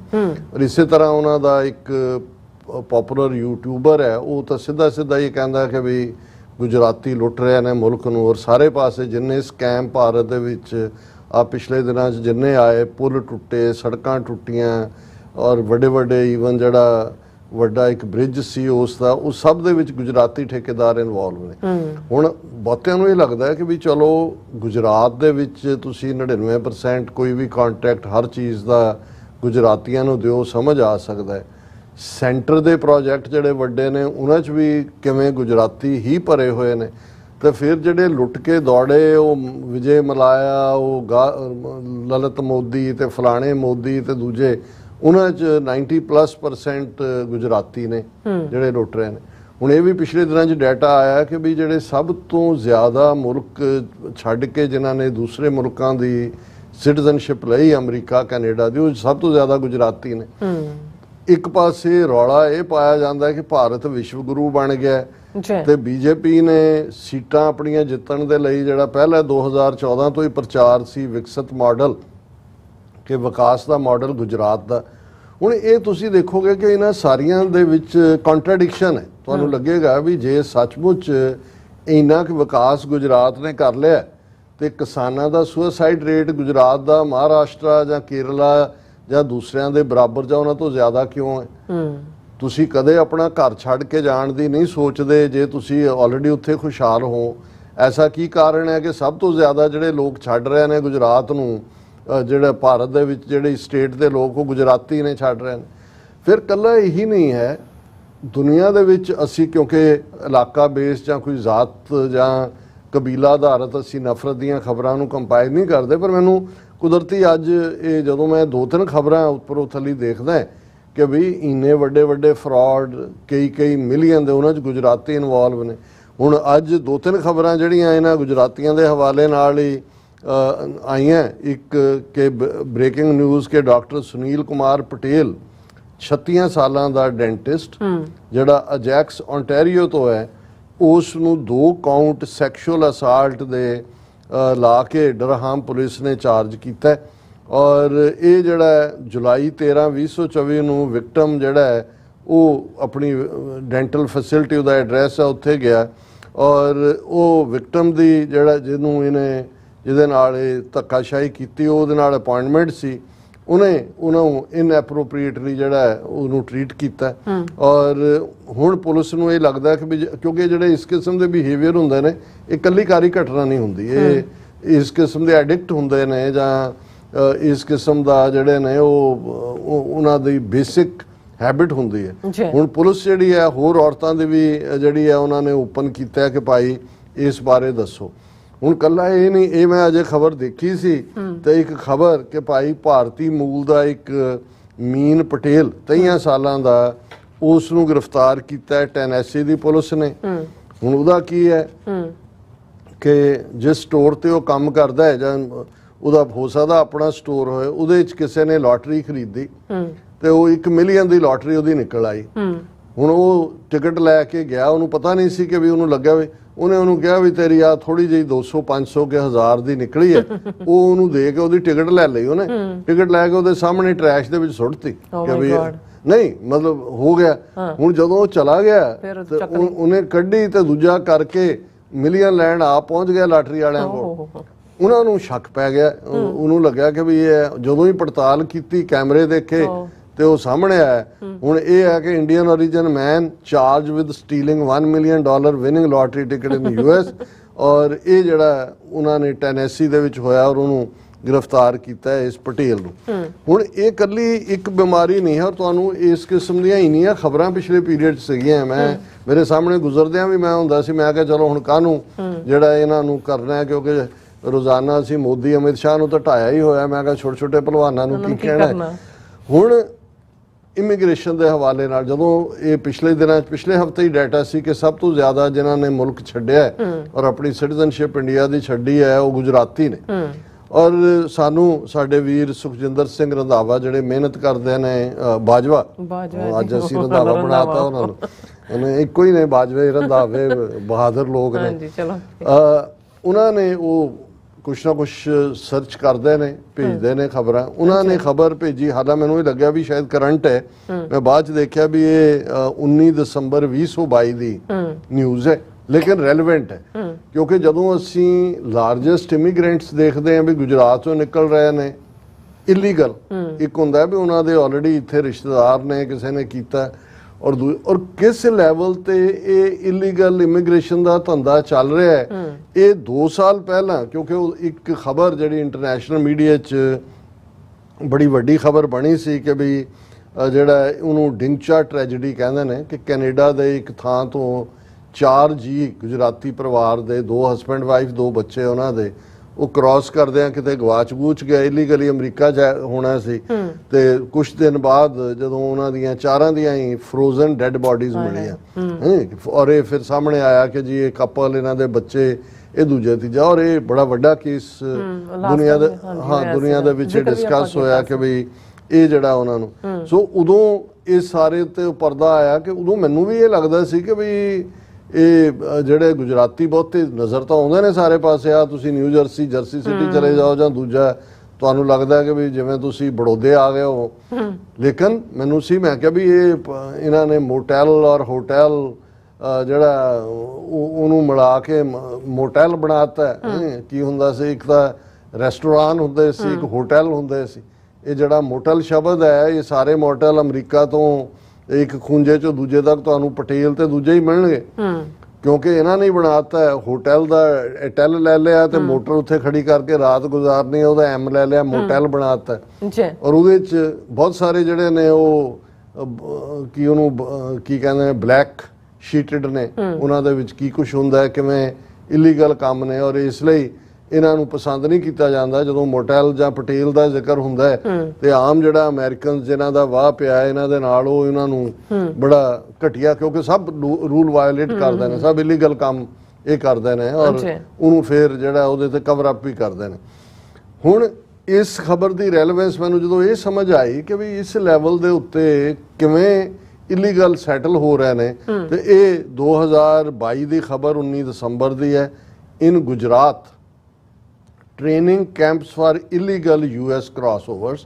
और इस खबर का अहमदाबाद की डेटलाइन लगी खबर सी कि भाई इमीग्रेशन वालियां ने इलीगल रैकेट लभ्या कि किवें गुजरात तो बाहरले मुल्कां च सैटल करने दे लई प्रोफैशनली रन कैंप ने ਜਿਹੜੇ ਜਿਨ੍ਹਾਂ ਦੇ ਵਿੱਚ ਉਹਨਾਂ ਨੂੰ ਟ੍ਰੇਨਿੰਗ ਦਿੱਤੀ ਜਾਂਦੀ ਹੈ ਕਿ ਕਿਵੇਂ ਤੁਸੀਂ ਅਮਰੀਕਾ ਤੋਂ ਡੇਂਜਰਸ ਰੂਟ ਲੈ ਕੇ ਕੈਨੇਡਾ ਰਾਹੀਂ ਔਰ ਮੈਕਸੀਕੋ ਰਾਹੀਂ ਐਂਟਰ ਕਰਨਾ ਹੈ। ਇਸ ਦੇ ਇਹਨਾਂ ਕੈਂਪਸ ਦੇ ਵਿੱਚ ਉਹਨਾਂ ਨੂੰ ਇਹ ਦੱਸਿਆ ਜਾਂਦਾ ਹੈ ਜਿਹੜੇ ਕਲਾਇੰਟ ਨੇ ਕਿ 15 ਫੁੱਟ ਉੱਚੀ ਕੰਧ ਕਿਵੇਂ ਟੱਪਣੀ ਹੈ, ਫਿਰ ਜੇ ਜਿਹੜੀ ਬਾਰਬਡ ਫੈਂਸ ਲੱਗੀ ਹੋਈ ਹੈ, ਕੰਡਿਆਲੀ ਤਾਰ ਹੈ, ਉਹਨੂੰ ਕਿਵੇਂ ਕ੍ਰਾਸ ਕਰਨਾ ਹੈ, ਲੰਬਾ ਡਿਸਟੈਂਸ ਤੁਸੀਂ ਬੱਚਿਆਂ ਦੇ ਨਾਲ ਕਿਵੇਂ ਦੌੜਨਾ ਹੈ, ਐਂਟਰ ਕਰਨ ਲਈ ਭਾਰੀ ਬੈਗ ਚੁੱਕ ਕੇ ਕਿਵੇਂ ਕਰਨਾ ਹੈ। ਔਰ ਇਹ ਸਾਰੀ ਜਿਹੜੀ ਟ੍ਰੇਨਿੰਗ ਹੈ ਉਸ 'ਚ ਉਹਨਾਂ ਨੇ ਕਿਹਾ ਕਿ ਵੀ ਜਿਹੜੇ ਗੁਜਰਾਤ ਦੇ ਬਹੁਤ ਸਾਰੀਆਂ ਥਾਵਾਂ ਨੇ ਟ੍ਰੇਨਿੰਗ ਕੈਂਪਸ ਦੇ ਨਾਂ ਦਿੱਤੇ ਹੋਏ ਨੇ, ਓਵਰਸਾਦ, ਮਾਨਸਾ, ਪੈਲੀਆਡ, ਗਾਂਧੀ ਨਗਰ 'ਚ, ਫਿਰ ਵਿਜੈਪੁਰ ਵਿਲੇਜ, ਮਹਾਨਸਾ ਦੇ ਵਿੱਚ ਵੱਡੇ ਵੱਡੇ ਫਾਰਮਾਂ 'ਚ ਇਹ ਕੈਂਪ ਨੇ ਜਿਹਦੇ 'ਚ 2 ਹਫ਼ਤੇ ਤੋਂ ਲੈ ਕੇ 3 ਮਹੀਨੇ ਤੱਕ ਦੀ ਟ੍ਰੇਨਿੰਗ ਹੈ। ਔਰ ਉਹਦੇ 'ਚ ਉਹਨਾਂ ਨੂੰ ਇਹ ਦੱਸਿਆ ਜਾਂਦਾ ਹੈ ਵੀ ਇਹ ਕੰਧ ਕਿਵੇਂ ਟੱਪਣੀ ਹੈ, ਭਜਾ ਕੇ ਉਹਨਾਂ ਨੂੰ ਕਿ ਵੀ ਉਹਨਾਂ ਨੂੰ ਫਿੱਟ ਕੀਤਾ ਜਾਂਦਾ ਹੈ। ਔਰ ਇਹ ਉਹਨਾਂ ਨੇ ਕਿਹਾ ਕਿ ਵੀ ਇਹਦੀ ਜਦੋਂ ਕਿਉਂਕਿ ਜਿਹੜੀ ਡਿਨਚਾ ਟ੍ਰੈਜਡੀ ਹੋਈ ਜਿਹਦੇ 4 ਪਰਿਵਾਰ ਦੇ ਜੀ ਫਰੀਜ਼ ਹੋ ਗਏ ਸੀ, ਉਸ ਤੋਂ ਬਾਅਦ ਇੱਕ ਵਿਠਲ ਪਟੇਲ ਨਾਂ ਦਾ ਬੰਦਾ ਜਿਹੜਾ ਹੈ ਉਹ ਫੜਿਆ ਗਿਆ, ਜਿਹੜਾ ਡਿਪੋਰਟ ਹੋਇਆ ਇਸਤਨਬੁਲ ਤੋਂ, ਔਰ ਫੋਰਜ ਪਾਸਪੋਰਟ ਦੇ ਉੱਤੇ ਮੈਕਸੀਕੋ ਵੀਜ਼ੇ ਦਾ ਸਟicker ਲੱਗਾ ਹੋਇਆ ਸੀ। ਉਹਨਾਂ ਨੇ ਉਹਨੂੰ ਵਾਇਆ ਦੋਹਾ ਡਿਪੋਰਟ ਕੀਤਾ ਤੇ ਉਹਨੂੰ 2 ਅਕਤੂਬਰ 2021 ਨੂੰ ਜਿਹੜਾ ਦਿੱਲੀ ਪੁਲਿਸ ਨੇ ਗ੍ਰਿਫਤਾਰ ਕੀਤਾ। ਔਰ ਉਹਦੇ ਰਾਹੀਂ ਵੀ ਇਹ ਫਿਰ ਕਨਫਰਮ ਹੋਇਆ ਕਿ ਟ੍ਰੇਨਿੰਗ ਕੈਂਪ ਕਿਸ ਲੈਵਲ ਦੇ ਚੱਲ ਰਹੇ ਨੇ। ਫਿਰ ਨਾਰਾਇਣ ਚੌਧਰੀ ਨਾਂ ਦਾ ਬੰਦਾ ਜਿਹੜਾ ਉਹਨੂੰ ਗ੍ਰਿਫਤਾਰ ਕੀਤਾ ਗਿਆ ਦਿੱਲੀ 에ਅਰਪੋਰਟ ਤੋਂ। ਫਿਰ ਉਹਨਾਂ ਨੇ ਕਿਹਾ ਕਿ ਵੀ ਇਸ ਸਾਰੇ ਤੋਂ ਇਹ ਸਾਹਮਣੇ ਆਇਆ ਕਿ ਇਹ ਜਿਹੜੀ ਹਿਊਮਨ ਸਮਗਲਿੰਗ ਹੈ ਇਹਦਾ ਬਹੁਤ ਵੱਡਾ ਰੈਕਟ ਗੁਜਰਾਤ ਦੇ ਵਿੱਚ ਹੈ ਕਿ 15 ਦਿਨਾਂ ਤੋਂ 3 ਮਹੀਨੇ ਤੱਕ ਦੀ ਟ੍ਰੇਨਿੰਗ ਦਿੱਤੀ ਜਾਂਦੀ ਹੈ। Clients are first train to run with the backpack, ਜਿਵੇਂ ਉਹ ਫੌਜੀਆਂ ਦੀ ਟ੍ਰੇਨਿੰਗ ਬਣਾਉਂਦਾ ਨਾ, ਹੈਵੀ ਪਿੱਠੂ ਕਰਕੇ ਉਹਨਾਂ ਨੂੰ ਦੌੜਾਉਂਦੇ ਨੇ, ਇਵੇਂ ਉਹਨਾਂ ਨੂੰ ਦੌੜਾਉਂਦੇ ਨੇ, ਈਵਨ ਯੰਗ ਬੱਚਿਆਂ ਨੂੰ ਵੀ, ਤੇ ਉਹਨਾਂ ਨੇ ਵੀ ਕ੍ਰਾਸ ਕਰਨਾ। ਜਦੋਂ ਉਹਨਾਂ ਦੀ ਸਟਰੈਂਥ ਬਣ ਜਾਂਦੀ ਹੈ ਫਿਰ ਉਹਨਾਂ ਨੂੰ ਫਲੈਕਸੀਬਿਲਿਟੀ ਸਿਖਾਉਂਦੇ ਨੇ, ਜਿਹੜੀ ਬਾਰਬਡ ਤਾਰ ਹੈ ਉਹਦੇ ਵਿੱਚੋਂ ਕਿਵੇਂ ਲੰਘਣਾ ਉਹਦੀ ਟ੍ਰੇਨਿੰਗ ਹੈ ਹਾਂਜੀ, ਫਲੈਕਸੀਬਿਲਿਟੀ। ਫਿਰ they are train to scale high walls and slither through openings and barbed fences, ਕਿ ਕੰਧ ਟੱਪ ਕੇ ਜਿਹੜੇ ਵਿੱਚੋਂ ਮੋਰੀਆਂ ਨੇ, ਤਾਰਾਂ ਦੇ ਵਿਚਾਲੇ ਗੈਪ ਹੈ, ਉਹਦੇ ਚੋਂ ਕਿਵੇਂ ਕ੍ਰਾਸ ਕਰਨਾ। ਔਰ ਉਹਨਾਂ ਨੇ ਕਿਹਾ ਵੀ ਇਹ ਹੁਣ ਉਹ ਕੈਨੇਡਾ ਰਾਹੀਂ ਪ੍ਰੈਫਰ ਨਹੀਂ ਕਰਦੇ ਕਿਉਂਕਿ ਉੱਥੇ ਮੌਸਮ 'ਚ ਇੱਕਦਮ ਠੰਡਕ ਹੁੰਦੀ ਹੈ, ਉਹ ਵਾਇਆ ਮੈਕਸੀਕੋ ਕਰਦੇ ਨੇ। ਮੈਕਸੀਕੋ ਦਾ ਐਂਟਰੀ ਹੈ ਇੰਡੀਅਨ ਪਾਸਪੋਰਟ ਦੀ, ਉਹਦੇ 'ਚ ਕੋਈ ਵੀਜ਼ੇ ਦੀ ਲੋੜ ਨਹੀਂ ਹੈ। ਫਿਰ ਉਹਨਾਂ ਨੇ ਕਿਹਾ ਕਿ ਵੀ ਇਹ ਜਿਹੜਾ ਬਾਰਡਰ ਦੇ ਉੱਤੇ ਕਿਉਂਕਿ ਥਿਕ ਵਾਲਸ ਨੇ, ਰੇਜ਼ਰ ਵਾਇਰਸ ਨੇ, ਇਹ ਦਿੱਲੀ ਪੁਲਿਸ ਕਹਿ ਰਹੀ ਹੈ। ਫਿਰ ਉਹਨਾਂ ਨੇ ਕਿਹਾ ਵੀ ਜਿਹੜਿਆਂ ਨੇ ਜਾਣਾ, ਜਿਨ੍ਹਾਂ ਦੀ ਟ੍ਰੇਨਿੰਗ ਹੁੰਦੀ ਹੈ, ਉਹਨਾਂ ਦੀ ਟ੍ਰੇਨਿੰਗ ਇਹ ਵੀ ਹੁੰਦੀ ਹੈ live on little water and food, ਕਿ ਥੋੜਾ ਜਿਹਾ ਪਾਣੀ ਤੇ ਥੋੜੇ ਜਿਹੇ ਫੂਡ 'ਚ ਕਿਵੇਂ ਗੁਜ਼ਾਰਾ ਕਰਨਾ। ਔਰ ਉਹਨਾਂ ਨੂੰ ਉਹ ਸਿਰਫ ਕੈਂਡੀਜ਼ ਜਾਂ ਚਾਕਲੇਟਸ ਦੇ ਉੱਤੇ ਕਿਵੇਂ ਰਹਿਣਾ, ਇਹ ਵੀ ਉੱਥੇ 3 ਮਹੀਨੇ ਦੀ ਟ੍ਰੇਨਿੰਗ ਹੈ। ਤੇ ਬੱਚਿਆਂ ਨੂੰ ਜਿਹੜਾ ਉਹ ਫਾਰਮੂਲਾ ਮਿਲਕ ਦੇ ਉੱਤੇ। ਔਰ ਫਿਰ ਉਹਨਾਂ ਨੇ ਕਿਹਾ ਵੀ ਇਹ ਸਾਰੇ ਦੇ ਨਾਲ ਜਿਹੜੇ ਜਿਨ੍ਹਾਂ ਨੂੰ ਉਹਨਾਂ ਨੇ ਐਂਟਰ ਕਰਾਉਣਾ ਉਹ ਤਿਆਰ ਹੋ ਜਾਂਦੇ ਨੇ। ਔਰ ਇਹ ਉਹਨਾਂ ਨੇ ਕਿਹਾ ਜੀ ਅਸੀਂ ਪੁਲਿਸ ਹੁਣ ਕੰਸੈਂਟਰੇਟ ਕਰ ਰਹੀ ਹੈ ਫਾਰਮ ਹਾਊਸਿਸ ਨੂੰ ਆਈਡੈਂਟੀਫਾਈ ਕਰਨ ਲਈ ਜਿੱਥੇ 3-3 ਮਹੀਨੇ ਦੇ ਕੈਂਪ ਚੱਲ ਰਹੇ ਨੇ।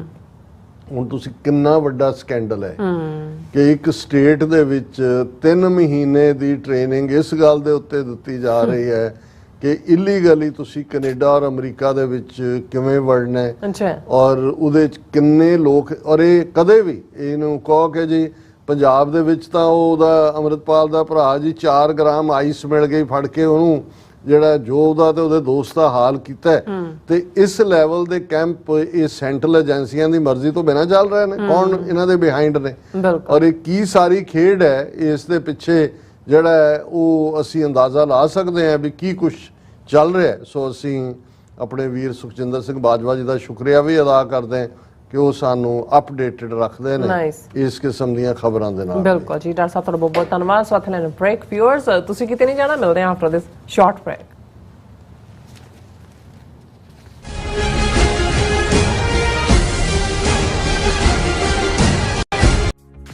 ਪ੍ਰੇਰਨਾਦਾਇਕ ਮਾਪੇ ਕਿਵੇਂ ਬਣੀਏ, ਸਿੱਖੀ ਨੂੰ ਆਪਣੇ ਪਰਿਵਾਰਕ ਜੀਵਨ ਵਿੱਚ ਕਿਵੇਂ ਲਿਆਈਏ ਤੇ ਕਿਵੇਂ ਪਰਿਵਾਰਕ ਨੀਹਾਂ ਮਜ਼ਬੂਤ ਬਣਾਈਏ। ਕੀ ਤੁਸੀਂ ਵੀ ਇਹਨਾਂ ਸਵਾਲਾਂ ਦੇ ਜਵਾਬ ਲੱਭ ਰਹੇ ਹੋ ਤਾਂ ਤੁਹਾਡੇ ਲਈ ਹੈ ਵੱਡੀ ਖੁਸ਼ਖਬਰੀ। ਨਿਊਯਾਰਕ ਅਤੇ ਨਿਊ ਜਰਸੀ ਵਿਖੇ ਹੋ ਰਿਹਾ ਹੈ Sikh parenting course. The world Sikh parliament education council, Khalsa foundation, share charity ਅਤੇ ਹੋਰ ਸਿੱਖ ਜਥੇਬੰਦੀਆਂ ਦੇ ਸਹਿਯੋਗ ਨਾਲ ਇਹ ਕੋਰਸ ਪੰਜਾਬੀ ਅਤੇ ਅੰਗਰੇਜ਼ੀ ਦੋਵਾਂ ਭਾਸ਼ਾਵਾਂ ਵਿੱਚ ਕਰਵਾਇਆ ਜਾਵੇਗਾ, ਜਿੱਥੇ ਭਾਈ ਜਗਜੀਤ ਸਿੰਘ ਤੁਹਾਡੇ ਨਾਲ ਸਾਂਝੀ ਕਰਨਗੇ ਪੇਰੈਂਟਿੰਗ ਨਾਲ ਸੰਬੰਧਿਤ ਅਹਿਮ ਜਾਣਕਾਰੀ। 10 ਅਗਸਤ ਦਿਨ ਸ਼ਨੀਚਰਵਾਰ ਨੂੰ ਸਵੇਰੇ 10 ਵਜੇ ਤੋਂ ਸ਼ਾਮ 4 ਵਜੇ ਤੱਕ Bombay theatre 6825 fresh meadow lane, Flushing, New York ਅਤੇ 11 ਅਗਸਤ ਦਿਨ ਐਤਵਾਰ ਸਵੇਰੇ 10 ਵਜੇ ਤੋਂ ਸ਼ਾਮ 5 ਵਜੇ ਤੱਕ Gurdwara Sahib Dashmesh Darbar, Carteret, New Jersey ਵਿਖੇ ਜ਼ਰੂਰ ਪਹੁੰਚੋ। UK, Italy, Geneva, Austria, Australia, Toronto, Vancouver ਅਤੇ ਕੈਲੀਫੋਰਨੀਆ ਤੋਂ ਬਾਅਦ ਖਾਲਿਸਤਾਨ ਰੈਫਰੈਂਡਮ ਦੀਆਂ ਵੋਟਾਂ ਹੁਣ ਕੈਲਗਰੀ ਵਿੱਚ। ਕੈਲਗਰੀ ਵਿੱਚ ਖਾਲਿਸਤਾਨ ਦੀਆਂ ਵੋਟਾਂ 28 ਜੁਲਾਈ ਦਿਨ ਐਤਵਾਰ ਨੂੰ ਸਵੇਰੇ 9 ਵਜੇ ਤੋਂ ਲੈ ਕੇ ਸ਼ਾਮ ਦੇ 5 ਵਜੇ ਤੱਕ ਪੈਣਗੀਆਂ।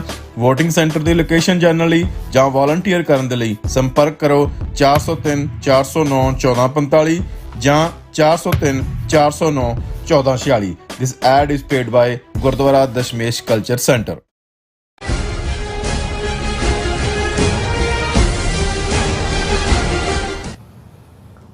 Viewers, welcome back to program. So viewers, annual section ਵਿੱਚ ਆਪਾਂ ਗੱਲਬਾਤ ਕਰਨ ਜਾ ਰਹੇ ਹਾਂ ਕਿ ਭਾਰਤੀ ਬਜਟ ਵਿੱਚ ਬਿਹਾਰ, ਆਂਧਰਾ ਪ੍ਰਦੇਸ਼, ਯੂਪੀ ਅਤੇ ਗੁਜਰਾਤ ਤੋਂ ਇਲਾਵਾ ਕਿਸੇ ਹੋਰ ਦੇ ਪੱਲੇ ਕੁਝ ਵੀ ਨਹੀਂ ਪਾਇਆ ਗਿਆ। ਵਿਊਅਰਸ, ਇਉਂ ਜਾਪਦਾ ਹੈ ਕਿ ਦੱਖਣੀ ਭਾਰਤ ਦੀਆਂ ਸਟੇਟਾਂ ਜਿਨ੍ਹਾਂ ਵਿੱਚ ਤਾਮਿਲਨਾਡੂ, ਆਂਧਰਾ, ਕਰਨਾਟਕਾ, ਕੇਰਲਾ ਤੇ ਤੇਲੰਗਾਨਾ ਅੱਜ ਸ਼ਾਮਲ ਹਨ, ਭਾਰਤੀ ਗੁਲਾਮੀ ਚੋਂ ਨਿਕਲਣ ਲਈ ਅੰਗੜਾਈਆਂ ਲੈ ਰਹੇ ਨੇ। ਸੋ ਕੇਰਲਾ ਨੇ ਤਾਂ ਆਪਣਾ ਇੱਕ ਵਿਦੇਸ਼ ਸਕੱਤਰ ਵੀ ਜਿਹੜਾ ਮਨੋਨੀਤ ਕੀਤਾ। ਸੋ ਵੈਸਟ ਬੰਗਾਲ ਦੀ ਮੁੱਖ ਮੰਤਰੀ ਮਮਤਾ ਬੈਨਰਜੀ ਨੇ ਤਕਲੀਫ ਵਿੱਚ ਫਸੇ ਬੰਗਲਾਦੇਸ਼ੀਆਂ ਲਈ ਆਪਣੇ ਦਰਵਾਜ਼ੇ ਜਿਹੜੇ ਨੇ ਉਹ ਖੋਲ ਦਿੱਤੇ ਨੇ। ਸੋ ਇਸ ਬਾਰੇ ਆਪਾਂ ਗੱਲਬਾਤ ਕਰਨ ਜਾ ਰਹੇ ਹਾਂ, ਨਾਲ ਹੀ ਜਿਹੜੇ ਤੁਹਾਡੇ ਲਾਈਵ ਮੈਸੇਜ ਨੇ ਉਹ ਆਪਾਂ ਸ਼ੇਅਰ ਕਰਨ ਜਾ ਰਹੇ ਹਾਂ। ਸੋ ਅਸੀਂ ਚਾਹਾਂਗੇ ਕਿ ਤੁਸੀਂ ਇਸ ਤਰ੍ਹਾਂ ਬਣੇ ਰਹਿਣਾ। ਦੇਖਣ, ਸੁਣ ਲਈ, ਲਿਖਣ ਲਈ ਤੁਹਾਡਾ ਸਭ ਦਾ ਬਹੁਤ ਬਹੁਤ ਧੰਨਵਾਦ ਜੀ। ਡਾਕਟਰ ਸਾਹਿਬ, ਕੀ ਕਹਿਣਾ ਚਾਹੋਗੇ? ਦੇਖੋ, ਇੱਕ ਫੀਲਿੰਗ ਜਿਹੜੀ ਬੇਸ਼ੱਕ ਅਜੇ ਇਹਨੂੰ ਅਸੀਂ ਅੰਡਰ ਕਰੰਟ ਕਹਿ ਸਕਦੇ ਹਾਂ, ਉਹ ਈਵਨ ਜਦੋਂ ਕਰੰਟ ਬਜਟ ਪੇਸ਼ ਕੀਤਾ ਗਿਆ ਔਰ ਆਪਣੀ ਸਰਕਾਰ ਕਾਇਮ ਰੱਖਣ ਦੇ ਲਈ ਬਿਹਾਰ ਔਰ ਆਂਧਰਾ ਪ੍ਰਦੇਸ਼ ਨੂੰ ਵੱਡੇ ਇਕਨੋਮਿਕਲ ਪੈਕੇਜ ਦਿੱਤੇ ਗਏ, ਤੇ ਜਿਹੜੀ ਫੀਲਿੰਗ ਤੁਸੀਂ ਸਾਊਥ ਦੀਆਂ ਸਟੇਟਾਂ ਖਾਸ ਤੌਰ ਤੇ ਜਿਨ੍ਹਾਂ ਦੇ ਤੁਸੀਂ ਨਾਂ ਲਏ ਨੇ, ਤਾਮਿਲਨਾਡੂ ਹੋਏ, ਆਂਧਰਾ ਹੋਏ, ਤੇਲੰਗਾਨਾ ਹੋਏ, ਕੇਰਲਾ ਹੋਏ, ਕਰਨਾਟਕਾ ਹੋਏ, ਉਹਨਾਂ ਦੇ ਜਿਹੜੇ ਸੀਨੀਅਰ ਐਲੀਮੈਂਟ ਨੇ ਉਹਨਾਂ 'ਚ ਹੈ, ਕਿਉਂਕਿ ਉਹਨਾਂ ਨੇ ਪੋਪੂਲੇਸ਼ਨ ਕੰਟਰੋਲ ਕੀਤਾ ਹੋਇਆ ਪੂਰੀ ਤਰ੍ਹਾਂ।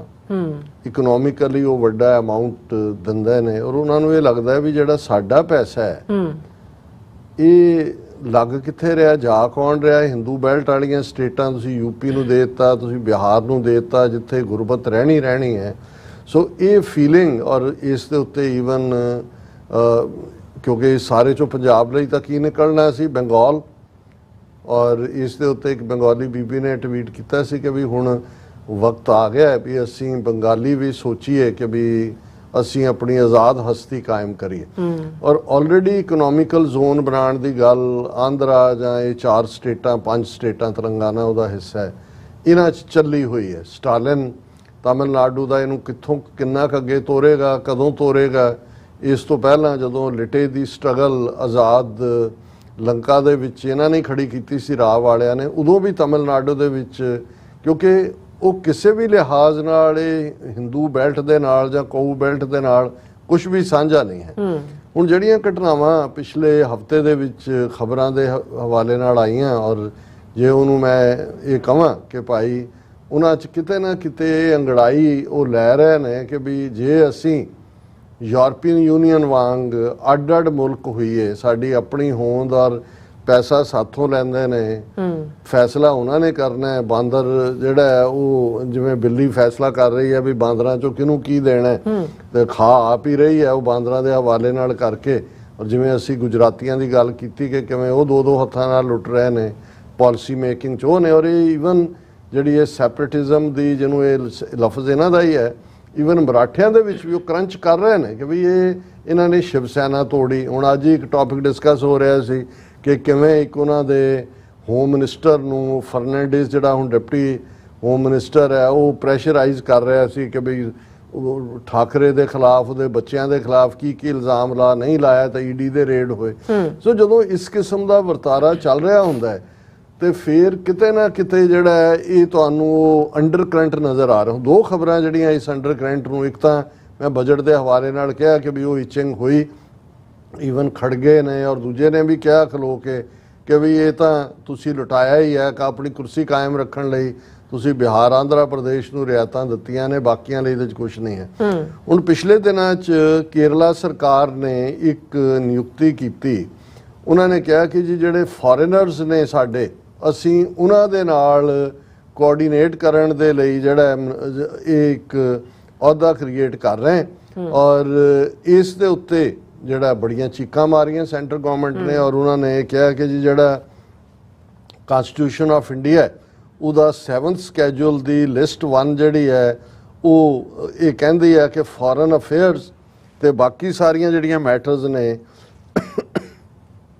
ਇਹ ਯੂਨੀਅਨ ਗਵਰਨਮੈਂਟ ਦੇ ਕੋਲ ਨੇ ਔਰ ਕੋਈ ਵੀ ਸਟੇਟ ਇਸ ਦੇ ਵਿੱਚ ਦਖਲ ਅੰਦਾਜ਼ੀ ਨਹੀਂ ਕਰ ਸਕਦੀ। ਕਿਉਂਕਿ 15 ਜੁਲਾਈ ਨੂੰ ਕੇਰਲਾ ਗਵਰਨਮੈਂਟ ਨੇ ਮਿਸਟਰ ਵਸੂਕੀ ਨੂੰ secretary in charge of matters concerning external cooperation ਇਹ ਅਹੁਦੇ ਦੇ ਉੱਤੇ ਮਨੋਨੀਤ ਕੀਤਾ। ਹੁਣ ਕੇਰਲਾ ਭਾਰਤ ਦੀਆਂ ਉਹਨਾਂ 2-3 ਸਟੇਟਾਂ ਚੋਂ ਹੈ, ਕੇਰਲਾ, ਗੁਜਰਾਤ, ਪੰਜਾਬ, ਜਿੱਥੋਂ ਮੈਕਸਿਮਮ ਲੋਕ ਬਾਹਰ ਗਏ ਹੋਏ ਨੇ। ਹੁਣ ਉਹਨਾਂ ਦੀਆਂ ਆਪਣੀਆਂ ਸਮੱਸਿਆਵਾਂ ਨੇ ਔਰ ਕੇਰਲਾ ਸਰਕਾਰ ਚਾਹੁੰਦੀ ਹੈ ਕਿ ਉਹਨਾਂ ਦੀ ਪ੍ਰੋਪਰ ਇਨਵੈਸਟਮੈਂਟ ਕੇਰਲਾ 'ਚ ਕਰਾਈ ਜਾਏ। ਵਾਇਆ ਦਿੱਲੀ ਜਿਹੜਾ ਹੈ ਇਹ ਤਾਂ ਵੱਡੀ ਰੁਕਾਵਟ ਬਣ ਕੇ ਖਲੋ ਜਾਂਦੇ ਨੇ ਕਰਪਸ਼ਨ ਦੇ ਲੈਵਲ ਤੇ। ਪਹਿਲਾਂ ਕਿੱਥੋਂ ਤੁਸੀਂ ਰਜਾਓਗੇ ਤੇ ਕਿੱਥੋਂ ਤੱਕ ਪਹੁੰਚੋਗੇ। ਸੋ ਉਹਨਾਂ ਨੇ ਜਿਹੜੇ ਉਹਨਾਂ ਦੀ ਐਕਸਪੈਟਰੀਏਟ ਕਮਿਊਨਿਟੀ ਹੈ ਉਹਦੇ ਨਾਲ ਸਿੱਧਾ ਰਾਬਤਾ ਕਰਨ ਦੇ ਲਈ ਇਹ secretary in charge matters concerning external cooperation ਇਹ ਬਣਾਇਆ। ਇਸ ਦੇ ਉੱਤੇ ਜਿਹੜਾ ਫੋਰਨ ਇੰਡੀਅਨ ਗਵਰਨਮੈਂਟ ਨੇ ਰਿਐਕਟ ਕੀਤਾ। ਉਹਨਾਂ ਨੇ ਕਿਹਾ ਕਿ ਜੀ ਇਹ ਜਿਹੜੀ ਫੋਰਨ ਔਰ ਸਿਕਿਉਰਿਟੀ ਅਫੇਅਰਸ ਨੇ ਇਹਦੇ 'ਚ ਸਿਰਫ ਸਟੇਕ ਹੋਲਡਰ ਜਿਹੜੀ ਹੈ ਉਹ ਸੈਂਟਰ ਗਵਰਨਮੈਂਟ ਹੈ, ਤੁਹਾਨੂੰ ਕੋਈ ਹੱਕ ਨਹੀਂ ਹੈ ਇਸ ਕਿਸਮ ਦਾ ਕਰਨ ਦਾ, ਕਿਉਂਕਿ ਇਹਦੇ ਨਾਲ ਤੁਸੀਂ ਜਿਹੜਾ ਹੈ ਉਹ ਕਨਸਟੀਟਿਊਸ਼ਨ ਨੂੰ ਵਾਇਲੇਟ ਕਰ ਰਹੇ ਹੋ, ਕਿਉਂਕਿ ਇਹ ਸਟੇਟ ਸਬਜੈਕਟ ਨਹੀਂ ਹੈ, ਇਹ ਸੈਂਟਰ ਸਬਜੈਕਟ ਹੈ। ਚਲੋ ਇਹਨਾਂ ਨੇ ਕੀ ਕਿਹਾ, ਉਹਨਾਂ ਨੇ ਅੱਗੋਂ ਕੀ ਕਹਿਣਾ, ਇਹ ਵੱਖਰੀ ਕਹਾਣੀ ਹੈ। ਪਰ ਇਹਦੇ ਤੋਂ ਇਹ ਜ਼ਾਹਰ ਹੋਇਆ ਕਿ ਵੀ ਇੱਕ ਕੇਰਲਾ ਸਟੇਟ ਇਹ ਮਹਿਸੂਸ ਕਰਦੀ ਹੈ ਕਿ ਵੀ ਸਾਡੀ ਇੰਡੀਪੈਂਡੈਂਟ ਹੋਂਦ ਰਹਿਣੀ ਚਾਹੀਦੀ ਹੈ ਤਾਂ ਕਿ ਜੇ ਅਸੀਂ ਫੋਰਨ ਇਨਵੈਸਟਮੈਂਟ ਲੈਣੀ ਹੈ ਤੇ ਵਾਇਆ ਸੈਂਟਰ ਨਾ ਜਾਏ। ਇਹੀ ਜਦੋਂ ਆਟੋਨੋਮੀ ਜਾਂ ਖੁਦ ਮੁਖਤਾਰੀ ਜਾਂ ਆਜ਼ਾਦੀ ਦੀ ਗੱਲ ਤੁਰਦੀ ਹੈ ਇਹ ਇੱਥੋਂ ਹੀ ਤੁਰਦੀ ਹੈ। ਫਿਰ ਦੂਸਰੀ ਫੀਲਿੰਗ ਵੈਸਟ ਬੰਗਾਲ ਦੇ ਹਵਾਲੇ ਨਾਲ ਪਿਛਲੇ ਦਿਨਾਂ 'ਚ ਅਸੀਂ ਜ਼ਿਕਰ ਕੀਤਾ ਸੀ ਕਿ ਬੰਗਲਾਦੇਸ਼ ਕਾਫੀ ਵਾਇਲੈਂਸ ਹੋਈ। ਉਹਨਾਂ ਨੇ ਰਿਜ਼ਰਵੇਸ਼ਨ ਜਿਹੜੀ ਖਾਸ ਤੌਰ ਤੇ 71 ਦੇ ਵਿੱਚ ਮੁਕਤੀ ਵਾਹਿਨੀ ਦਾ ਹਿੱਸਾ ਸੀ, ਉਹਨਾਂ ਦੀ 30-35% ਰਿਜ਼ਰਵੇਸ਼ਨ ਸੀ। ਸਟੂਡੈਂਟਸ ਔਰ ਇੰਪਲੋਈ ਮਹਿਸੂਸ ਕਰਦੇ ਸੀ ਖਤਮ ਹੋਣੀ ਚਾਹੀਦੀ, ਉਹਨੂੰ ਲੈ ਕੇ ਸੈਂਕੜਿਆਂ ਲੋਕ ਮਾਰੇ ਗਏ। ਬਹੁਤ ਸਾਰੇ ਜਿਹੜੇ ਨੇ ਸੁਪਰੀਮ ਕੋਰਟ ਨੇ ਹਾਲਾਂ ਫੈਸਲਾ ਦੇ ਕੇ ਰਿਜ਼ਰਵੇਸ਼ਨ ਖਤਮ ਕਰਤੀ। ਹੁਣ ਰਿਲੇਟਿਵਲੀ ਪੀਸ ਹੋਏਗੀ। ਲੇਕਿਨ ਉਸ ਪੀਰੀਅਡ 'ਚ ਜਦੋਂ ਹਜ਼ਾਰਾਂ ਸਟੂਡੈਂਟ ਔਰ ਦੂਸਰੇ ਲੋਕ ਜਿਨ੍ਹਾਂ ਦੇ ਉੱਤੇ ਪੁਲਿਸ ਜ਼ਬਰ ਕਰ ਰਹੀ ਸੀ ਉਹ ਭੱਜ ਕੇ ਵੈਸਟ ਬੰਗਾਲ ਬਾਰਡਰ ਲੱਗਦਾ ਬੰਗਾਲ ਨੂੰ, ਜਿਵੇਂ ਡਿਵੀਜ਼ਨ ਤਾਂ 47 ਦੀ ਪੰਜਾਬ ਔਰ ਬੰਗਾਲ ਦੀ ਡਿਵੀਜ਼ਨ ਹੀ ਹੈ। ਹੁਣ ਮਮਤਾ ਬੈਨਰਜੀ ਨੇ ਇਸ ਦੇ ਉੱਤੇ ਬੜਾ ਪੋਜ਼ਿਟਿਵ ਸਟੈਂਡ ਲਿਆ। ਉਹਨੇ ਕਿਹਾ ਕਿ will offer shelter to anyone in distress who comes knocking on our door, ਕਿ ਜਿਹੜਾ ਸਾਡਾ ਆ ਕੇ ਦਰਵਾਜ਼ੇ ਤੇ ਦਸਤਕ ਦਿੰਦਾ ਹੈ ਅਸੀਂ ਉਸ ਨੂੰ ਸ਼ਰਨ ਦਿਆਂਗੇ। ਹੁਣ ਇਸ ਦੇ ਉੱਤੇ ਜਿਹੜਾ ਸੈਂਟਰ ਗਵਰਨਮੈਂਟ ਨੇ ਬੜੀਆਂ ਚੀਕਾਂ ਮਾਰੀਆਂ। ਉਹਨਾਂ ਨੇ ਕਿਹਾ ਜੀ ਆ ਰਿਫਿਊਜੀ ਜਾਂ ਜਿਹਨੂੰ ਸ਼ਰਨ ਦੇ ਇਹ ਤਾਂ ਫੈਡਰਲ ਸਬਜੈਕਟ ਹੈ, ਇਹ ਤੁਹਾਨੂੰ ਕਿਹਨੇ ਹੱਕ ਦਿੱਤਾ ਹੈ ਮਮਤਾ ਬੈਨਰਜੀ ਨੂੰ। ਫਿਰ ਬੰਗਲਾਦੇਸ਼ ਤੋਂ ਵੀ ਪ੍ਰੋਟੈਸਟ ਕਰਵਾਤਾ ਕਿ ਡਿਪਲੋਮੈਟਿਕ ਪ੍ਰੋਟੈਸਟ ਨੋਟ ਭੇਜਿਆ ਮਮਤਾ ਬੈਨਰਜੀ ਨੂੰ ਕਿ ਜੀ ਤੁਸੀਂ ਇਹ ਸ਼ੈਲਟਰ ਪ੍ਰੋਵਾਈਡ ਕਰਨਾ ਕਹਿ ਕੇ ਸਾਡੇ ਅੰਦਰੂਨੀ ਮਾਮਲਿਆਂ 'ਚ ਦਖਲਅੰਦਾਜ਼ੀ ਕਰ ਰਹੇ ਹੋ। ਪਰ ਮਮਤਾ ਬੈਨਰਜੀ ਇਸ ਮਾਮਲੇ 'ਚ ਹੁਣ ਤੀਸਤਾ ਰਿਵਰ ਦੀ ਨਾਲ ਸੰਬੰਧਿਤ ਗੱਲ ਸੀ, ਮਮਤਾ ਬੈਨਰਜੀ ਨੇ ਇਹਨੂੰ ਰੋਕ ਦਿੱਤਾ ਮੋਦੀ ਨੂੰ। ਉਹਨੇ ਕਿਹਾ ਕੋਈ ਸਮਝੌਤਾ ਬੰਗਾਲ ਦੀ ਮਰਜ਼ੀ ਤੋਂ ਬਿਨਾਂ ਨਹੀਂ ਹੋ ਸਕਦਾ, ਇਹ ਸਾਡੇ ਅਸੀਂ ਦੇਖਣਾ ਵੀ ਕਦੋਂ ਪਾਣੀ ਦਾ ਜਾਂ ਕੀ ਮਾਮਲਾ। ਹੁਣ ਇਸ ਮਾਮਲੇ 'ਚ ਮਮਤਾ ਬੈਨਰਜੀ ਦਾ ਇਹ ਸਟੈਂਡ ਲੈਣਾ ਕਿ ਵੀ ਸਾਡੇ ਦਰਵਾਜ਼ੇ ਖੁੱਲੇ ਨੇ, ਆ ਜਾਓ, ਇਹ ਤਾਂ ਸਿੱਧਾ ਉਹਨਾਂ ਨੂੰ ਇਹ ਦੱਸਣਾ ਕਿ ਵੀ ਹੁਣ ਉਹ ਵਕਤ ਆ ਗਿਆ ਵੀ ਅਸੀਂ ਆਪਣੇ ਫੈਸਲੇ ਆਪ ਲਵਾਂਗੇ, ਕੇਰਲਾ ਸਰਕਾਰ ਦਾ, ਬੰਗਾਲ ਸਰਕਾਰ ਦਾ, ਕਿਉਂਕਿ ਫੈਡਰਲ ਸਿਸਟਮ ਦਾ ਇਹਨਾਂ ਨੇ ਇੰਨਾ ਬੇੜਾ ਗਰਕ ਕਰ ਦਿੱਤਾ ਹੈ। ਹੁਣ ਇਹ ਖਬਰ ਹੈ ਸੁਪਰੀਮ ਕੋਰਟ ਨੇ ਐਗਜ਼ਾਮਿਨ ਕਰਨਾ ਹੈ ਕਿ ਕੀ ਗਵਰਨਰ ਜਿਹੜੇ ਨੇ ਉਹ ਫੈਡਰਲ ਸਿਸਟਮ ਨੂੰ ਸਬਵਰਟ ਕਰ ਰਹੇ ਨੇ, ਕਿਉਂਕਿ ਵੈਸਟ ਬੰਗਾਲ ਦੇ ਗਵਰਨਰ ਨੇ ਨੱਚ ਦਮ ਕੀਤਾ ਹੋਇਆ ਮਮਤਾ ਬੈਨਰਜੀ ਦਾ, ਉਹਨੂੰ ਕੰਮ ਹੀ ਨਹੀਂ ਕਰਨ ਦਿੰਦਾ। ਈਵਨ ਪੰਜਾਬ ਦੇ ਹਵਾਲੇ ਨਾਲ ਭਾਵੇਂ ਦੋ ਬੂਆਂ ਸੱਪ ਹੀ ਹੈ ਭੰਡ, ਪਰ ਉਹਨਾਂ ਨੇ ਇਹਨੇ ਹਾਲਾਂ ਅਮਿਤ ਸ਼ਾਹ ਨਾਲ ਸਿੱਧੀ ਇੱਟੀ ਸਿੱਟੀ ਰਲਾਈ ਹੋਈ ਹੈ। ਲੇਕਿਨ ਗਵਰਨਰ ਬਨਵਾਰੀ ਲਾਲ ਪ੍ਰੋਹਤ ਬਾਰਡਰ ਏਰੀਆ ਦਾ ਦੌਰਾ ਕਰ ਰਿਹਾ ਹੈ ਔਰ ਤੰਜ਼ ਵੀ ਕਰ ਰਿਹਾ ਹੈ ਕਿ ਜੀ ਇਹ ਜਨਾਬੇ ਆਲਾ ਮਾਨ ਸਾਹਿਬ ਕੋਲ ਤਾਂ ਵਕਤ ਹੀ ਨਹੀਂ ਕਿ ਆਪਣੇ ਚੀਫ ਸੈਕਟਰੀ ਜਾਂ ਆਪਣੇ ਡੀਜੀਪੀ ਨਾਲ ਵੀ ਗੱਲ ਕਰਨ, ਮੇਰੇ ਨਾਲ ਮਿਲਣ ਉਹਨਾਂ ਨੇ ਕਿੱਥੇ ਹੋਣਾ। ਸੋ ਇਸ ਵੇਲੇ ਹਾਲਾਤ ਇਹ ਨੇ ਕਿ ਭਾਈ ਗਵਰਨਰ ਸਿੱਧੇ ਤੌਰ ਦੇ ਉੱਤੇ ਇੰਟਰਫੇਅਰ ਕਰ ਰਹੇ ਨੇ। ਹੁਣ ਜਦੋਂ ਇਸ ਕਿਸਮ ਦਾ ਸਿਸਟਮ ਹੁੰਦਾ ਉਹਦੇ ਚੋਂ ਇਹ ਨਿਕਲਦੀ ਹੈ ਗੱਲ ਕਿ ਅਸੀਂ ਤੁਹਾਡੇ ਨਾਲ ਨਹੀਂ ਰਹਿਣਾ। ਸੋ ਅਸੀਂ ਸਮਝਦੇ ਹਾਂ ਕਿ ਬੇਸ਼ੱਕ ਇਸ ਦਾ ਸਭ ਤੋਂ ਵੱਡਾ ਖਮਿਆਜ਼ਾ ਸਿੱਖ ਭੁਗਤ ਰਹੇ ਨੇ, ਕਿਉਂਕਿ ਅਸੀਂ ਖਾਲਿਸਤਾਨ ਦਾ ਝੰਡਾ ਚੁੱਕਿਆ ਜਾਂ ਕਸ਼ਮੀਰੀ ਭੁਗਤ ਰਹੇ ਨੇ ਜਾਂ ਮਨੀਪੁਰੀ ਵਾਲੇ ਭੁਗਤ ਰਹੇ ਨੇ, ਪਰ eventually rest of the country ਬਾਕੀ ਲੋਕ ਵੀ ਇਸ ਪਾਸੇ ਵੱਲ ਸੋਚਣ ਲੱਗ ਗਏ ਨੇ ਕਿ ਬਈ ਇਹ ਦਿੱਲੀ ਦਾ ਜਿਹੜਾ ਗੈਰ ਕਾਨੂੰਨੀ ਕੰਟਰੋਲ ਹੈ ਇਸ ਨੂੰ ਅਸੀਂ ਖਤਮ ਕਰਨਾ ਔਰ ਅਲਟੀਮੇਟਲੀ ਉਸ ਖਿੱਤੇ ਦਾ ਇਹੀ ਸੋਲੂਸ਼ਨ ਹੋਏਗਾ ਕਿ ਇਹ ਸਾਰੇ ਜਿਹੜੇ ਮੁਲਕ ਬਣਨਗੇ ਉਹਦੇ ਚੋਂ 15 ਬਣਨ, 20 ਬਣਨ, 25 ਬਣਨ, ਉਹ ਸੋਵਰਨ ਯੂਨਿਟਸ ਹੋਣਗੀਆਂ ਆਪਣੇ ਆਪ 'ਚ, ਉਹ ਇੱਕ ਦੂਜੇ ਨਾਲ ਸੰਧੀਆਂ ਕਰਕੇ free trade, free travel, free passage ਜਿਹੜਾ ਉਹ ਹੋਏਗਾ। ਇਹੀ ਅਲਟੀਮੇਟਲੀ ਉਸ ਸਬ ਕੰਟੀਨੈਂਟ ਦੇ ਵਿੱਚ ਹੱਲ ਹੋਏਗਾ ਆਪਸੀ ਟਕਰਾਅ ਨੂੰ ਖਤਮ ਕਰਨ ਦਾ। ਇਹ ਜਦੋਂ ਤੱਕ ਦਿੱਲੀ ਨੂੰ ਡੀਸਟੈਬਿਲਾਈਜ਼ ਕਰਕੇ ਡਿਮੋਲਿਸ਼ ਨਹੀਂ ਕੀਤਾ ਜਾਂਦਾ, ਲੌਕ ਸਟਾਕ ਐਂਡ ਬੈਰਲ, ਇਹ ਜਿਹੜੀਆਂ ਅੱਡ-ਅੱਡ ਕੌਮਾਂ ਦੇ ਔਰ ਅੱਡ-ਅੱਡ ਖਿੱਤਿਆਂ ਦੀਆਂ ਆਜ਼ਾਦੀਆਂ ਨੇ ਇਹ ਇਵੇਂ ਹੀ ਯੂਸਪ ਹੁੰਦੀਆਂ ਰਹਿਣਗੀਆਂ। ਜੀ ਡਾਕਟਰ ਸਾਹਿਬ ਤੁਹਾਡਾ ਬਹੁਤ ਬਹੁਤ ਧੰਨਵਾਦ। ਸੋ ਹੁਣ ਆਪਾਂ ਆਪਣੇ ਰਿਵਿਊਅਰਸ ਦੇ ਮੈਸੇਜ ਨਹੀਂ ਉਹ ਲੈਣ ਜਾ ਰਹੇ ਹਾਂ। ਸਭ ਦਾ ਬਹੁਤ ਬਹੁਤ ਸ਼ੁਕਰੀਆ ਅਦਾ ਕਰਦੇ ਹਾਂ। ਪਹਿਲੇ ਸਾਡੇ ਵਿਊਅਰ ਨੇ ਜਸਕੀਰਤ ਸਿੰਘ ਜੀ, ਇਹ ਸਾਨੂੰ ਫਤਿਹ ਬੁਲਾਉਂਦੇ ਨੇ ਔਰ ਚੜ੍ਹਦੀ ਕਲਾ ਵੀ ਕਹਿੰਦੇ ਨੇ ਸਾਨੂੰ ਦੋਨਾਂ ਨੂੰ, ਔਰ ਖਾਲਸਾ ਜ਼ਿੰਦਾਬਾਦ ਵੀ ਕਹਿ ਰਹੇ ਨੇ। ਰਾਜਵਿੰਦਰ ਸਿੰਘ ਜੀ ਔਰ ਸੋਨਮਾਲ ਜੀ ਔਰ ਕੁਲਵੰਤ ਸਿੰਘ ਜੀ, ਧਰਮ ਸਿੰਘ ਜੀ, ਇੰਦਰਜੀਤ ਸਿੰਘ ਸੰਧੂ ਜੀ, ਲੀਨ ਜੀ ਸਾਨੂੰ ਸਭ ਨੂੰ ਫਤਿਹ ਬੁਲਾਉਂਦੇ ਨੇ ਔਰ ਖਾਲਸਾ ਜ਼ਿੰਦਾਬਾਦ ਕਹਿੰਦੇ ਨੇ। ਔਰ ਇਸੇ ਤਰ੍ਹਾਂ ਪੰਜਾਬ ਸਿੰਘ ਜੀ ਡਾਕਟਰ ਸਾਹਿਬ ਦੀ ਤਾਰੀਫ ਕਰ ਰਹੇ ਨੇ, ਕਹਿੰਦੇ ਡਾਕਟਰ ਅਮਰਜੀਤ ਸਿੰਘ ਸਾਡੇ ਟੀਚਰ, ਅਸੀਂ ਇਹਨਾਂ ਦੇ ਸਟੂਡੈਂਟ ਆ ਔਰ ਸੱਚੋ ਸੱਚ ਸਾਡੀ ਕਲਾਸ ਹੈ। So nice, so beautiful. ਨਹੀਂ ਪੰਜਾਬ ਸਿੰਘ ਜੀ ਇਵੇਂ ਨਹੀਂ ਹੈ, ਅਸੀਂ ਸਾਰੇ ਹਮ ਜਮਾਤੀ ਹਾਂ, ਮੈਂ ਟੀਚਰ ਨਹੀਂ ਹਾਂ, ਮੈਂ ਵੀ ਤੁਹਾਡੇ ਵਾਂਗ ਵਿਦਿਆਰਥੀ ਹਾਂ। ਜਿਵੇਂ ਉਹ ਵਿਦਿਆਰਥੀਆਂ ਚੋਂ ਇੱਕ ਨੂੰ ਮੋਨੀਟਰ ਬਣਾ ਦਿੰਦਾ ਜਿਹੜਾ ਤੁਸੀਂ ਇੰਨਾ ਕਹਿ ਸਕਦੇ ਹੋ। ਹਾਂਜੀ, ਬਹੁਤ ਸ਼ੁਕਰੀਆ। ਸੋ ਮਿਸ਼ਰਾ ਸਿੰਘ ਜੀ ਵੀ ਕਹਿੰਦੇ ਖਾਲਸਾ ਜ਼ਿੰਦਾਬਾਦ ਔਰ ਇਸੇ ਤਰ੍ਹਾਂ ਪੰਦੇਰ ਜਗਦੀਸ਼, ਹਾਂਜੀ, ਇਹ ਸਾਨੂੰ ਫਤਿਹ ਬੁਲਾਉਂਦੇ ਨੇ। ਅਵਤਾਰ ਸਿੰਘ ਜੀ ਫਤਿਹ ਬੁਲਾਉਂਦੇ ਨੇ। ਜਤਿੰਦਰ ਸਿੰਘ ਜੀ ਵੀ ਸਾਨੂੰ ਫਤਿਹ ਬੁਲਾਉਂਦੇ ਨੇ ਔਰ ਬਲਜੀਤ ਸਿੰਘ ਚਾਲ ਵੀ ਕਹਿੰਦੇ ਨੇ ਵਾਹਿਗੁਰੂ ਜੀ ਕਿਰਪਾ ਕਰੋ ਔਰ ਇਸੇ ਤਰ੍ਹਾਂ ਫਿਰ ਕਹਿੰਦੇ ਨੇ ਦਿਮਾਗ ਖੋਲ ਜਾਣਕਾਰੀ, ਤੁਹਾਨੂੰ ਕਹਿੰਦੇ ਨੇ ਫਤਿਹ ਬੁਲਾਉਂਦੇ ਨੇ। ਬਹੁਤ ਸ਼ੁਕਰੀਆ। ਬਲਵਿੰਦਰ ਸਿੰਘ ਜੀ ਵੀ ਫਤਿਹ ਸਤਿ ਸ਼੍ਰੀ ਅਕਾਲ ਸਾਨੂੰ ਦੋਨਾਂ ਨੂੰ ਕਹਿੰਦੇ ਨੇ ਔਰ ਫਿਰ ਇਸ ਤਰ੍ਹਾਂ ਕਹਿੰਦੇ ਨੇ ਪੰਜਾਬ ਅਤੇ ਪੰਜਾਬੀਆਂ ਦੇ ਹਰ ਇੱਕ ਮਸਲੇ ਦਾ ਹੱਲ ਹੈ ਆਜ਼ਾਦੀ, ਖਾਲਸਾ ਜ਼ਿੰਦਾਬਾਦ। ਕਮਲਜੀਤ ਸਿੰਘ ਜੀ ਦਾ ਮੈਸੇਜ ਹੈ, ਕਹਿ ਰਹੇ ਨੇ ਕਿ BJP was taking the Punjab Dalit as up Bihar when Channi took stand against PM.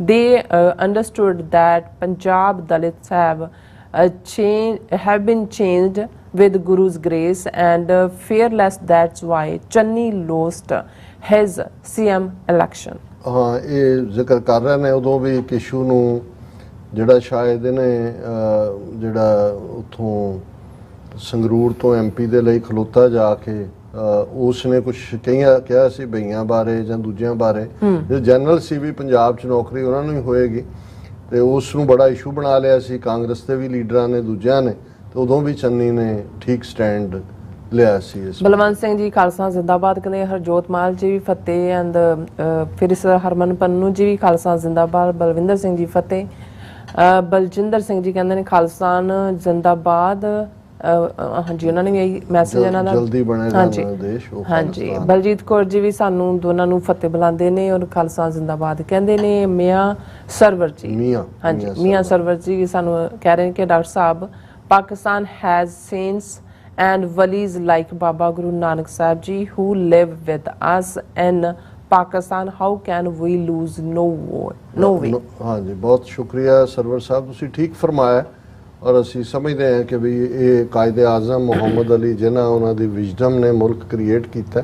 ਹਾਲਾਂ ਮੈਂ ਜਦੋਂ ਅਜੋਕੇ ਹਾਲਾਤ ਦੇਖਦਾ ਮੈਨੂੰ ਦੁੱਖ ਵੀ ਹੁੰਦਾ ਹੈ ਕਿ ਵੀ ਇੰਨਾ ਖੂਬਸੂਰਤ ਤੋਹਫਾ ਹੈ ਔਰ ਕਿਉਂ ਇਸ ਦੇ ਵਿੱਚ ਜਿਹੜਾ ਹੈ ਇਹ ਸਾਰੀਆਂ ਆਪਣੇ ਆਪ ਦੇ ਵਿੱਚ ਕੁਝ ਚੀਜ਼ਾਂ ਜਿਹੜੀਆਂ ਕਮਜ਼ੋਰ ਹੋ ਰਹੀਆਂ ਨੇ ਉਹਨਾਂ ਨੂੰ ਸੰਭਾਲੋ, ਸਮਝੋ ਔਰ ਇਸ ਗਿਫਟ ਨੂੰ ਜਿਹੜਾ ਐਪਰੀਸ਼ੀਏਟ ਕਰੋ। ਜੀ ਦਵਿੰਦਰ ਸੰਧੂ ਜੀ ਫਤਿਹ ਔਰ ਰਣਜੀਤ ਸਿੰਘ ਜੀ ਸਾਨੂੰ ਫਤਿਹ ਬੁਲਾਉਂਦੇ ਨੇ। ਕਮਲਜੀਤ ਫਿਰ ਕਹਿੰਦੇ ਨੇ ਕਿ ਰਿਸ਼ੀ ਭਾਰਤਵਾਜ ਵਾਸ ਆਸਕਿੰਗ ਅਬਾਊਟ ਸਿਮਿਲੈਰਿਟੀਜ਼।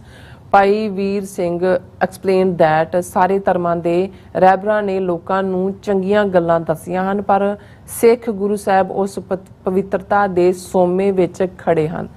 ਸੋ ਫਿਰ ਕਹਿੰਦੇ ਜਾਂ ਆਪ ਹੀ ਸੋਮਾ ਹਨ, ਇਸ ਲਈ ਸਿੱਖ ਧਰਮ ਦੀਆਂ ਗੱਲਾਂ ਦੂਜੇ ਧਰਮਾਂ ਨਾਲ ਮਿਲਣੀਆਂ ਸੁਭਾਵਿਕ ਹਨ। ਹਰਪ੍ਰੀਤ ਸਿੰਘ ਜੀ ਖਾਲਸਾ ਜ਼ਿੰਦਾਬਾਦ। ਦਲਜੀਤ ਸਿੰਘ ਜੀ ਫਤਿਹ ਬੁਲਾਉਂਦੇ ਨੇ। ਰਾਜਵਿੰਦਰ ਸਿੰਘ ਜੀ ਕਹਿੰਦੇ ਨੇ ਕਿ doctor sahib this dog band don't ਪੰਡ ਡੋਂਟ ਬੈਂਡ ਵੀ ਉਹੀ ਪੰਡ ਨਹੀਂ ਹਿੰਦੀ ਚ ਕਹਿਣਾ ਹੁੰਦਾ ਉਹ ਭਾਂਡ ਕਹਿੰਦੇ ਨੇ ਭਾਂਡ। So doctor sahib this dog pound don't even realize it's not one person, it's all those people who voted for Bhai Sahib. ਇਹ ਭੰਡ ਨੇ ਤਾਂ ਆਪਣੀਆਂ ਭੰਡੀਆਂ ਹੀ ਮਾਰਨੀਆਂ ਨੇ। ਅਜਿਤ ਸਿੰਘ ਜੀ ਫਤਿਹ ਬੁਲਾਉਂਦੇ ਨੇ। ਗੁਰਬਿੰਦਰ ਸਿੰਘ ਜੀ ਫਤਿਹ ਔਰ ਇਸੇ ਤਰ੍ਹਾਂ ਕੁਲਦੀਪ ਕੌਰ ਜੀ ਵੀ ਫਤਿਹ। ਮਨਜੀਤ ਸਿੰਘ ਮਠਾਰੂ ਜੀ ਆਏ ਨੇ। ਇਹ ਵੀ ਕਹਿੰਦੇ ਨੇ ਕਿ ਖਾਲਸਾ ਅਕਾਲ ਪੁਰਖ ਕੀ ਫੌਜ ਨਿਸ਼ਚੇ ਕਰ ਆਪਣੀ ਜੀਤ ਕਰੋ। Indian state fail against Khalsa ਦਾ truth fails never win over truth that is Khalsa. ਬਿਲਕੁਲ ਤੁਸੀਂ ਮਠਾਰੂ ਸਾਹਿਬ ਠੀਕ ਫਰਮਾਇਆ। ਅਮਰਜੀਤ ਸਾਨੀ ਜੀ ਫਤਿਹ ਬੁਲਾਉਂਦੇ ਨੇ। ਖਾਲਸਾ ਜ਼ਿੰਦਾਬਾਦ ਕਹਿੰਦੇ ਨੇ। ਫਿਰ ਮਨਜੀਤ ਸਿੰਘ ਮਠਾਰੂ ਜੀ ਫਿਰ ਕਹਿੰਦੇ TV 84 Khalistan general body Indian state trembling to real deal. ਫਿਰ ਕਹਿੰਦੇ ਨੇ ਕਿ India Brahmism fail against Khalsa. Mister Fawad ji ਆਏ ਨੇ। ਕਹਿੰਦੇ Pak has 200 nuclear warheads nuclear warheads. ਬਿਲਕੁਲ ਠੀਕ ਕਿਹਾ ਤੁਸੀਂ। ਜਸਪੀਰ ਸਿੰਘ ਜੀ ਮੈਨੂੰ ਐਗਜ਼ੈਕਟ ਨੰਬਰ ਲਾਸਟ ਟਾਈਮ 170 ਦੇ ਨੇੜੇ ਤੇੜੇ ਸੀ ਔਰ ਉਹ ਲਗਾਤਾਰ ਵੱਧ ਰਿਹਾ ਨੰਬਰ। ਜਸਪੀਰ ਸਿੰਘ ਜੀ ਫਤਿਹ ਬੁਲਾਉਂਦੇ ਨੇ। ਧਰਮ ਸਿੰਘ ਜੀ ਖਾਲਸਾ ਜ਼ਿੰਦਾਬਾਦ। ਟੀਵੀ 84 ਜ਼ਿੰਦਾਬਾਦ। ਕੋਸ਼ ਰਣਜੀਤ ਕਹਿੰਦੇ ਹਾਂਜੀ ਸੱਚੀ ਭਾਰਤ ਵਿਸ਼ਵ ਗੁਰੂ ਬਣ ਗਿਆ, ਕੋਈ ਸ਼ੱਕ ਨਹੀਂ, ਪਰ ਭੁੱਖ ਮਰੀ ਚ 80 ਕਰੋੜ ਲੋਕਾਂ ਨੂੰ 5 ਕਿਲੋ ਅੰਨ ਮਿਲਦਾ ਤਾਂ ਉਹਨਾਂ ਦੇ ਚੁੱਲ੍ਹਿਆਂ ਤੇ ਰੋਟੀ ਪੱਕਦੀ ਹੈ ਜੀ। ਕਮਾਂਡੋ ਫੋਰਸ ਜੀ ਵੀ ਫਤਿਹ ਬੁਲਾਉਂਦੇ ਨੇ। ਖਾਲਸਾ ਜ਼ਿੰਦਾਬਾਦ ਕਹਿੰਦੇ ਨੇ। ਮੀਰ ਫਵਾਦ ਜੀ ਫਿਰ ਕਹਿੰਦੇ ਨੇ India was on back foot during Kargil war, a lot of soldier were killed, I was a child those that but I remember Indian army used to pick Kashmiri youngsters and forced them to fight in Kargil।